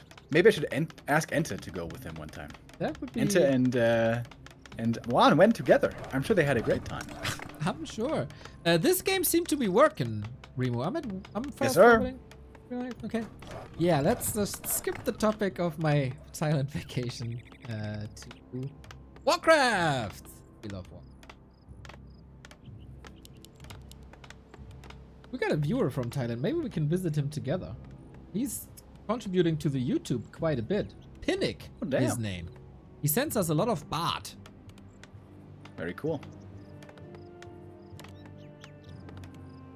One day, perhaps, although I gotta say, the humidity of Southeast Asia scares me. I like my air nice and dry. No joke, I've been thinking about moving to, or fantasizing I should say, moving to a desert where there's no humidity. That sounds perfect. Yep, absolutely perfect. I can't think of anything negative that revolves around living in a desert.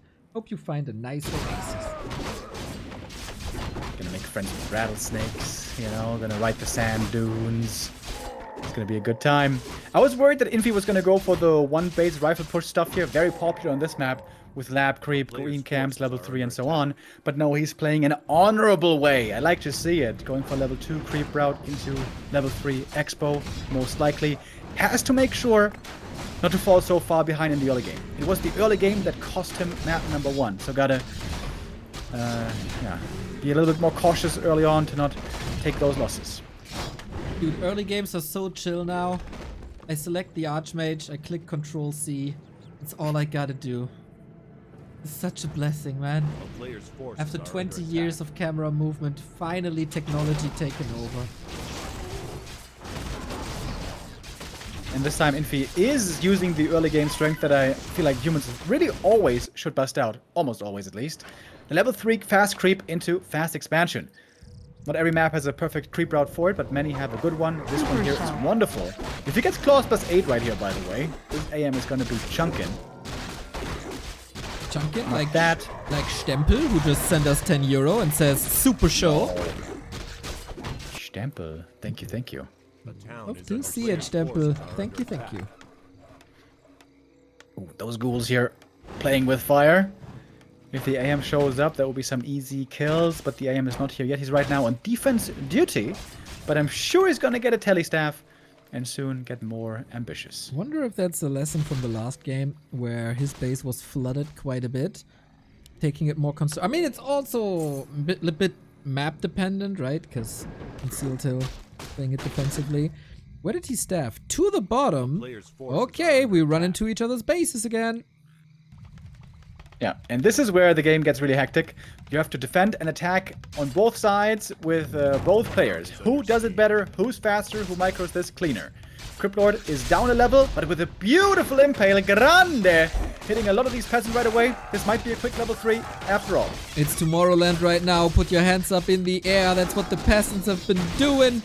in Belgium and here at Concealed Hill. We slaughter these poor workers. Infi sent reinforcements. How much damage was he able to do? I think he cancelled once, right? I don't think he did, actually. And not getting the cancel once is very painful because he's losing peasants. I'm not sure if Labby has lost anything so far. Beautiful attack by Labby and not the right split by Infi. It's very hard to do, easy to criticize. When we see Fortitude, the Master do this, he always has exactly the same amount of units, the right amount of units, I mean, in the right position to attack and defend at the same time. But you can see, when you do it incorrectly, all of a sudden, it doesn't work out the way you're hoping. And this Undead Expo is up way earlier than you would like. Yeah, I just saw the HP of the expansion, but not the progress bar. That's crazy. Poor One more to make it around one. Yeah, Crank. Thank you, thank you, thank you. 11 month, let's go. Arcane Tower still takes a long time. Now, Infi's strength in game 1 have been footies, footy harasses rather than archmage harasses. So fingers crossed. But is this the right call? The entire footy army is running across the map right now. It's the AM solo defending. These ghouls are having a feast against these peasants. And what does Infi have to show for it? Well, He's not going to be able to take out this expansion. No way. I don't think so, no. But Acolytes at least. Labby is Tower responding. cancel, dude. Yep. Labby sent the ghouls back. This looking rough. Not the clean defense by Infi, but at least he has the leveling. And that's good. Level 4 AM has a lot of mana. And he's getting quite a few kills, but he's also losing so much economy. At least he got that expo up eventually. The great suffering in early games is back for the human.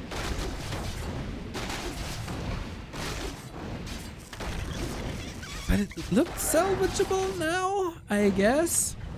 Crypt Lord almost out of mana. Expo running, slowly but steady. Footmen have been healing up. Archmage is coming back to that Haunted. Infi isn't done with this yet. And now the Crypt Lord probably also has a staff. If he wants to defend here cleanly, he has to use his own staff. But he wants to stay across the map, so it's going to be, once again, a bloody exchange instead of safe defense. Okay. Crypt Lord having a field day. Archmage laying in the damage now. Narrow Tower, not that impactful. Really? Not this one. Nobody's attacking yet. Labby's going Graveyard, actually, instead. For the Spirit It's like Tower. a bare knuckle fight right now. They're both getting cuts on the eyebrow. There's no bell ringing anytime soon. This is just absolutely bloody. Level 4 Crypt Lord, such a strong brawler as well. Crypt Lord and Beetles, so good at duking it out against the peasants in low numbers against the militia. Infi's doing it. He just clicks on Oh, that yeah. thing. Okay. Yeah. I take it all back. Infi, well done. Yeah, right? As if he knows a thing about this game. God damn. Infi, Archmage, Footman, still a sick weapon. And now Labby is there. One base, no tech. What you gonna do? And this makes this matchup so difficult to master. To make the right decisions, how to react again. When and where and how you defend and attack. Now in hindsight, I guess it's easy to say, well, he should have staffed home with the Crypt Lord. But doing that before realizing what's happening at the right moment, that is so hard to, pull off. Okay. We have Lumber for Tech or Expo. Now we're teching. And we have the double staff technology, which is cancelled by Labby, so he stays a little longer. No TP, only a staff. In the meantime, Beetles are I think trying it was to... unintentional. I think he tried to staff either to something that died or he cancelled it by accident, but I think he didn't want to really stick around here. There's nothing he can do here anymore. He's got no mana. And there are footies here for the defense. And the tower should... Yeah, it's about to be finished. Okay, it helps against Beetles at least, not so much against Ghouls anymore. Trippy, still able to get some workers. Gathering some lumber sends the Beetles in, and there's a lot of herd units. He gets another worker. Might postpone Infi's tech. Archmage is level 5, dude, in a second. Tech for Infi is indeed insanely late. Had the Crypt Lord staffed home when the Expo was in trouble, this might be a big lead, but now we're in an interesting game state. Way more gold and better Expo setup for Infi, but way faster tech for the Undead. Woulda, coulda, shoulda now. I just love when people kill each other. in this goddamn matchup. Online, in-game. In this video game. In this video game. Saved. And man, what a beauty for gore freaks like me between human and undead.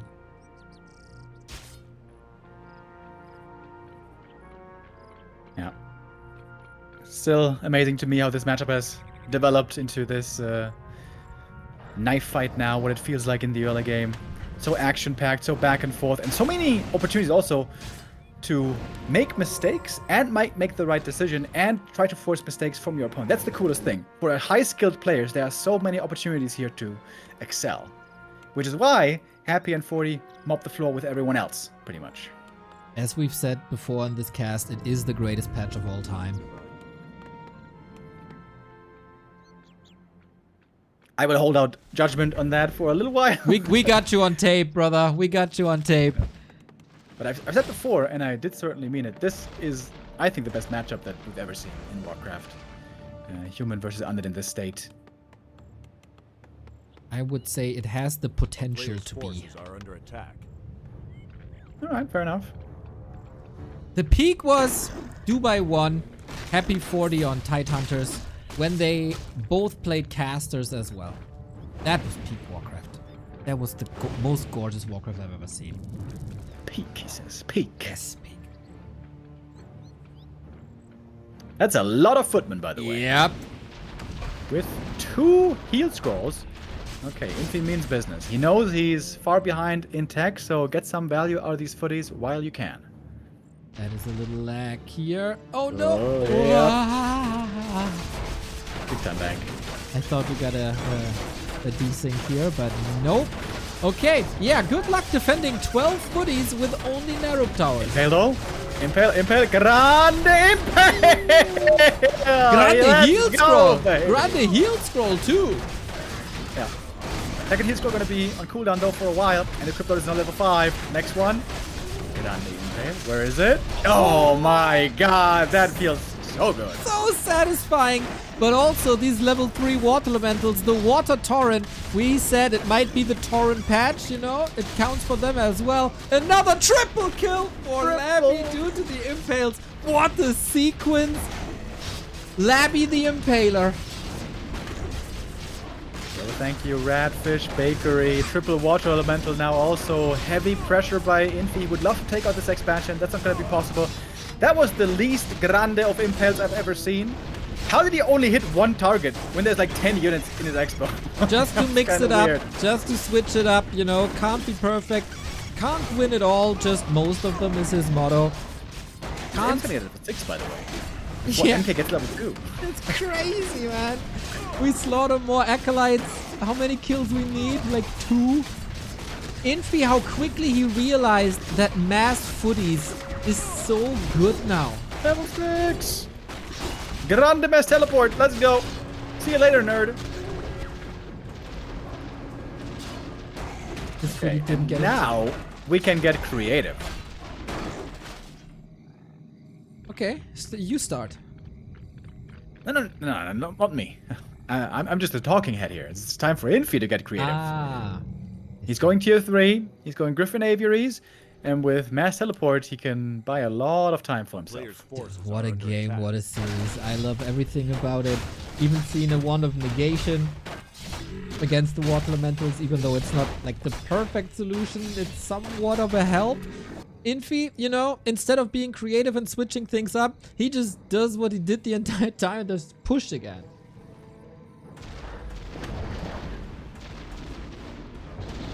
The Those water torrents can certainly find some kills.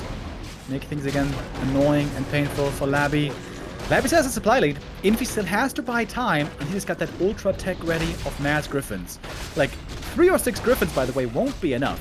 He needs 80 supply with upgrades to really unlock the full potential. Right on.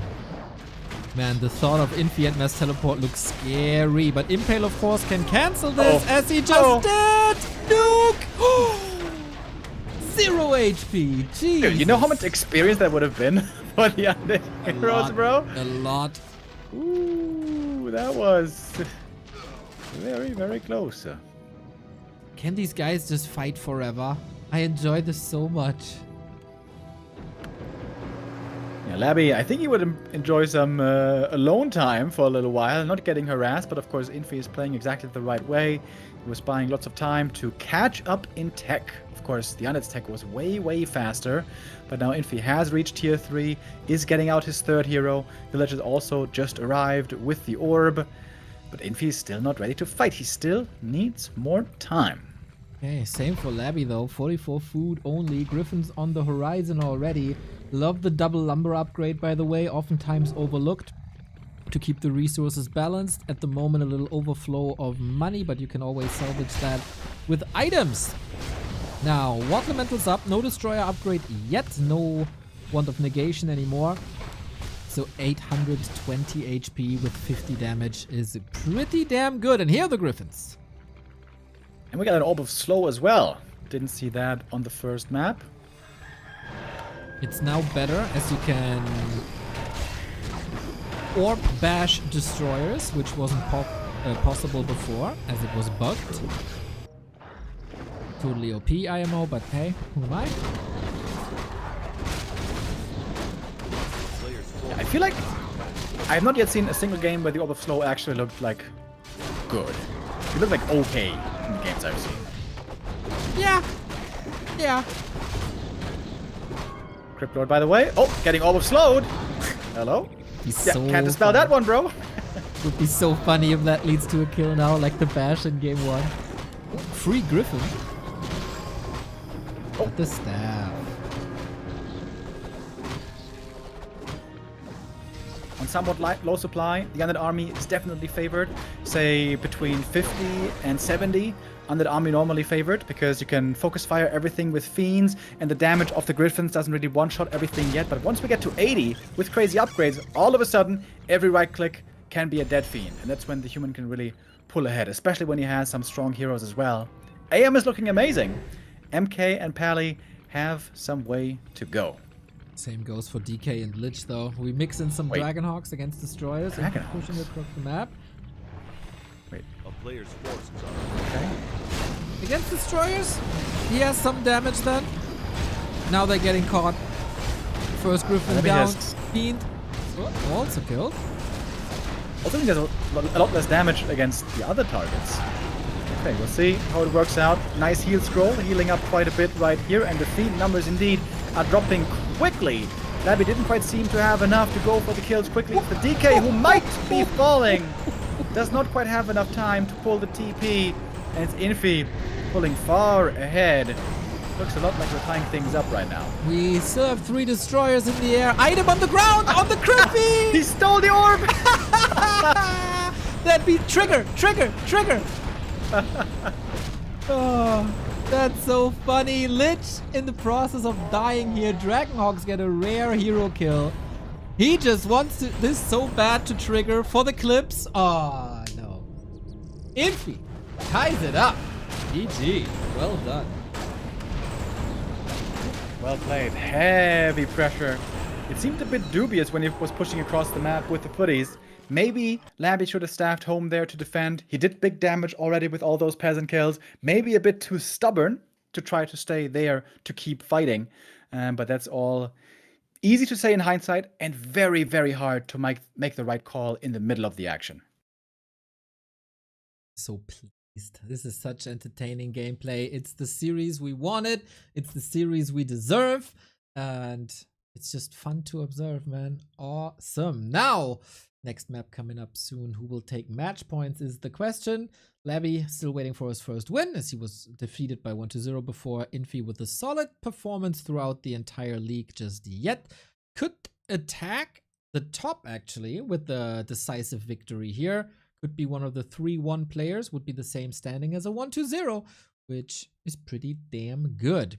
But little time to breathe. I know that Labby was affected by, I think, shoulder and or hand injury recently. So hopefully that's not handicapping him too much. But doesn't seem like it.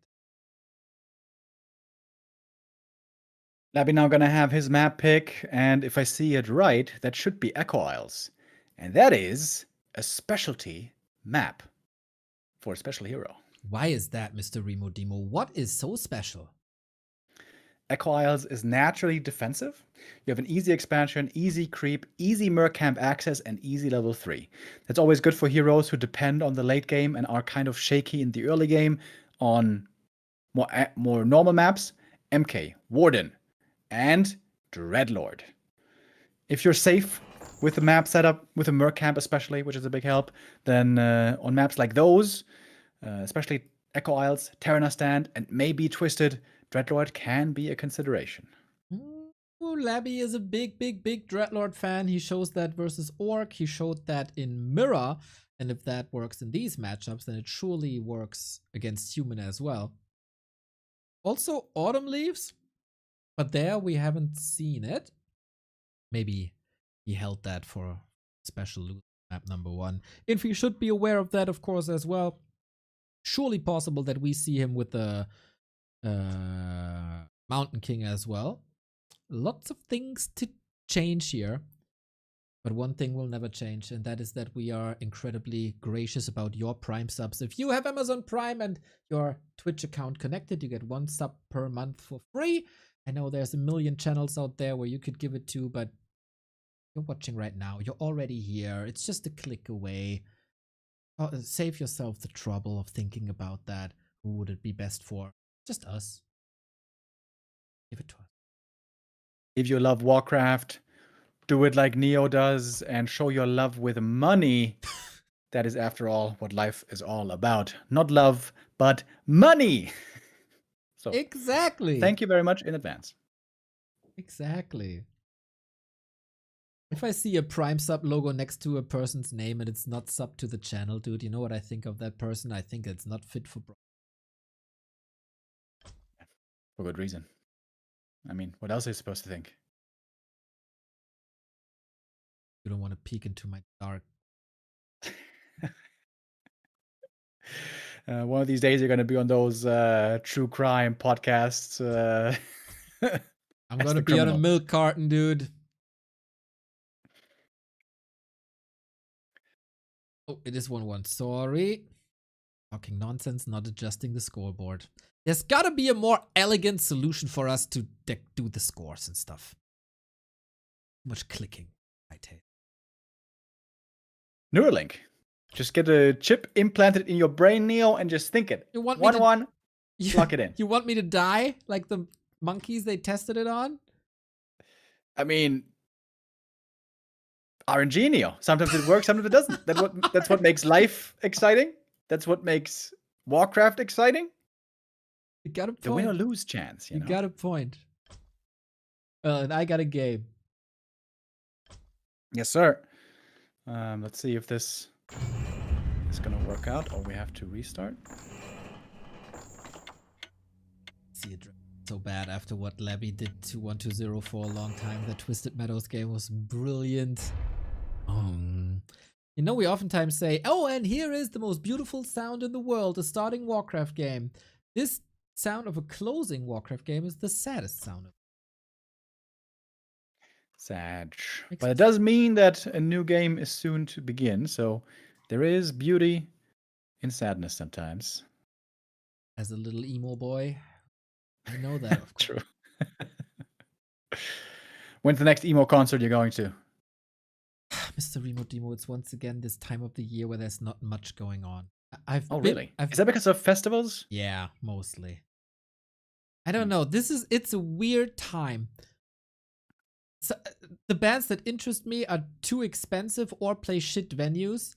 The bands that interest me are on festivals, and then they have like if they play at the Hurricane Festival, which is kind of close, they can't play in the city, like exclusivity and stuff. That's just a screwed up system, man. I hate that. It is what it is. I can understand. Warcraft tournaments getting broadcasting rights, festival getting like that. Those restrictions getting harder for all. Protect your business. But I've been to Foxing, and that was a hell of a show. Oh, what a great show that was. A wonderful concert. Foxing. And our wonderful show continues as well, because it seems like now we have the game stable for map number 3. And winner of this map will take the lead in the series, move up to match point. Who's it going to be? Cryptlord or Infi? And Which hero shall we see? Cryptlord or Infi? Did you just Labby or call Infi? Labby a bug? A cockroach? Bro, his might cannot be matched. That's a compliment. Okay, fair game. Good excuses game today, I gotta say.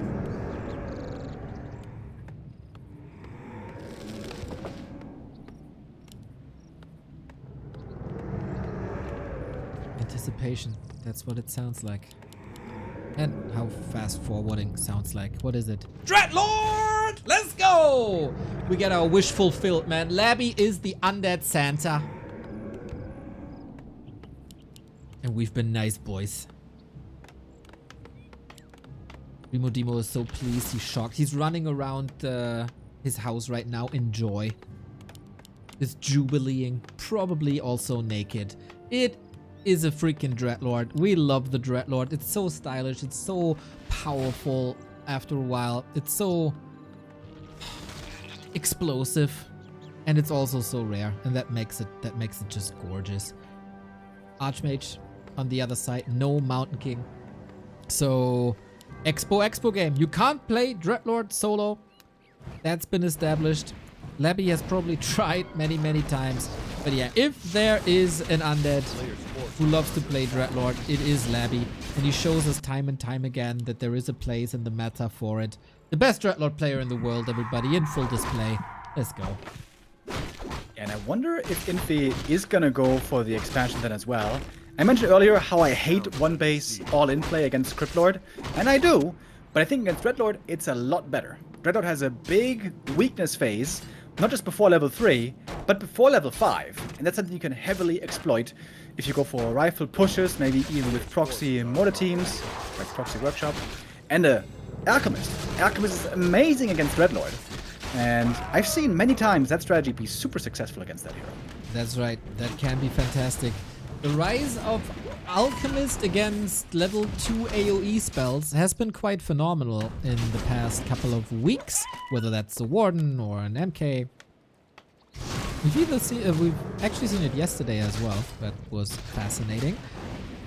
Wonder if Infi is that kind of guy, but he's calling the boys. This very much looks like an expo to me. Yeah, I guess so. With the Footy Scout, he must have seen the Dreadlord, surely. I mean, And the Dreadlord is creeping up, getting the next big item here. Pendant, great for the Dreadlord, by the way, for the time when he gets to mana potions, but he has Claws of Attack. I guess it's also good. And of course, the AM is level 3, much faster, utilizing his early creep advantage. all right. +8 for the Dreadlord, not ideal. He just missed the Archmage, but might have an idea because of the creeps, of course. They wouldn't naturally move like this. And now it's down to the sleep. Can he prevent this Water Elemental from cancelling the Expo? Thanks to the Priest, he easily can. He also went for a Berserker. Hasn't he heard that Berserker is nerfed into oblivion and not worth it anymore? Well, maybe he doesn't trust the science. Dreadlord close to level 3 now. Those mercenaries help a lot in ironing out the early game weakness of the Dreadlord. Both are going to be relying on the mercs here. Double Shadow Priest even for Labby. Would love to get one kill right here to level up to 3. Right. Love the Shadow Priest, as you said. Great against Water Elementals. Great against Sleep as well. Now, we love the boots. We love the staffs. And here we go. More Acolytes, more workers, more subs. Thank you, Blast. You poor soul, man. I don't know why you're always getting punished in our FFAs. You don't deserve it, Blast. Keep on trying. There will be a day where you have a good FFA. But yeah, Dreadlord needs 1 kill for level 3. And then let the carrion swarms hit the floor. Question from chat, is the Dreadlord ultimate good? Yes, and good is an understatement. It is insane. It is one of the very best ults in the game. By far the best undead ultimate. And the reason why Dreadlord first is such a beast in the late game. Yeah, Infernal, rains from the sky, the stuns everything it hits. Then it's a giant summon with chaos damage, lots of HP, can be coiled, and it's burning with immolation. It's so powerful. can even be coiled if you go for a DK. It's incredibly strong. Even before that, before level 6, Dreadlord on level 5 is also super strong because that Carrion Swarm has insane damage for mana efficiency. But before that, that's the big reason why we almost never see Dreadlord. If you play Dreadlord, you have to make sure you get level 5. That's the only time the strategy works. And it only works, I guess, in this matchup. Okay, maybe sometimes against Undead. But primarily, it only works on certain maps, on very few maps. Berserker down. That's good XP. Sleep on the Archmage. Readjusting it. Yep, that's the TP gone as it seems. He's trying to get the Berserker before the TP. Will it work? Oh, deny by Labby. Very good gameplay so far.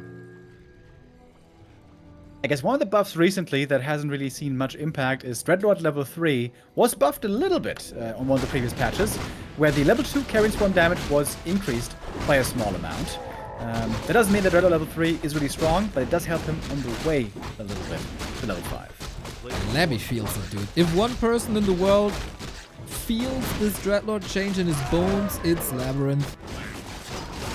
And yeah, looking good, man.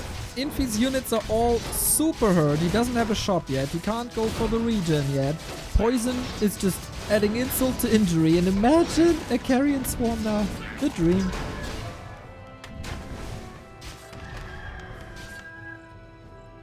Thinking about patch changes right now, did the Panda move speed buff go through, by the way? No. That was right. reverted on PTR 3 already. Remo, keep up with your PTRs. Sorry guys, I don't have every single PTR move remembered. Unbelievable.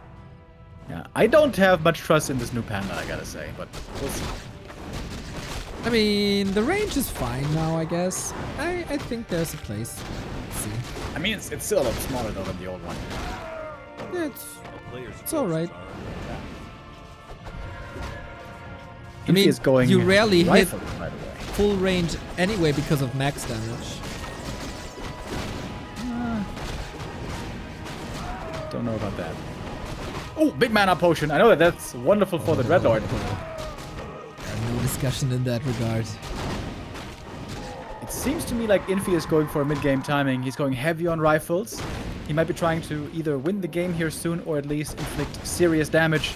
If he stays on tier 2 with only rifles, that is not a good late-game army. Right now, it looks like Infi is going for that mid-game all-in.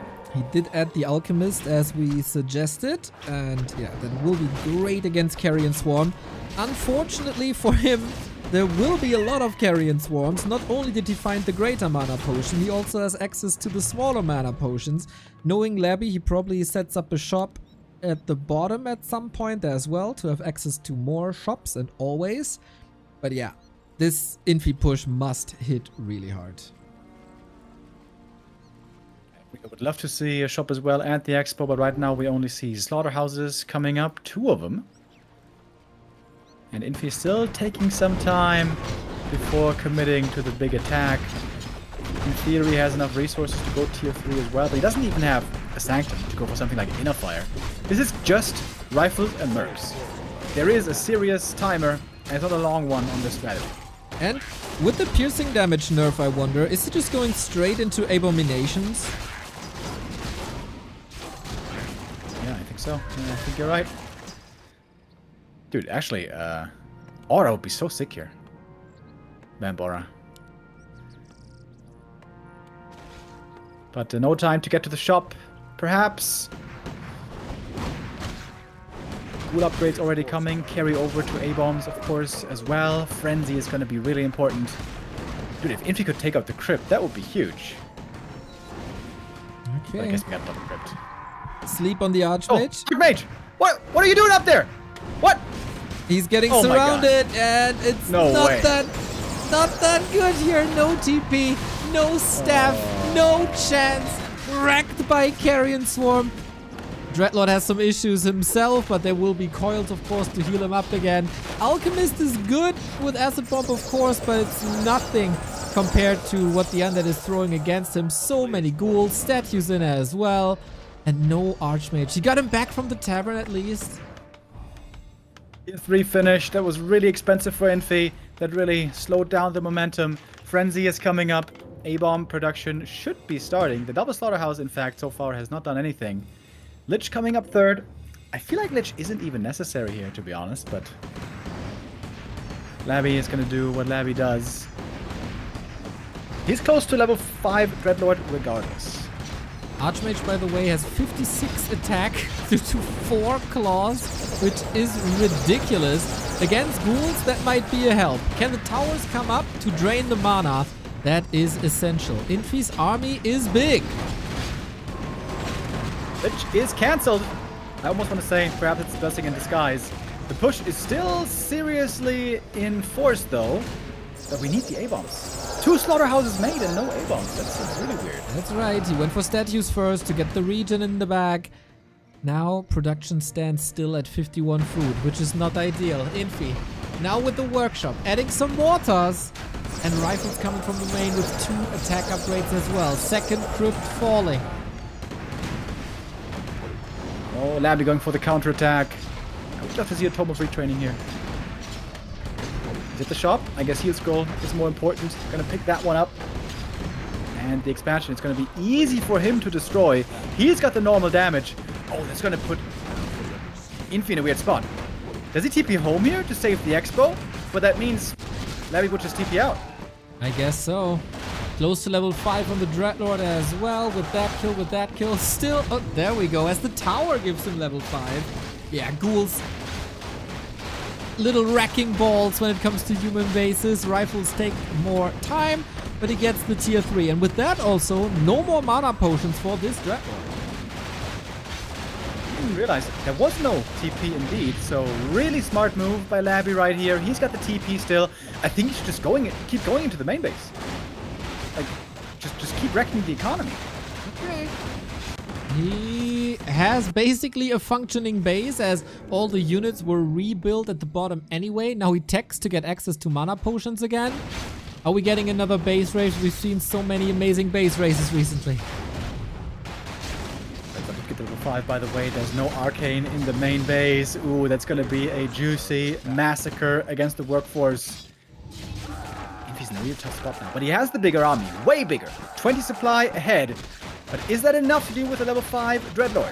Of course, no tier 3 units can be made anymore, but ghouls can still be produced, who have, of course, Frenzy. Acolyte up top at the 12 o'clock with an Sneaky. expo. Genius, Labby. His new main base is under attack with the 3 towers, but mortars will deal with that. We have, of course, a lot of healing. Hope he scouts that farm on the right-hand side mercenary camp. Now Portal Zone, now willing to defend. Bomb hitting these ghouls pretty hard. Ghoul are, of course, fast with the aura. Carrion Swarm cannot just be used for poking, I think. He has to commit in to look for the kills, because if you just use Carrion and falls back, then the heal spray is gonna counter-heal everything. 5.2, far away from Infernal. Tech has been cancelled. Alta will fall soon. And this is not... Is it enough for Labby? I don't know. Here's the heal spray. Also a heal scroll. Archmage hits like a truck. And the ghouls are just getting ravaged, but so are the workers and rifles with the Carrion Swarm. Crazy situation. On the dispel there, the Shadow Priest honestly could have dispelled these Watch Elementals a lot more easily. They are getting taken out in the end, but the ghouls are also absolutely getting eliminated. But Infi cannot rebuild, of course. He has no econ, no income, and Labby could perhaps even afford to give up the space with the other one coming up in the north. Mana advantage though on the human. Oh, 5.8. We're getting close to Infernal. Are we giving up this base? Footman cleaned up. Lots of repair as well. Only 2 ghouls remaining. That's not much. Labby has basically no army and he would love to have the mana potion, but he can't. The statue has to do all the work. And it's sniped! Oh no! Can still make new ones, I think. From... Oh, do you need a graveyard with Slaughterhouse? I'm actually not sure about this. You need a shop. That's it. Yeah. Ah, yeah, true. Got the shop still. Got one more Carrion Swarm ready, mana-wise. A little more mana clearly on the human. Dreadlord low HP. There is one more coil. Another one soon. Can he save the mana Level for 6! level 6? Here's the Infernal skill. Oh, Alchemist! Infi! He has to run fast! Careful, buddy! Oh my! Carrion Swarm for the kill! Better than Infernal in this situation for sure, but the DK has also fallen at the same time. Town is under How siege. much gold do we have on Labby? Still a decent amount, and in the north, the expansion has finished, so the Acolytes can make their way over there. But there's still absolutely no mining for Infi. What's he doing? Archmage heading to the shop, buying some items, Involt Potion, but we're gonna see no Alchemist anymore, that's for sure. He is rebuilding the Alchemist right now in the altar. Never mind. That's what I mean. For sure. We won't see him in the next 90 seconds. That is for sure. Yeah, Infi has to figure out that there's a base up Forces top. are under Like, attack. but there's so little to scout with. Labby is saving up the gold. Gets the DK back. That's the aura returned. And he's got some time now. He can just wait a minute Town is under or two. siege. And then we got the mana for the Infernal. Only he could get a statue out, eh? Ghouls are in the main again. Ooh, can he snipe the altar? I don't think it's enough.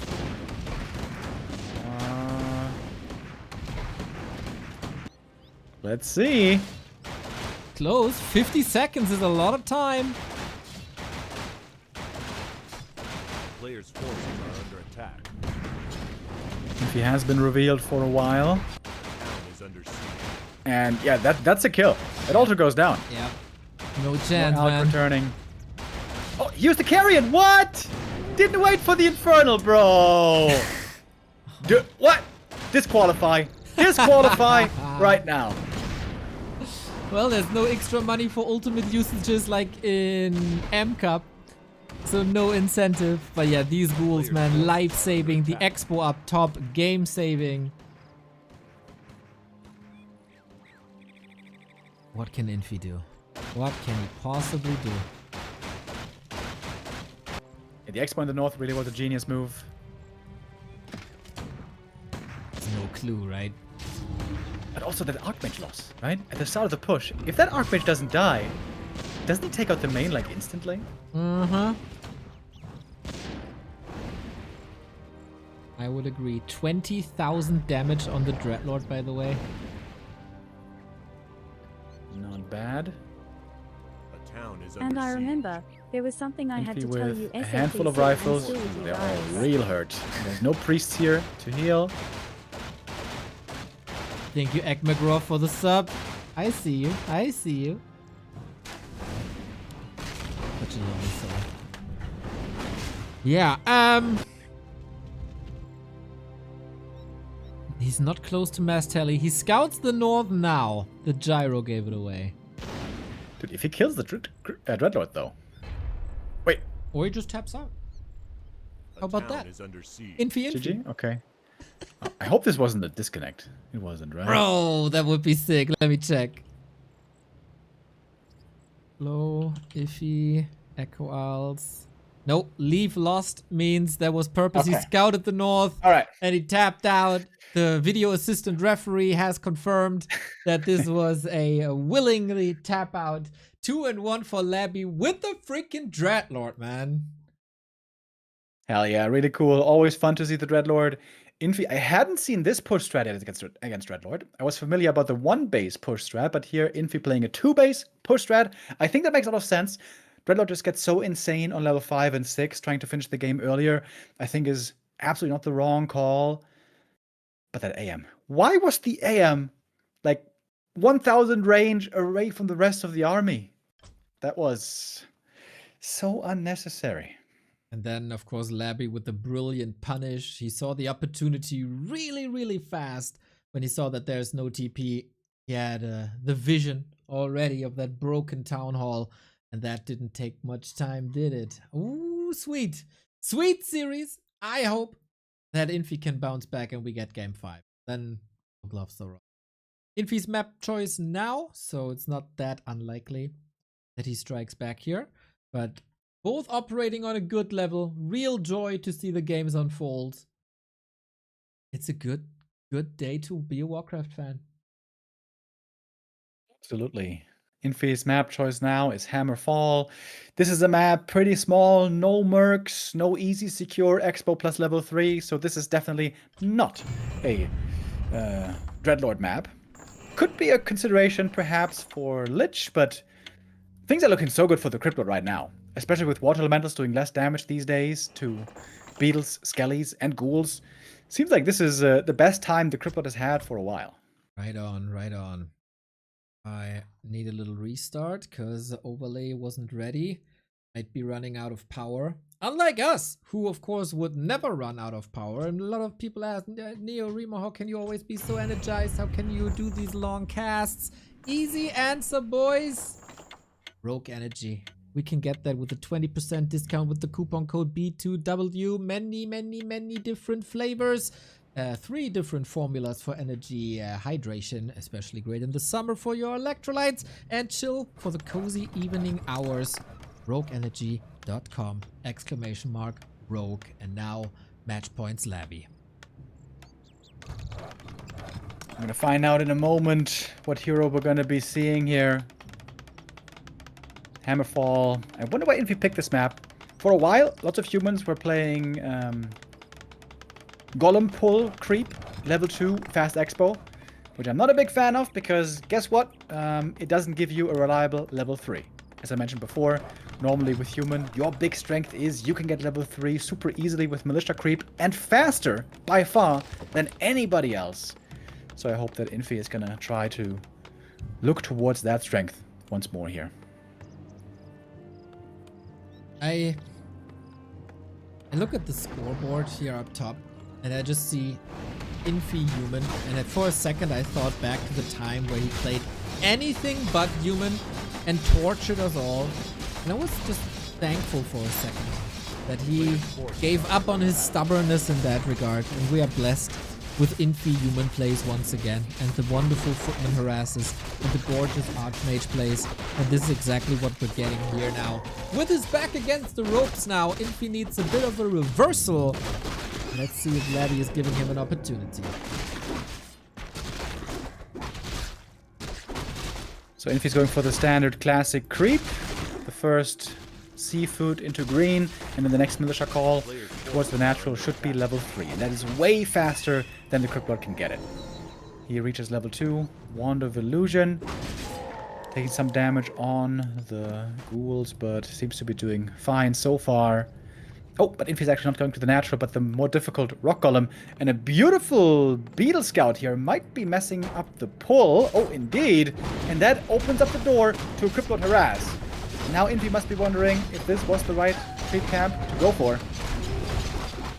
Well, we're gonna have the answer in a bit. Impale. Oh, can't get the last hit here, but peasants will fall. If that had been the last hit steal, that is almost game ending, to be honest. The flip that occurs there. It is going to be some peasants going down, but I am also very close to the level 3, and those water elements are going to be a huge help. Perhaps not as huge as in the past, but still certainly good. Double ring of protection. Pretty unlucky for him here, but later on for the other heroes it's going to be very good. And this is wonderful for Labby. His expo is coming up, he's killing peasants. If he can stick around here until his expo is finished, that would be the icing on the cake. So Labby has a big incentive now to not fall back. Labby did lose a couple of ghouls here. Will this be a heroic footman? Oh, with the longsword hit. Nicely done. Even brave to fight against the beetles. So that's a couple of kills. On the other side, Cryptlord probably doing the same. But nice evacuation here. So Infi salvages this, I guess, as good as you can. But it's still looking rough. This is amazing for Labby. If the expo finishes, he is miles ahead. And this all comes down to the creep route, honestly. If Infi just goes for the standard, save, other gold mine, none of this happens. Well, sometimes you gotta risk a little bit. Do you though? I mean, this goes in the early game right now. You were here saying I should get a chip in my head to change the score with Neuralink, which can cause me to die, and you said no risk, no fun. Yeah, I mean, you don't have anything to lose. I mean, what is there to lose? Too real to be funny, Remo. Too real to be funny. Archmage has to get a lot done right now with his level 3 lead. This is looking horrible in the econ. Undead Expo finished before the human power build has started, and he gets surrounded again, but there is a staff or and a cloak. Okay. Nice. All right. Good save here, and you gotta get some kills, baby. Gotta get some kills. Infi is working on his expo soon, I guess, now that the camp is cleaned up. Has the resources now, but of course busy fighting. This is a lot of ghouls falling, man. Archmage is plowing ahead in XP. Yeah, level 4 would be wonderful to get right here. More mana and more water elemental pressure. Crippler though also getting close to that level up. A footing might be enough, maybe, for level 3. Water elemental certainly would be. Ooh. Oh, 2 save. Nice. Big deny. Oh, Oh, almost. so close.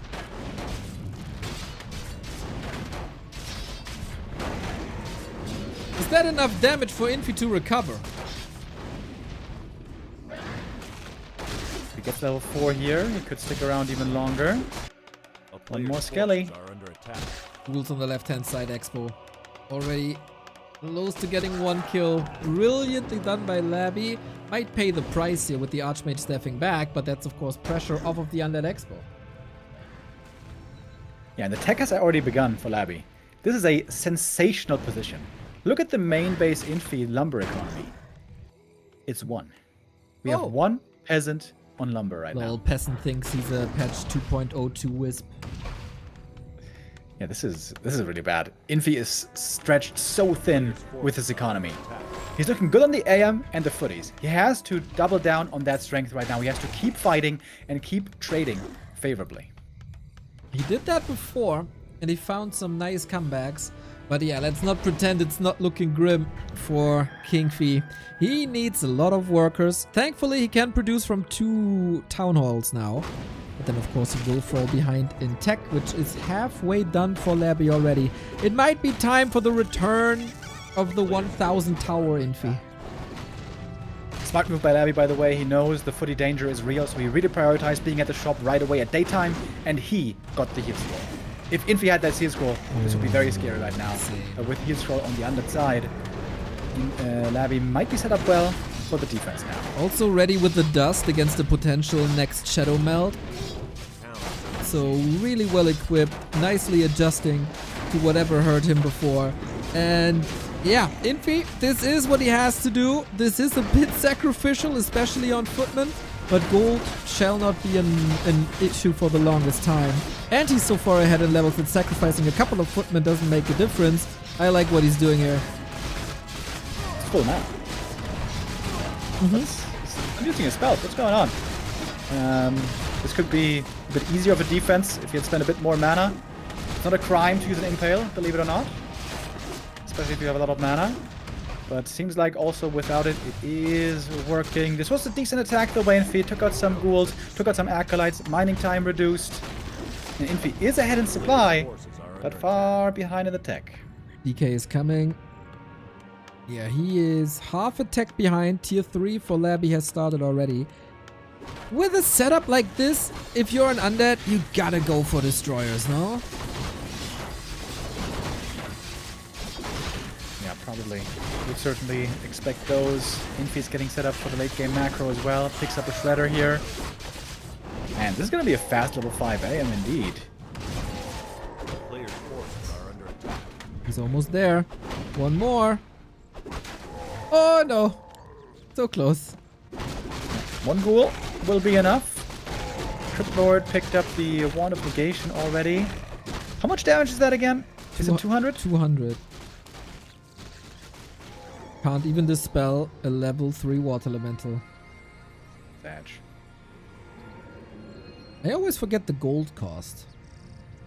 150. 150. So you can't even The player's trade forces are 1 under gold attack. for 1 mana. Well, Infi's gonna try to trade well now in the undead base. 1 kill for level 5. Surely that shouldn't be so hard to find. Well, we'll see about that. Acolytes under attack, but so far the only units that are falling are Infis. Here's level 5 and ETP immediately. Yeah, okay. him to TP there. Yeah, I also was thinking, with level 5 and all these footies, could have stuck around. But I suppose not. He's going for defend, and maybe then with defend, he's going to go for the full commit fight. Alright. Pressuring in the meantime with Archmage. Yeah, he got some good kills in. Mountain King is coming soon. Tier 3 started. Shredder for the economy, I like a lot. Instead of just rebuilding so many peasants.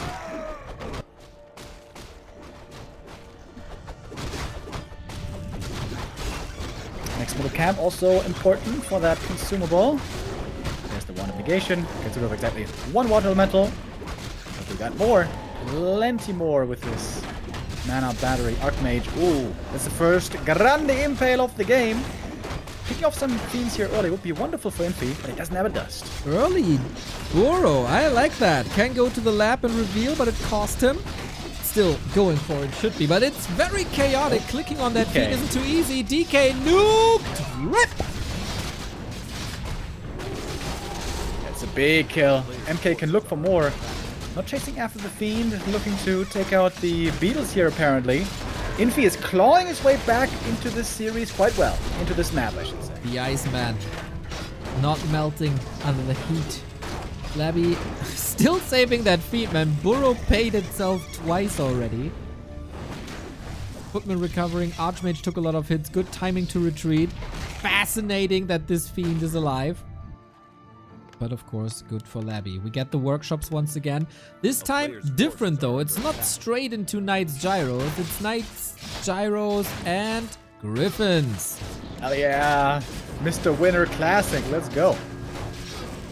He truly was the pioneer of this. Similar to Sonic, to how Sonic was the pioneer of Night of Pitlord versus Human. Yeah. That's CIS excellence, baby. Let's go. Exactly. The hilarious thing was Mr. Winner was always playing it on one base and it never worked because there was never enough money. Yeah, you But know. it turns out on two base. The foundation of the strategy was kind of nice, but he missed this little detail of double income. That's where the other humans came in. Crippler just got the level 5. He's looking strong. Rest of the undead heroes, not so much. Level 1 DK, that is kind of pathetic. Yeah, you know, the issue of the DK was that he died. That's true. But he has returned. Issue for Infi is his supply is still very low. He would love to have 2 more minutes of production, but he's not given that freedom. Does Labby have enough to break through right here, right now? This TP is laughable. It's 2 footies only. my God. And water elementals that just get dispelled. Yeah, Labby was probably like, oh, okay, how much you got? And then 4 units appear. He must have been laughing IRL. The destroyers are looking strong, and that's the problem with gyros. You need them in high numbers, otherwise they fall very, very quickly. No orb just yet, so destroyers can't be stunned. Economy is wrecked, and Infi is still at 50. Labby has lodged himself here in the back of the expansion, and now it's hard for Infi to get in here. Militia trying to help out, but they might just be running into a meat grinder. And now we got better looking levels. DK level 2 already, just for the aura, is a huge deal. Lich also got level 2. Frost armor the same, super strong. And I'm not sure if Infi can force the intruder out of here. Rock solid LabyRinth gaming, man. It's all down to the gyros and water elementals. The Griffin is getting caught by a web. Such a nice snipe. It looks like the destroyers are surviving. It's always hard to tell because their HP bars are somewhere in another galaxy. Nova hitting hard. Knights 50%. And the gyros pick apart one by one. The destroyers are still up. Couldn't get a single kill. Labby seems to be reproducing fast, and he's losing units. Absolutely annihilating with this push. Infi not ready for the big attack after a terrible early game economy-wise. This game was half decided by a creep route, to be honest, which is a bit of a shame. Infi showed some signs of brilliance, but he needs to work on cleaner early games. And also, I would say, creep routes. Damn. What a solid performance by Labby, though, and in style. Really well done. Following up that tragic loss against 1-0 on Playday 1 for him. And gets a victory here. Well deserved. Overall, cleaner gameplay. Spectacular gameplay as well. Good fights. not like peak undead gameplay we've ever seen, but very entertaining and very rewarding and good decision making, especially as well on Labby's side. That was promising. Yeah, cool game. I think the third match that we were holding out was going to be the highlight of the day. Did deliver in that fashion. Would have loved to see a fifth map, especially Echo Isles. Infi kind of gave away. That was in his grasp. But we also saw a Dreadlord win, even if we didn't get to witness the wonderful Infernal. All in all, though, great games. Even the Elf Mirror today was fun to see. Moon, unfortunately, had practically zero chance against Happy, except on the one map. But yeah, that's another day in the books of our big, long group stage. And when Mr. Remo Demo says Big, that, beautiful group stage. and if Mr. Remo Demo says that the Night Elf Mirror was good, guys, that should tell you Best something. patch of all time. Best patch of all time. I wasn't going there, but if you say it, like, I'm gonna follow your lead. Best patch of all time. We noticed it early on, and our minds were not changed. Best patch of all time, and everybody who disputes that is a fool. There was a good start though. I haven't seen anything that's like Omega OP. We had a lot of fun, of course, experimental stages, but we weren't experimenting that much. Just great Warcraft, as we've seen throughout the entire Super League. It's been 7 days now, and every day had highlights. It's so much fun. Point system makes everything exciting and meaningful. Players are giving it their all. Undeads win. This league is everything we could have hoped for. Yeah, I think so too. We like the new point system. We have a round robin that is not confusing for once, which is cool.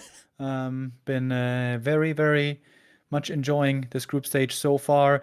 And we're still in the early parts. This was Playday 8. And we still have up until Playday 35 to go, with an ascension phase coming after. By the way, there's a little break. Is it next week? No, the Week after. The week after next week. That is probably WSB, I would imagine, right? Or B Cup? I don't know. But it's only 5 days. Oh. Or is it 6 days? No, 7 days. Hold on. How long is the break? 7 days, it seems. We'll see. We're gonna find something. By the way, have you noticed that the point system is directly tied to the map score as well? So there's no map score confusion in case of points are similar. Yeah, I like that as well. Helpstone, That man. there's gonna be, every series gives the same amount of points. Question is just to which player. Yeah. Freaking genius Helpstone. Giga Chad coming up with that system. So yeah, that is it for today, everybody. Hope you enjoyed this. Tomorrow we're back. We do know the games, right? They posted it earlier. Hold on. I'm gonna reach over there to my phone. I'm so sure. I gotta reach it on my phone, bro. I'm so sure they posted it. Not in the Discord though.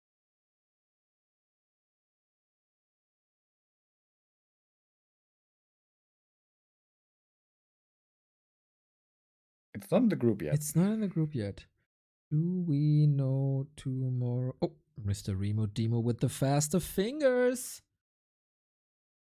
Okay. Then we take the time to thank you guys for wonderful support today. Thank you especially Davino with the 20 memberships. A couple of 10 euro donations here, which is awesome to see. Stempel, Andra Weezy, MW with the 5, and so many individual supports as well. Absolutely awesome. Mr. Backhat, of course, with the 5. As you know, we had to pay the broadcasting rights for this league. So if you guys are chipping in because you enjoy it a lot, that feels really, really good. Also, shout out to the sponsors of this month, Opera GX, the gaming browser. We're still looking forward to cracking the 450 for some extra change for us. If you want to help us out, ! Opera GX. Good gaming browser with VPN, adblock, all inbuilt, Discord, Twitch, whatever you need. And if you think, oh, it's so stressful to change the browser, I got it all set up. Well, you can just import your settings from the other browsers there are. Super duper mega convenient. And of course, Rogue Energy, my company every stream. Keeps me energized, keeps me hydrated. I always was too lazy to drink water, and it went so far that I forgot to drink water, and I had to install an app to remind me that I have to drink water. That's how degenerate I am. But Rogue is so tasty that I keep on nibbling even though when I'm supposed to be talking. So that's a tell. 20% off with the coupon code B2W. Wonderful. Thank you very much, Opera GX and Rogue Energy, for the support, being great products and a great help to us. And now we have the matches for tomorrow. We have first game of the day, Fortitude versus Sock. The King of the Humans will emerge. Second game of the day, Kaho versus LabyRinth. Will Labby be able to play his own style also against Night Elf?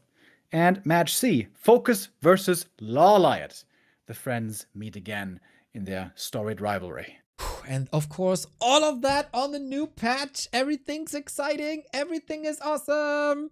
And Mr. Remo, that was fun with the dual cast thingy today. Yeah, that was cool. You got some good burns in. Don't know what you're talking about. It was all peace, love, and brotherhood. Exactly. That's how brotherhood is. Exactly that. See you guys tomorrow, 1 p.m. for more competitive Warcraft 3 esports. Bye bye.